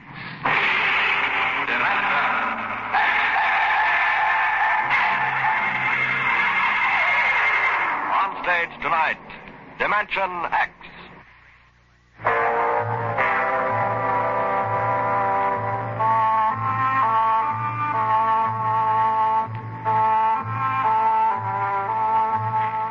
Maybe you've been over the route of the march. The Cross-Mars Highway runs that way now. From the Calmac Canal on the equator, north to the highlands, with a water station every 20 miles and a radar pickup and towing service running 24 hours a day. But there wasn't any highway 30 years ago in 97. There was desert. Hot, burning desert. Sand shifting and blowing, piling up around the empty shells of the ruined cities, ancient when man on Earth was living in caves. I lived at the edge of the Calmac Canal then with my father. He was a prospector, searching the surrounding desert with sonar probe and Geiger counter, scratching just enough ore from under the Martian sands to pay for our grub stake the next year. I remember he was in the Adamson digger in the North Quadrant when I came running out that day. Dad! There's somebody coming, Dad, across the desert. You sure? I saw them. They're a couple of miles out. How many cars? They're on foot. On foot across the desert? Honest, Dad, I saw them. You sure it wasn't a light reflection off the canal? No, it was dark against the sand. I don't like that. You run back and get the rifles out. I've got to pull the digger into the shed. Is there going to be fighting, Dad? I don't know. Got a whole year's ore piled out back in the bins. Ain't gonna lose it to no claim jumpers. You get back to the shack and break out those rifles. See that they're loaded, you hear? And jump.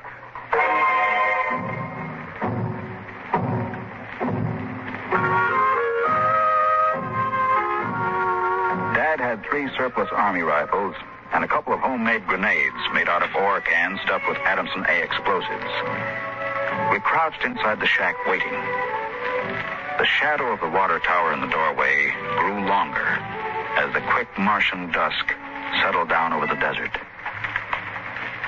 There they come, Al. There's 2 of them. There's something funny about that second one. Look, he's all spindly, and his head's funny. Yeah, his head's funny, all right. Now, that's a Martian. I never saw one off the reservation before. There hasn't been one, not in 10 years. I don't like this. Here they come, into the door. Now, you remember what I told you. Line up the sights and just squeeze the trigger. Hello!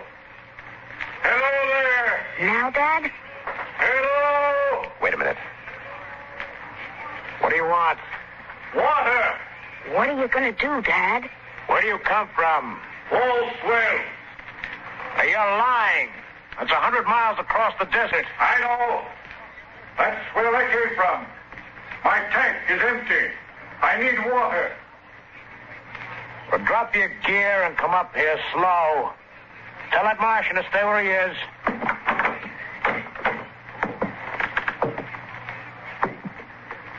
All right, now. Who are you? My name is John. John, eh?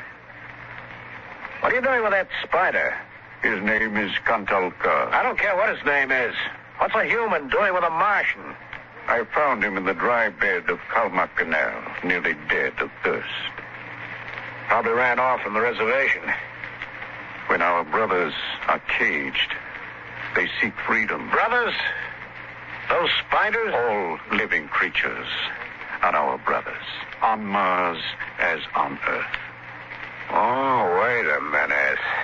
Bert Alstrom at False Wells told me there was a screwball hedge preacher over there hollering about letting the spiders loose off the reservations. Let no man call his life his own. No man or tribe nor nation. I guess that's you, all right. Yeah, Bert told me they called you Crazy John. Oh, well, I don't suppose there's any harm in you. Go on, fill up your tank at the air still. You can even have supper with us. We would be happy to. We? What do you mean, we? Cantalcar and myself. That spider? Oh, no. I ain't having a Martian sitting down to eat with me. Now, you come on, no. Thank you, sir, no. Where my brother is not welcome, I cannot go.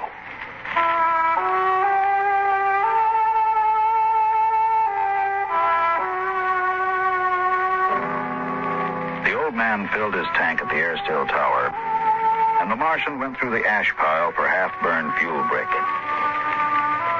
When we went in the house for supper, I could see them silhouetted against the fire. The old man with his wild hair and beard, and the thin, spidery arms and legs of the Martian. Dad, What now?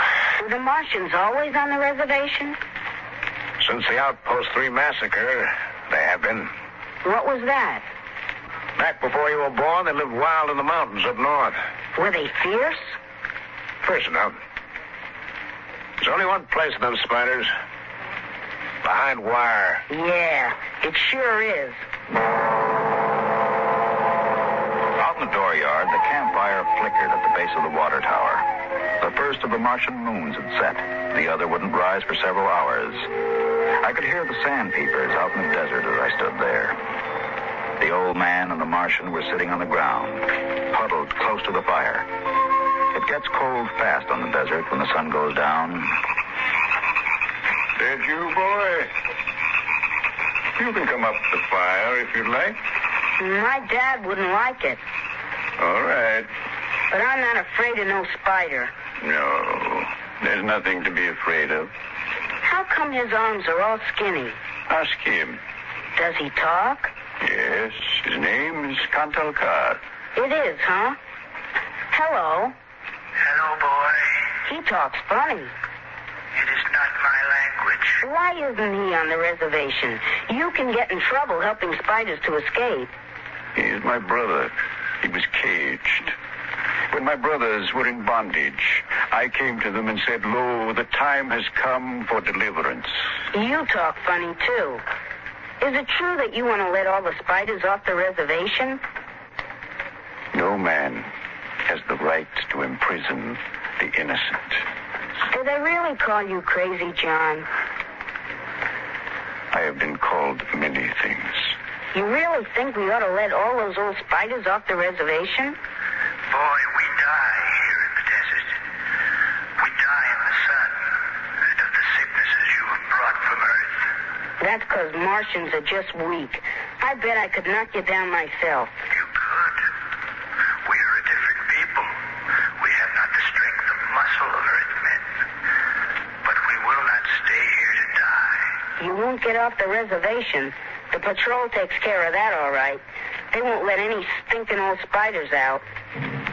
Even in the minds of children is planted the poison of evil.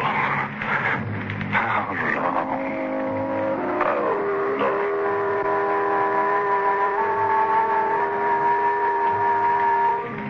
That night through the window, I could see the flicker of the old man's campfire. He was walking up and down now, shouting, singing hymns, verse after verse, his white beard catching the light as he passed behind the fire.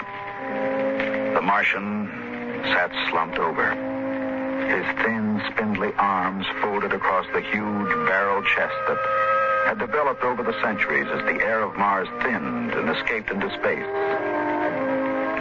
In the morning, I looked out, and they were gone.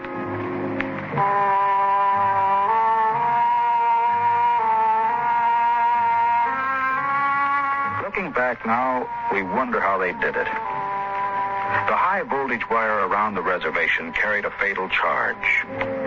The patrolmen in the tower had 50-caliber machine guns. The desert around the camp was mined heavily. And yet, at dawn, August 7th, 1997, they broke out. I was down at the dried-up canal bed hunting sandpeepers when my father came running after me. Al! Here I am. Come on, back to the house. What's the matter, Dad? Now shut up and run. What is it? Spiders busted loose.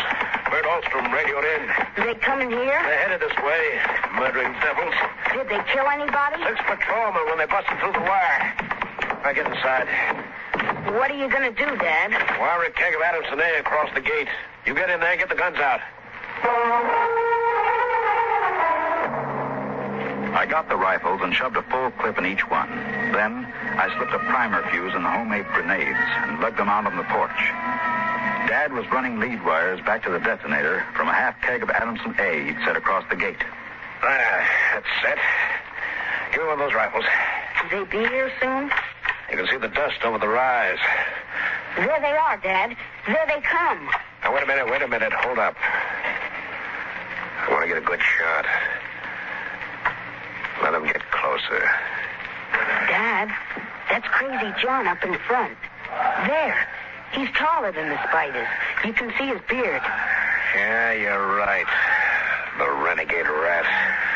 Probably helped him break out of the reservation. Now, listen, Al. If anything happens to me, you light out back to the shed. You can hide out in the empty ore bins till they go away. You got that? All right, Dad. The spider's shouting something, Dad. That's probably a trick. Get down a little, Al. You're in the way. Yeah, I got him clear now. Right in the head. No, up a little now. I got him. Dad, look out. They've got guns. Get down. Dad. Get out, Al. Get out to the shed. But, Dad, you're hit. Go on. Those spiders are going to rush. Get going. I can't leave you. Shut up. Get out of here. You hear? Get out there.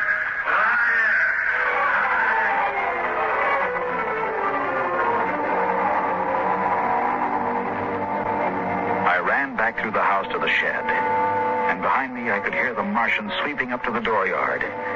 Then suddenly, the ground shook, and I could feel the dull concussion waves hit my ears as the Adamson A exploded.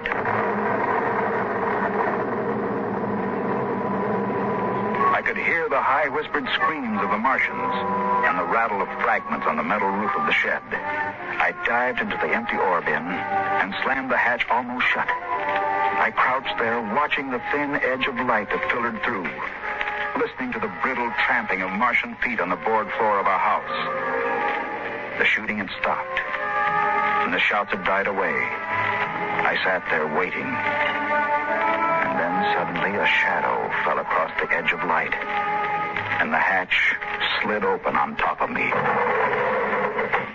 You leave me alone. I'll kill you. Boy, I've been looking for you. Where's my dad? What did you do to my dad? He's dead. You killed him. You and those spiders. You killed my father. Come out of there, boy. You let go of me, you murderer. Come on out. I'll kill you. I'll kill all those stinking murdering spiders. They are our brothers, boy. Your father shot without warning, and the fire was returned against my orders. You did not have to shoot. Our brothers came in peace. They're going home to their mountains. We came to get water for the journey. You mean you just wanted water? You... Dad. Dad. We'll be following us soon. We must go. And the boy? We'll have to leave him here with water and supplies. No, the Earth Patrol would question him. We need the time. He goes with us. He can't. It's straight across the desert to the mountains. He'll die. John, since the Earthmen came to Mars, the Highlanders have died like the grass in the hot sun. We are going home. One life cannot stop us.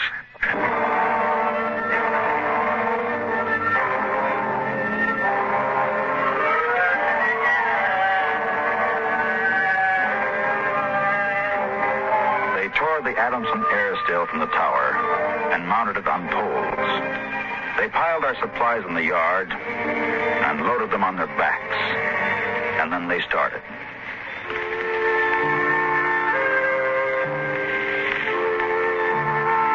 I marched with the old man at the head, and the column stretched out behind us on the desert. Women, children, the sick and the dying, some showing the signs of the diseases that were trivial to the Earthmen, but deadly to the Martians. Chicken pox, German measles, and the bronchial infections that raced through the vast areas of Martian lungs, eating away the tissue till death came in a last spasm of coughing. I turned to look back at our house, but the sun was behind it, blinding red. And the old man pulled me around as he marched, his eyes fixed on the horizon where far to the north rose the cool mountains that were the ancient home of the Highlanders.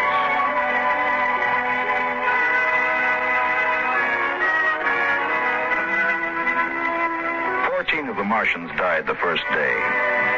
They dropped to the side of the column when they could go no further and died. The march went on. The sun burned down in the day. The air shimmered with the heat. And at night, under the cold racing light of the twin moons, the winds cut at tattered clothing and scattered the feeble fires that dotted the campsites. On the 5th day, we swung wide to avoid a mining settlement, but not wide enough. They were in ambush behind a pile of rocks. Down, boy. Why aren't the spiders fighting back? Go on back, all of you. We're giving you your last chance to get back to the reservation. I will shoot the whole lot of you. Let us go in peace. Who's that? You. What are you doing with them spiders? That's crazy John. A voice cries out to the universe. Your brothers must have justice. We'll give them justice. I shall lead them home. Home to the promised rest. Home to the mountains. March forward! March forward!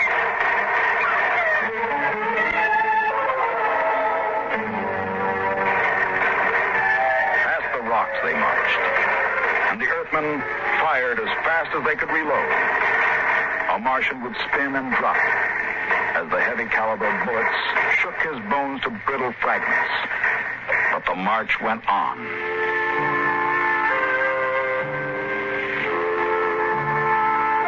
We wound across the desert in wild zigzags, following the paths the old man had traveled through the years. Only once a patrol plane hovered on the horizon and then shot away. The days went on, the weeks, and the Martians died. They died of exhaustion. They died of the disease we had given them. And they died of thirst. The Adamson still could produce 27 units of water an hour, no more. And on that, they died of thirst. Here, boy. Here's your water. That's more than the others got. Take. You're giving me your water. It will be provided to me. He that brings justice to his brothers will drink deep of the water of righteousness. He that leads his brothers to their promised rest will savor the cool draughts of the mercy of heaven. Here. Drink your water, boy.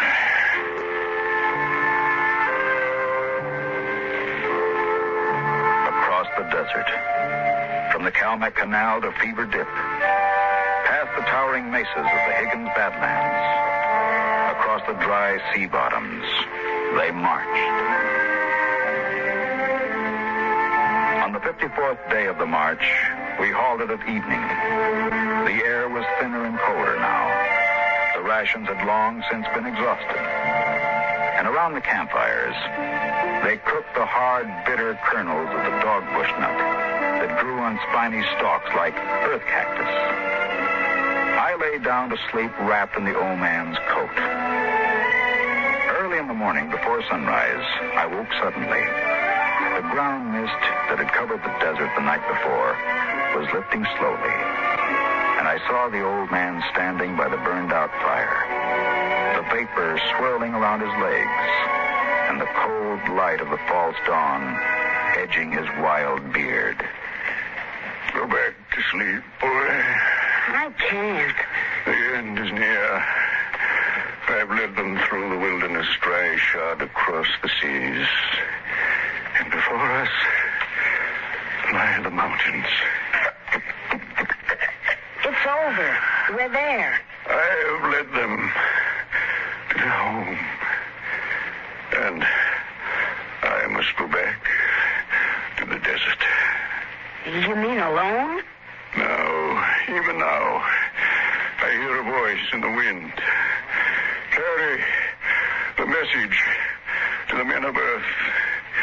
Bring to this new world the message of the old. All beings created in the universe are my brothers. And he that harms my brother harms me. Goodbye, boy. You'll be safe now.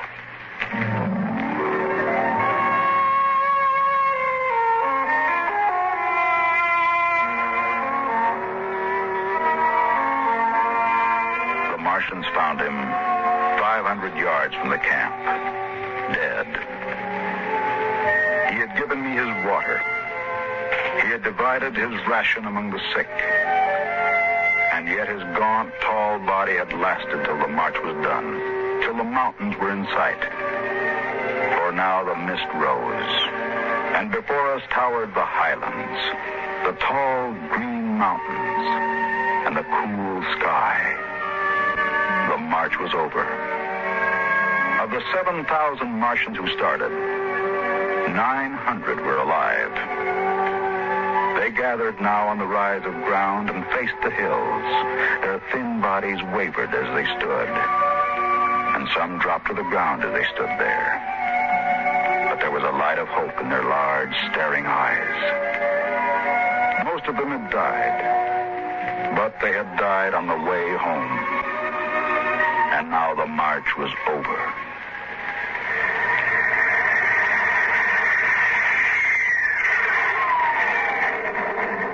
Then the patrol planes were spotted on the horizon.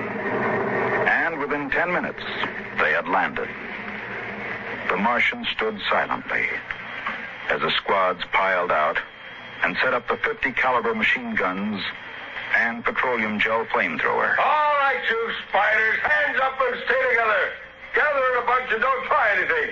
Sergeant. Yes, sir. Shoot the first spider that moves and shoot to kill. All right, come on. Where's the boy? There was a boy reported. Here I am. You all right, kid? They didn't hurt you? No, I'm all right. John gave me his water ration. Oh, the leader, eh? I've got a warrant for him. Where is he? There. He's dead. Oh. Well, just as well. I'd hate to be him in front of a settler's jury. What are you going to do to them? Oh, the spiders? You see those transport planes coming in? We're going to ship them all back to the reservation where they belong. You mean take them all back? Lock, stock, and barrel. They'll be back behind wire before tonight. Hi, Sergeant. Get them broken up in groups of 50. The first transports are coming in. You can't. You can't do that. What are you talking about, kid? Oh, you can't take them back. They're home. John said they were home. You take it easy, kid. You're all right. Now we rescued you. You don't have to worry about these spiders anymore. You can't take them back. It isn't fair. I won't let you. I won't let you. I won't let you. Hey, let go of me. Sergeant. Yes, sir. I can feel this crazy kid off me. They're home. Can't you understand? You can't take them back. All right, now, kid. Easy. Must be short, Ken. All right, you spiders. Step it up. Move along. These transport planes. Roll over now. You're headed right back to the reservation.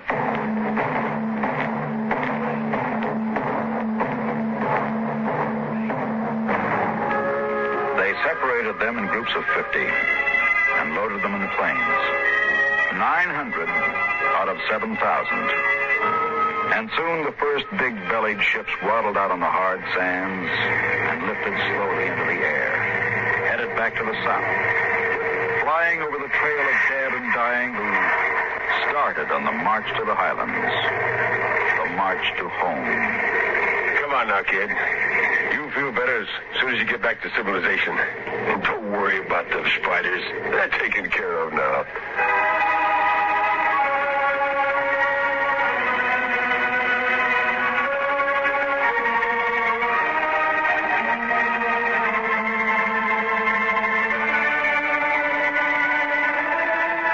Before the plane took off, I looked once more at the green mountains, towering soaring through the mist. And then, just before the motor raced, I saw John. Crazy John. Propped up against a dognut bush where the Martians had placed him.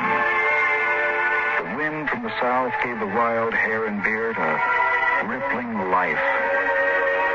He faced the hills, the home, and the rest he had promised his brothers as he led them through the wilderness of Mars.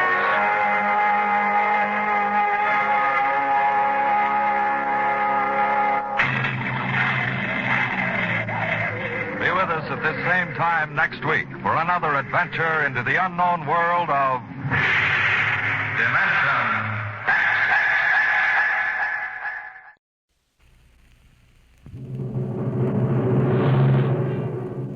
Adventures in Time and Space.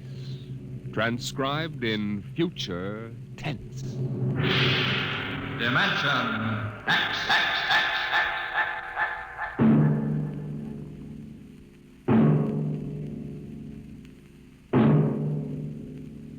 The National Broadcasting Company, in cooperation with Street and Smith, publishers of astounding science fiction, bring you Dimension X.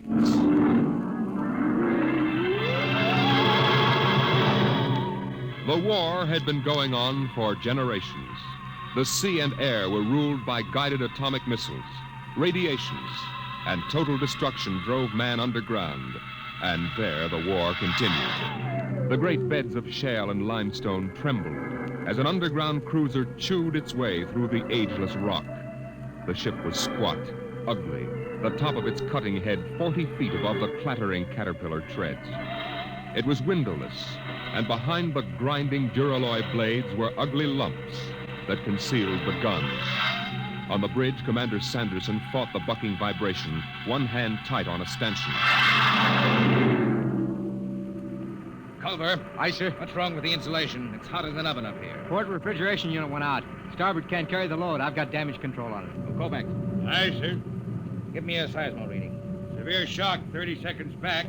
Change course to 175 degrees.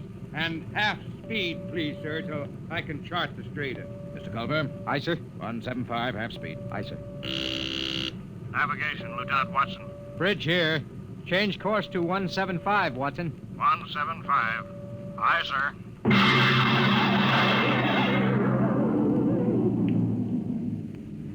Clark. Yes, Mr. Watson. New course 175. 175, aye. Half speed. Half speed, aye. What? We hit something. What is it, Mr. Watson? It's lava, probably. Maybe it doesn't mean anything. No, I guess not. Mr. Watson. Yes, Clark? We ever going to get out of here? You mean the lava? The whole business. We've been under rock for 3 months. You better keep quiet, Clark. Psycho officer has rubber heels. Oh, I don't care about Carpenter. He's been over me already with those stinking reaction tests. If he gives me one more ink blot to look at, What's I'll... your dial? 1 degree correction. Right. Mr. Watson, what was it like? Huh? When? On the surface. I never saw the surface. I was born in the Denver cave, half a mile down. Oh, that was a long time ago, Clark. Yeah. But you remember, don't you? You and Kovacs are the only ones on the ship who remember the surface. It was war then, too. Kovacs was in the army, the infantry. The Queen of Battles. Well, the Queen's dead now. What was it like? You mean in the surface wars? Yeah. Well, they had chaplains and... Chaplains? I guess you never heard of that. Now we have psycho officers. Yeah, they don't talk about religion much these days. It must have been something on the surface. I dream about that. I don't know what it was really like, but I dream about it. Then somebody takes me and shoves me down in the bottom of a hot closet. They shove a big hand over my mouth and I can't breathe. I wake up and I want to bust out of here with my fingernails. I just...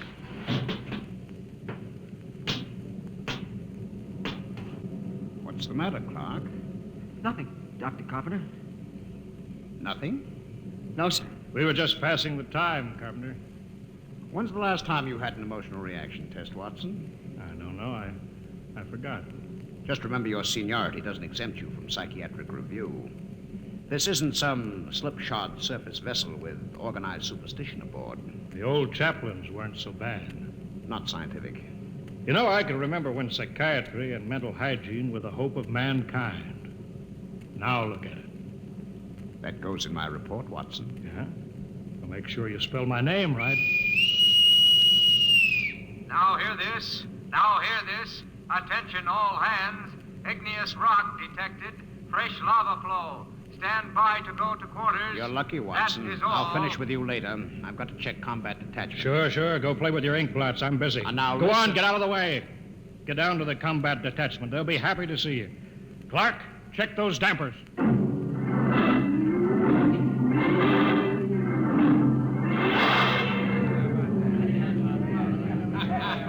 I'll take 3 cards. I'll stand pat. Jake to the pat hand. Combat detachment, huh? What kind of a chicken guy are you? Anytime you want to start anything, you lying, yellow, All right. Don't flip your wig. All right, I don't want no trouble. That rubber-soled rat carpenter, he's worked us all over. Yeah, all except Norman. Hey, Norman. Norman, how come you ain't been psychoed? I don't need it. I'm stable. I bet you any money he's a stoolie for carpenter. I've seen his 201 personnel file. It's blank. I heard a guy say he was born in a lab. What do you mean? You ever seen him eat? Oh, you're crazy. The science brass has been working on something like that. You're crazy. You know how many men they fell short in the last draft? 900,000. So what? Well, suppose you run out of real men for soldiers. Suppose you figure how to make them. Artificial. If they ever do, they ain't gonna talk about it. Till it's combat tested. Yeah, I never thought of that. Hey, Newman. What do you got inside of you? Gears? I'm not supposed to talk about myself. Yeah? Well, suppose I make you talk. Hey, sit down, Sheriff. Sit down, big... All right, Let go of me or I'll lay you out, too. Hey, cut it. Keep Cut it. going. Knock it Knock off. Cut it. Shut up. At ease, men. Well, how's everybody feeling? You, Coke? All right. I'm all right, sir. Uh-huh. Sheehan? Sheehan? I'm all right, sir. Norman? I'm all right, sir. Of course. Very well, carry on.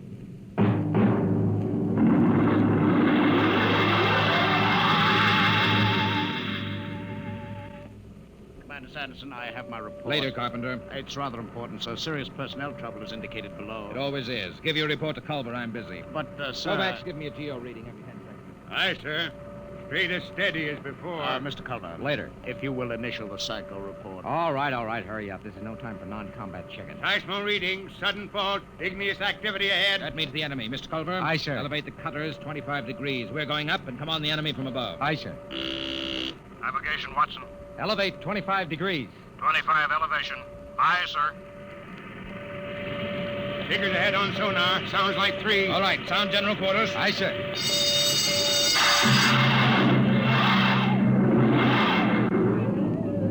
All right. General quarters. I've all this stinking luck. Aces I got. Get into your armor, you tub of loss. Yeah, give me a hand, Shin. The oxygen valve on my helmet's stuck. It's too tight. This helmet's too tight. You eat too much. Well, at least I eat. Not like Norman. Yeah, look at him. Full armor and he's still smoking. I bet he lives on nicotine. Hey, Newman. Yes? You live on nicotine? Tobacco is necessary to me.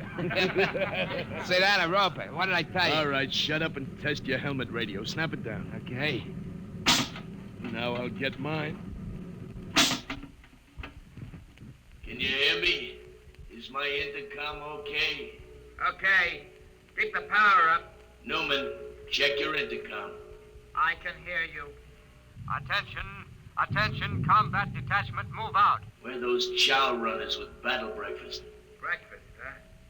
I can remember when I had meat in the chow. When I had cooks instead of food chemists, first class. Quit griping, Coke. At least we eat. Yeah, we eat. How about him? Want any breakfast, Norman? No, I don't need breakfast. I can wait without it.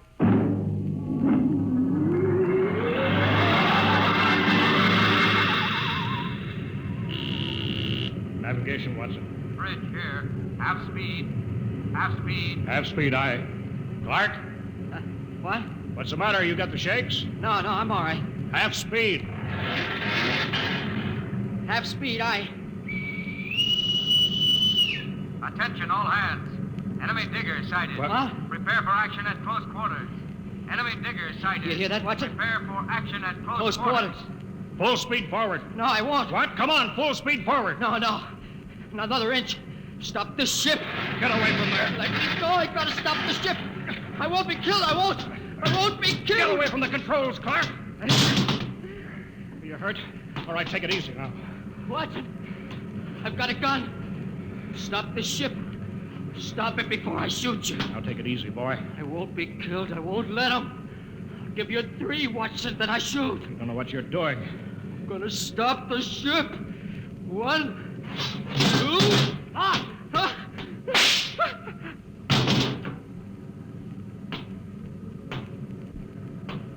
You could have wounded him, Carpenter. That would have been enough. My judgment was the Clark was more than a marginal risk. I acted accordingly. Sure.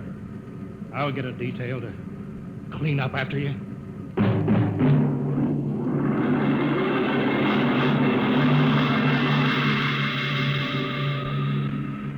Well, Doctor, the commander says you rate a citation. If you had read my report, Mr. Culver, you'd understand. Carpenter.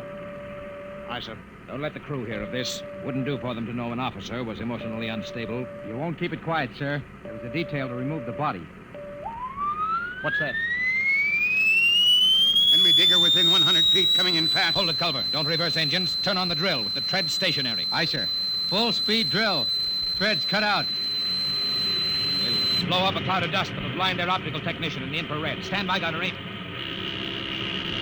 Stand by, gunnery. Ready, sir. Enemy will be breaking through any second. There it is. Halt drill blades. Navigation. Cut out drill. Cut out drill. Fire when ready. Fire.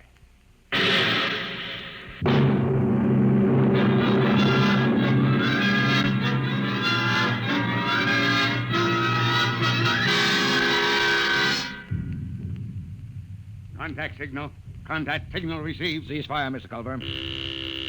Contact signal. Cease fire. Enemy battery silent, sir. Give the go-ahead to the combat men. They can move in. Who tripped that alarm? Cut it off. Navigation to bridge. Bridge, aye. What's wrong down there? Why the emergency? The atomic pile's kicking up. We can't get into hand dam. She may blow any minute. I'll take over, Mr. Culver. Prepare to abandon ship. But the enemy diggers, With sir. the Atomic pile about to blow, we'll have to advance, destroy the enemy, and take refuge in their ship. There's nothing else we can do. Look alive. Aye, sir. Attention, all hands. Prepare to abandon ship. Prepare to abandon ship. Kovacs, have the ship's records packed and ready to go. Aye, sir. Commander? Watson, what are you doing up here? There'd be a lot more chance of getting out if the ship's engines were reversed. She crawled back down the tunnel before she flew. There's no way to set up remote control. I know. I thought I could stay and run her. But the pile's going to blow. I know. All right, Lieutenant. Permission granted. You may stay with the ship. Thank you, sir. You may go, Watson. Aye, sir. We can't let him do that, Commander. You can't ask any man to do that. This is no time for sentiment, Mr. Culver. Doctor, you're a louse. That's an unstable statement, Culver. It's obvious that Watson isn't worth much anyway. He might as well die. I've heard enough, Doctor. You've had this coming a long time. Now, get away from me. Culver!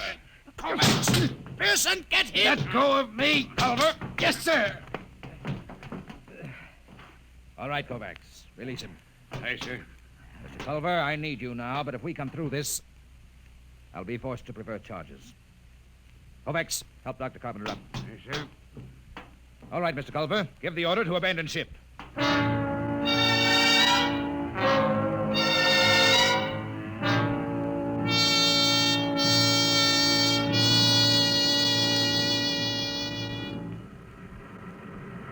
All the men are away, Kovacs. Full speed in reverse. Aye, Mr. Watson. How long have we got before the pile blows? I don't know. Kovacs, why did you stay here? You could have abandoned ship with the others. I've been saving a cigar. I got 2. Would you like one? Oh, thanks. That's good.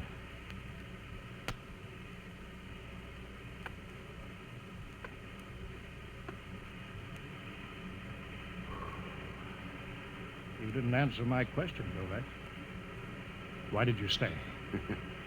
How about you, sir? Me? I was in the last class out of Annapolis before it went underground and merged into the Geo-Warfare Academy. I guess I just hang on to illusions. Dead traditions of service. I suppose I did it because I thought it was the right thing to do. Yeah, I guess that's it when you get down to it. Kovacs, you saved a cigar against the rules. I've got something, too, here. It's a book. I stole it out of a hotel room in Frisco in the old days. A Bible? Yeah. Psycho officers don't allow them on board. Carpenter would have had me in the cells if he'd known about it. There goes the Geiger alarm. It'll blow any minute now. Kovacs, you remember this? The Lord is my shepherd, I shall not want. He maketh me to lie down in green pastures.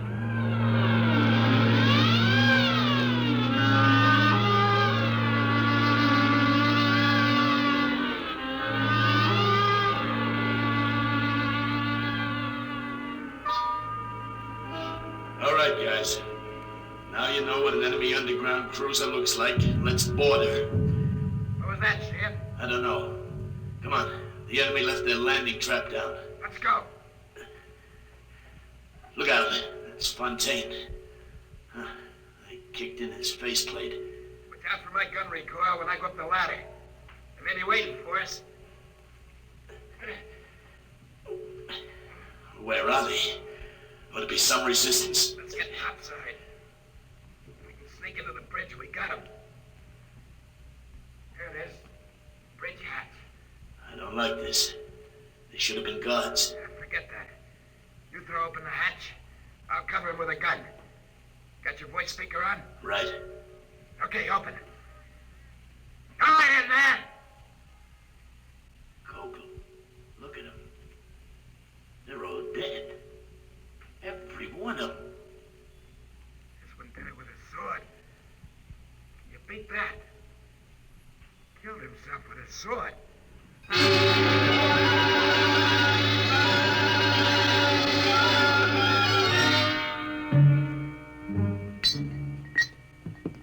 Confound this foreign equipment. Culver, how soon can we get this enemy ship underway? Give me the damage report. Aye, sir. The port tread knocked out, armor breached aft and amidships, gun batteries inoperable. Lieutenant Adamson estimates we can make limited headway in 2 days. Very well. Sir, is it necessary for me to have this guard tagging after me? You're under arrest, Culver.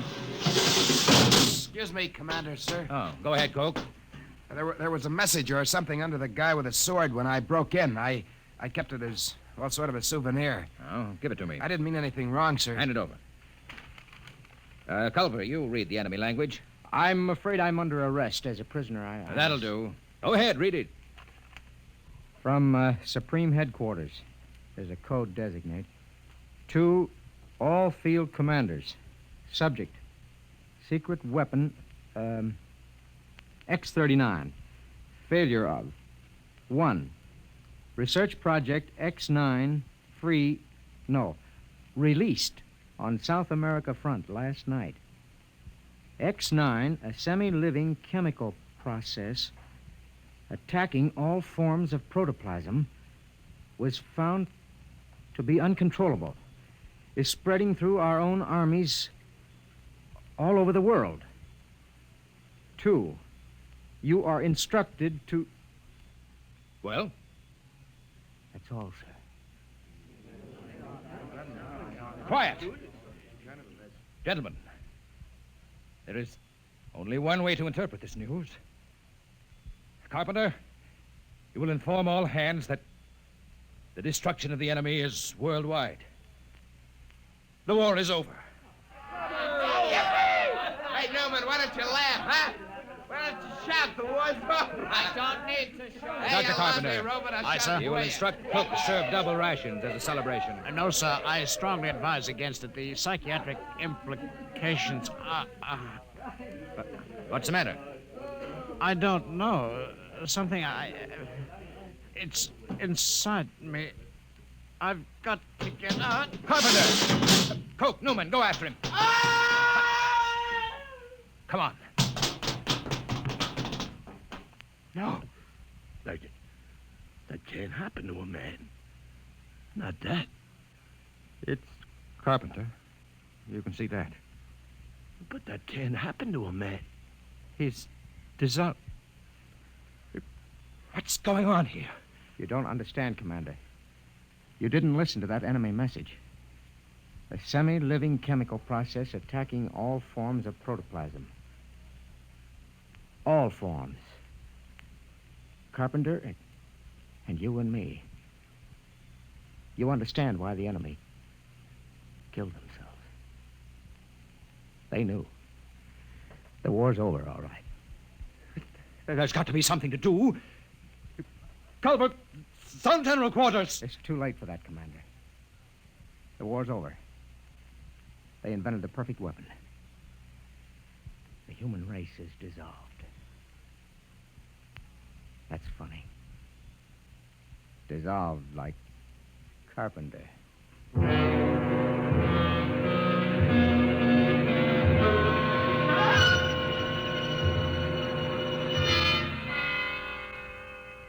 Newman. Is that you? Yes.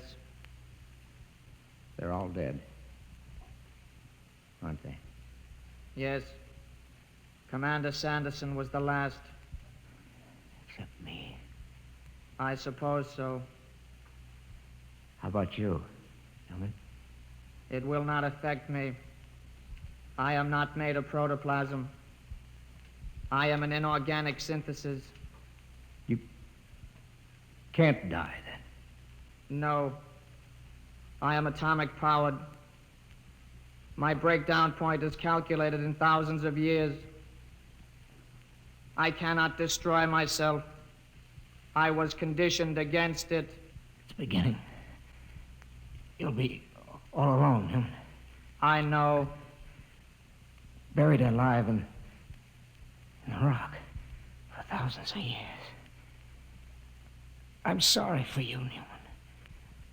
I'm sorry. You'll be all alone. Now, it's starting. I can't stand it.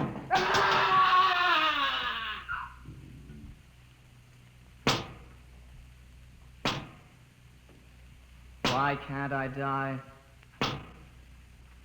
Why didn't they make me so I can die like the others? I can't even kill myself. Why can't I die? Why can't I die?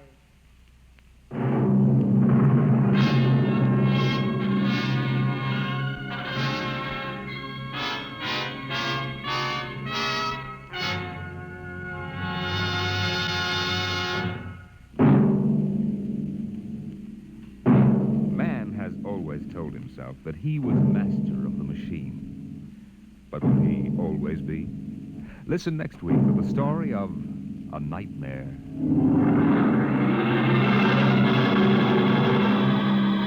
Dimension X is transcribed each week by the National Broadcasting Company in cooperation with Street and Smith, publishers of the magazine Astounding Science Fiction. Today, Dimension X has presented The Last Objective, written for radio by Ernest Kenoy from the story by Paul Carter. Featured in the cast were Lawson Zerbe as Culver, Ralph Bell as Dr. Carpenter, Wendell Holmes as Watson, and Jack Grimes as Newman. Your host was Norman Rose. Music by Bert Berman. Engineer George Mathis. Dimension X is produced by William Welch and directed by Edward King.